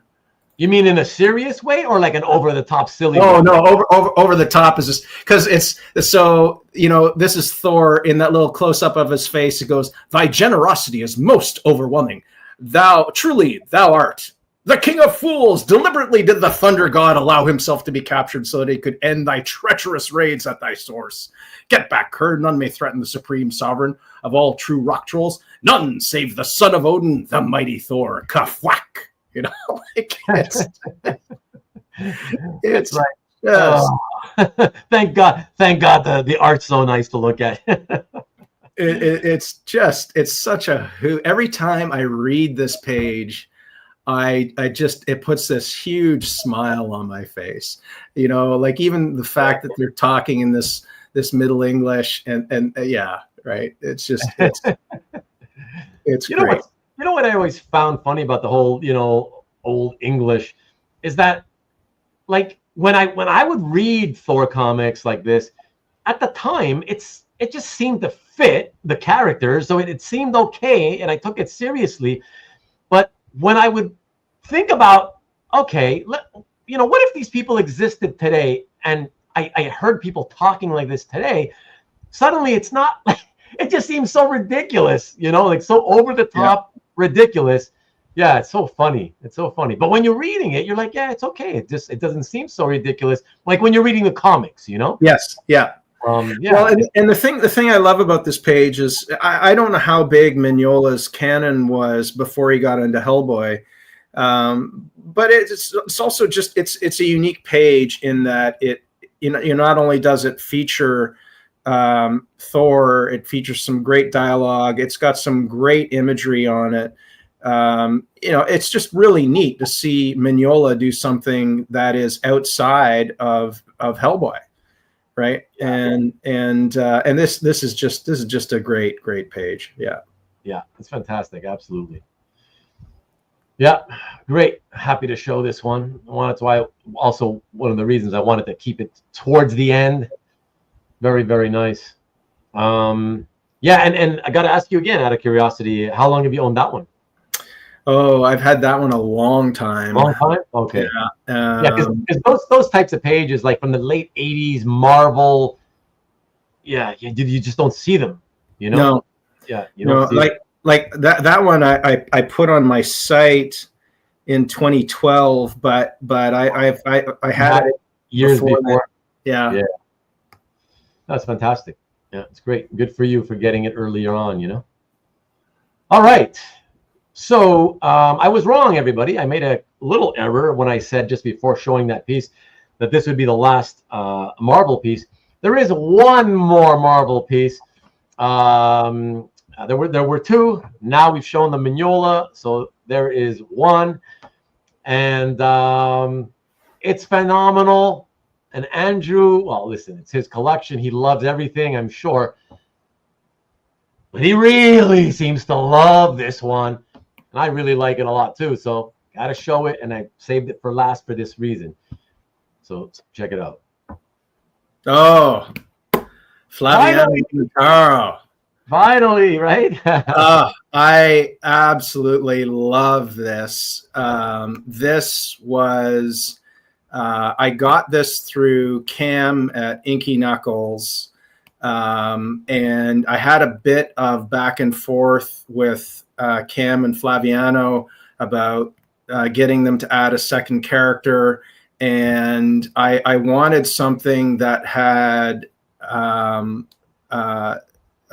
Silver Surfer and Galactus with striking colors.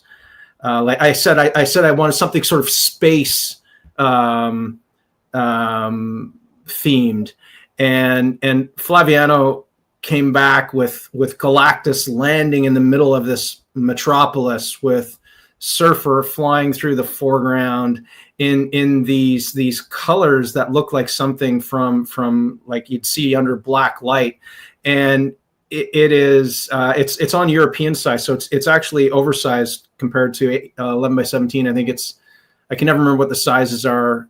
It like A3 or A5 or something like that. Right. In terms of inches, do you know, or? Yeah, it would be like 16 by 19 or 7. Wow. Okay. Or 19 by or 22 inches, something like that. It's bigger. It's bigger than standard American 11 by 17. And it when I got it, like I was so astonished. It just and you know, it looks great on the screen, but it looks so much better when you see the depth of color in person. And it's just there was anything quite like this that in my collection. Well, there was nothing like this in my collection at the time, and a lot of what Flaviano had done was pen and ink, and you know, I mean, there is more of this type of work, but it is just stellar. Even and just the contrast to Surfer and the composition, the pose. I absolutely love this piece to death. Yeah, I had no clue I was getting something as gorgeous as this. It's so fantastic. It really is. Yeah, it's brilliant, Andrew. And I don't just mean the brilliance of the colors, you know? Yeah. Everything all around, the composition. Yeah, I mean, he really thought this one out, you know? Not only for the composition, the drawing, and the colors. Like, wow. It's well, you can see that the city underneath Galactus is on fire. You can see fire on the horizon in the background. It's just and all the palette, you know, apart from the green on Galactus, the palette is relatively dark, and then you got this brilliant pop of blue and white with Silver Surfer. It's just it's fantastic. Yeah, love this piece. Yeah, absolutely amazing. And something like that, again, just because I'm curious, that's got to be, especially at that size, that's got to be 4 figures. But I'm wondering, with the price that started with a 1 or with a 2? Oh yeah, it was not as expensive as you would think. I found, when Cam was bringing artists onto his roster, he had some of the most reasonable commission rates. Oh, that's nice to hear. of all these dealers I found. It was also great because he was in Calgary, so I wasn't having to, so that was easy for me. Yeah. But it was quite reasonable. Like it wasn't super expensive. It would have started with a 1 for sure. Okay. I don't remember if it was on the lower end or the higher end, but and then I find that, he finds some of these artists and then they go off to other reps and then their prices go up quite a lot actually. So, but yeah, I mean, listen, the hobby is littered with the names of artists who did that. I mean, I remember, you probably remember, everybody remembers when, and I bring this one up because you mentioned Mitch. When Sienkiewicz decided to leave Mitch, and he went with Sal Abenanti, and suddenly his prices just went through the roof by multiple times on every piece. It was like, wow, but people bought it. People still bought it, so he was able to make a market at that level, right? Much higher. Great for him, obviously, but terrible for most fans who want to own work, Okay, so everybody, you got a couple of pieces left, so we're almost there, and you guys can almost get ready to go to bed and get ready for work tomorrow. So these last couple pieces, okay, the second to last piece, the penultimate piece here, everybody.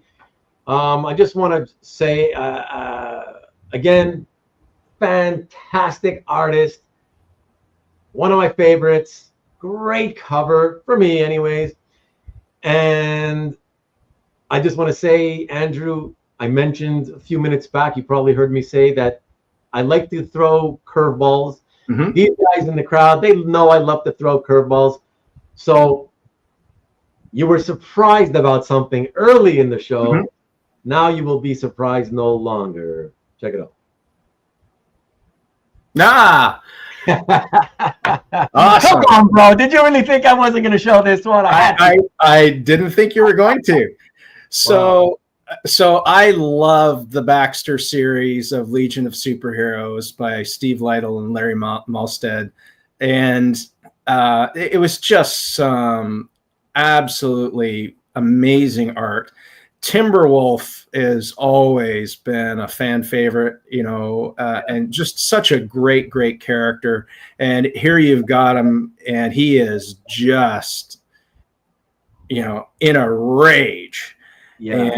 And it's just such an intense cover. You can just, it's like he's lost all control.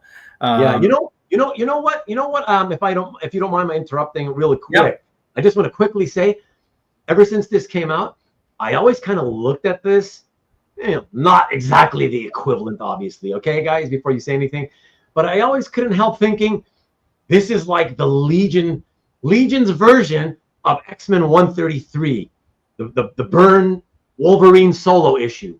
You know what I mean? With what goes crazy on the Hellfire Club. But anyways, let me put this back up. Because he always reminded me kind of a Wolverine character. For sure.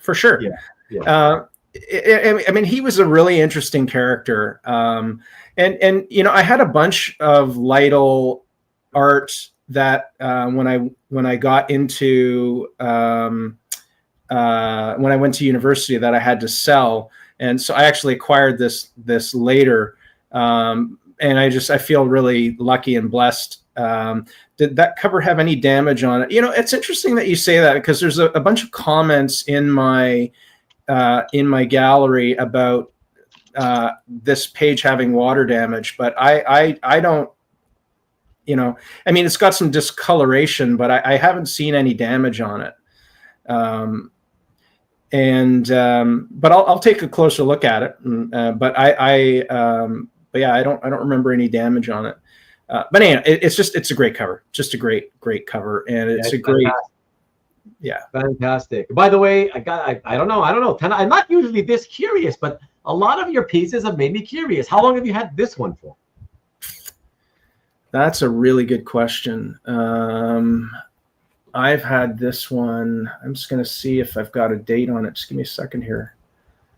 I mean, just roughly, like it's not like 5 years, 10, 15, you know? At least 10 years. Oh, wow. Okay. Nice. Yeah. Wow. Yeah, that's why this beautiful stuff, you don't get much cracks at it because the people that love the Legion, especially Lightle stuff, it's very rare. Once the Legion fan gets their hands on a Lightle cover, well, that's it. You're not likely to see it ever hit the market again. Yeah. And I gotta ask what you think about the fact that, like, I mean, listen, I don't know, honestly, because it's been so long, and I wasn't a reader. I was just an admirer of the artwork. Mm-hmm. But so I don't remember how long Lightle was on the title. My memory is that it was like a couple of years at least, but I could be off my rocker, and there might be 8 issues for all I know. I don't remember, but like, any idea why we haven't seen, like, and I'm talking about since I got into the hobby in the 90s. Where are all the Legion, Lightle Legion covers? How come they're not out there? I don't know, and you're asking the wrong guy. They're probably Mickey or someone. Yeah, Mickey might have know 411. Know better than me. But it's and he was on the Baxter run, which was, I think, 63 issues, and Giffen was drawing it by the end of that run.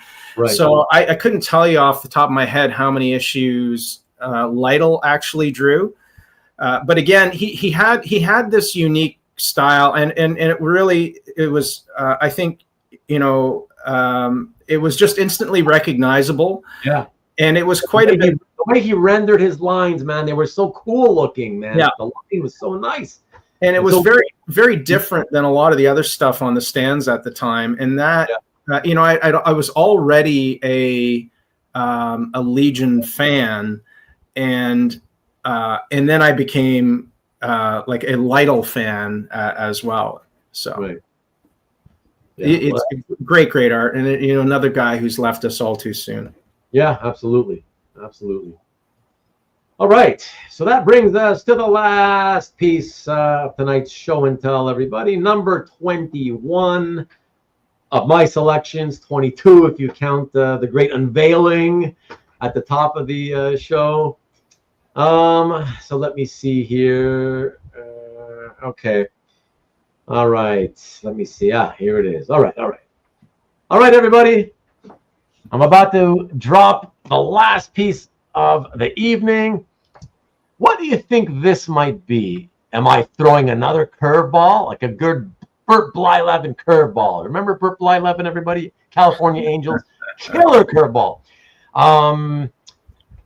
You're not an Expos fan? What's that? You're not an Expos fan? Oh, no. Of course I am, but nobody on the Expos that I can remember ever had a killer curveball like Burt Blyleven did, I miss my Expos, and I don't really want to talk about them because, I miss them. So, but okay, let's unveil what this last one is going to be. Curveball or not? Simon says, not. Okay. So I had to do one last Chaykin for you, right? Come on. So I actually, in preparation for today, I was going through my American flag comics, and I was looking at, and I was also looking at the art note, but I was specifically going through and looking at all of the different Chaykin covers, and I feel very privileged to have this particular cover. There's a lot of good covers on American flag, but there is only a handful of what I would consider great American flag covers, and I think there's only a couple of other covers that are as good or better than this one. I mean, it's got Ruben, he's holding the gun. It's got Raul, and then it's got a nice piece of ass right in front of you.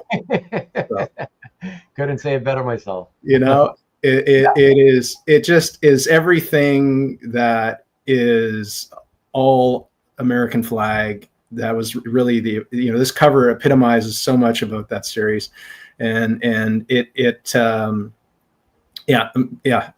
a great cover, and it's in a lot of respects this is a better cover than my painted one. I like the painted one for other reasons, but this just captures the whole feeling of the American flag series in it.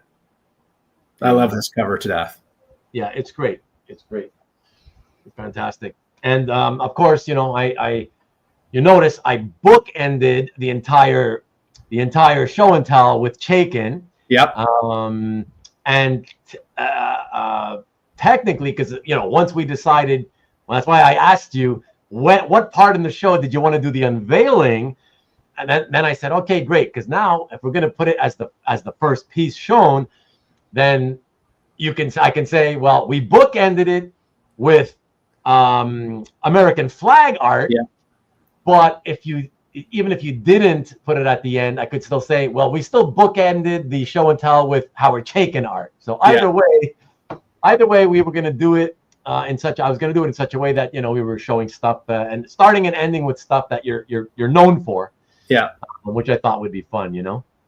I just love this cover, and and the fact that it's got Raul over Ruben's shoulder is just the icing on the cake as well, because Raul is just it's at one point in the series, Raul has his own daytime talk show, right? Like it's fantastic. It's just there's so many elements of American flag that were just so awesome. They were so far ahead of their time. It's great. Yeah. Really, amazing. I mean, if you're going to have any one random American flag cover that isn't the one that you unveiled, this is a really great one for sure. Great content, great art. The art itself, right? It did a great job. So beautiful. Caesar says, great cover and congratulations. Yeah, it's very Raul for mayor. Yeah, that's right. Raul for mayor. Do you have that cover, Rick? Is that one in your collection? I can't remember. Oh, and even John Cogan saying that this looks familiar. I wonder why. Interesting. John helped me acquire this. He helped me get. Yeah. So nice. I can't remember. I got the phone call from John saying that Chaykin's old assistant had a couple of covers for sale. This one in issue number 50, and John knew my love of American flag and very kindly helped middleman this for me. And it's been with me ever since. And this, I mentioned earlier that, I don't think my daughter will share my love of my collection. And, at some point, maybe I'll sell some stuff, but this will be one of those things that'll be with me for a very, very long time. Oh, that's awesome. I love this cover. Oh, great to hear it. Awesome. Well, then that was a really, really great, listen to me, I'm patting myself on the back for my own show, but I was going to say really great show and tell, but I mean, they're all great. They're all fun. I have fun. I really enjoy being able to vicariously collect through other collectors' collections. That's a big part of the fun for me, is when we look at the art. I get to look at, because I have a really, really broad range of interest in artists, titles, characters, whatever. But I don't really collect broadly anymore, and I don't collect that much anyways anymore. But this is just a fun way to be able for me to kind of, like I say, vicariously collect in a way, if you will, and really enjoy people's artwork, take a closer look at it, spend more time looking at the kind of pieces that I've always admired, but I don't have in my collection or don't have anymore, So this is it's great to do that, and for a very, what I would like to say, fairly eclectic collection. It is, yeah. You know, I don't think that's an incorrect way to put it. Even more fun for me, you know. I think it, excuse me, I think that makes it a lot more interesting and entertaining. Yeah, man. So I thank you again. I hope so. Tell me, since you're here and everybody can hear you, how was it for you? You can tell me. You can publicly if you want, or privately. Oh no. This was an absolute hoot. You know, you and I were talking before the show that, you know, there's not a huge comic art collecting community out here in Vancouver. You know, one of the few times I get to talk about this sort of thing, you know, Jeff Singh comes to town and we get together and we chat. And otherwise, it is not you know, I don't get a chance to share my passion for this hobby. And so this, this was a blast. I love this stuff. And, you know, I really, as you said earlier, I don't have a huge social media presence, and that's intentional to keep the stress in my life down and not have to worry about all these things. But being able to share a little bit about my, you know, as you call it, eclectic mix of art, it's great. It feels, you know, I have a real passion for what I like and what I collect, and so to be able to share that, and yeah, it's awesome. It's wonderful. Great, awesome. Well, I'm happy. I mean, that's what I do this for, right? I mean, it'd be nice to make money off of this, but that's impossible. Our hobby's way too tiny for anybody in this hobby to ever be able to make money with a YouTube channel about original art. So yeah, so it's got to be fun. Otherwise, what's the point for me? You know what I mean? And this is fun. It's always great. And like I was saying earlier in the show, it has gotten a lot harder for me to get guests because as I said, I tend first and foremost to reach out to always people that have been in my audience, you know, because clearly you figure you got more chance with them because at least being in the audience, that you know, they have interest at least in being social, you know, even if not necessarily on camera, right? But a lot of the guys here in the room have ultimately done the show with me, which is fantastic. I love that, you know.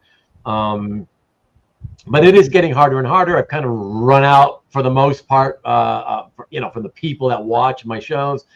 And I made an attempt at reaching out to people on CAF, but it's like I got to reach out to like 10 or 12 before somebody says yes, you know. And then lately, people have been saying yes. We have a long conversation through email, so a lot of time spent, only for them to ghost me. You know, it's too bad, because this, you know, this is the first time I've ever done something like this, and you know, for the benefit of people watching, Ruben and I just connected over just 2 weeks ago over some comments that we made back and forth over someone's gallery post, and you know. This is a lot of fun. This is fantastic. I mean, this is collectors talking about what we love. So, you know, you know, who was it you were saying earlier that you want to get on the show? Was it Rick? Rick Welch. Yeah. Rick, this is very non-threatening. You should do this. I mean, Rick has never admitted publicly what his fear is. So I've always just assumed it's just, you know, like most people, some kind of a fear of, I don't know, being on camera and everybody sees you. So maybe it makes you feel exposed in a sense, you know. You know, a few of these clowns here have mentioned that they're scared. I think it was Tom was one of them, #1 Marvel fan who says he's a little intimidated by me. I'm like, me? Of all people, me? Like, all I do is fool around and make jokes and screw around. Like, I try to make it as lighthearted and easy to see that, no, you're not going to be intimidated, you know, that it's fun. Yeah. That's what I try. So I don't like, that's crazy to me to hear that, like, somebody's intimidated by me. I don't get it. And, you know, like, who doesn't like talking about themselves and their art collection, right? You know, so it was pretty fantastic. I had a great fantastic, man. Yeah, I'm really glad to hear that. That's what I shoot for, right? I just want my guests to be happy. Hopefully they had a great time. And I know the guys in the room always have a good time, you know, and again, they really appreciate it because of the fact that, yes, it's long, but it's long for a reason. It's because there's not just two of us doing this. There's like 30, 40, 50, you know what I mean, on any given Sunday or whatever.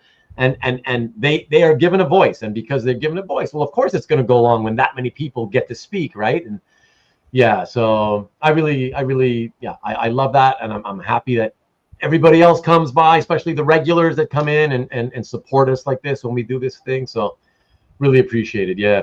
Everybody's talking about some kind of movie for some reason about Thanos. I don't know why. It's supposed to be Reed Richards. Thanos and Silver Surfer teamed up. They recasted Thanos. I don't know what they're talking about. Sandra Dark from Valiant, Cable. This is like comic book church and pastor. That's a good way to put it. It's coming from a guy who started a new series on his channel that's slightly religiously sort of connected to comic art and whatever. So yeah. So I wouldn't say that myself there, Carl, but sure, I'll take it. That's fine. But anyways, yeah, fellas, it's been great to see you. Again, thank you so much to you, obviously, Andrew. I can't do these show and tells without collectors, so I really do appreciate that. Thank you for the invite. It was awesome. Absolutely, thank you, man. And you guys as well. Thank you as always. Always appreciate the whole lot of you. I got a comics in church. Yeah. Thank you, Jeff. I got a thumbnail for next week, so I'm gonna put that up, and I will leave you guys out with that. Thank you again to everyone. Those of you watching on Rewind, thank you as well. I don't want to forget you guys as well. Look at that. See, look at Rick. He's always nice and complimentary. Thank you, appreciate it. But a lot of us would still love to see you, have you here inside the studio, man. You know it would be fun. Come on, and don't think that we didn't notice that you completely stayed silent while we were talking about you just now, coming on to do an appearance. You know, I love how you avoided that. Have a great week, Carl. Thank you, Marcus. Appreciate it. And Pat, he's gonna call me Pastor Ruben from now on. And thanks for the testimonial, Andrew. Nice. Thank you for everyone's time and attention. It was a lot of fun. I appreciate it very much. Yeah, and thanks also you guys for being so cool to Andrew, especially him being his first time and not being a guy who's typically on social media within this hobby, you know. So thanks for being so cool to him. I really appreciate that as well. So yeah, let me pop up next week's thumbnail. And so here it is. It is another comic art show and tell, but this time it is not a collector show and tell. It's something a little bit different. It's going to be a show about, well, what you see there, collecting art on a small budget. This is going on the theme of how so many people always complain about how, yeah, everything's so expensive. Nothing's cheap anymore. I can't buy cheap art. I can't afford anything. And I do understand that. The three of us understand that. We know what you're talking about. But we are going to be here next week just to, you know, and we know, I'll tell you right now, guys, we know that a lot of this, what we're going to say is going to fall on deaf ears. So I'm telling you that right off the bat. And that's okay. That's fine. I hope you guys still tune in and hang out and you know, offer up your opinions on it. But we're just hoping that if even one or two people watching, whether it's in the live chat or on Rewind after the show's over, we hope just one or two people sort of, you know, look and hear what we have to say. We're just going to present options for people who do not have a lot of money but would like to collect artwork, or people who have collected for many years but feel they've been priced out. We're just going to give options of things that you can do, and it's ways that the three of us have been doing, and it gives us a lot of fun on a really cheap budget. Yeah, and that's it. So please tune in for that. And amen. Thank you, John. Appreciate it. Thanks for dropping by. Lovely to see you. We don't see you often enough. had to pop by when you saw who the guest was. Well, I love that. I love that you came in for Andrew, man. That's awesome. Thank you so much. So yeah, thanks again, everybody. Don't forget the Nikki B show this coming Friday. There is that great giveaway of the Jay Lee cover, plus some great art to pick up on claims. And then, yeah, please, be back here one more time for Comic Art Show and Tell number 79 with Kavi and Jeff.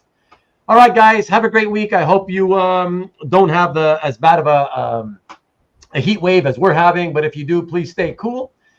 Have a good one. Thank you one last time, Andrew. Appreciate you. Thank you. You're very welcome. And yeah, man, we'll see you guys on the flip side. Peace, and as always, go blue.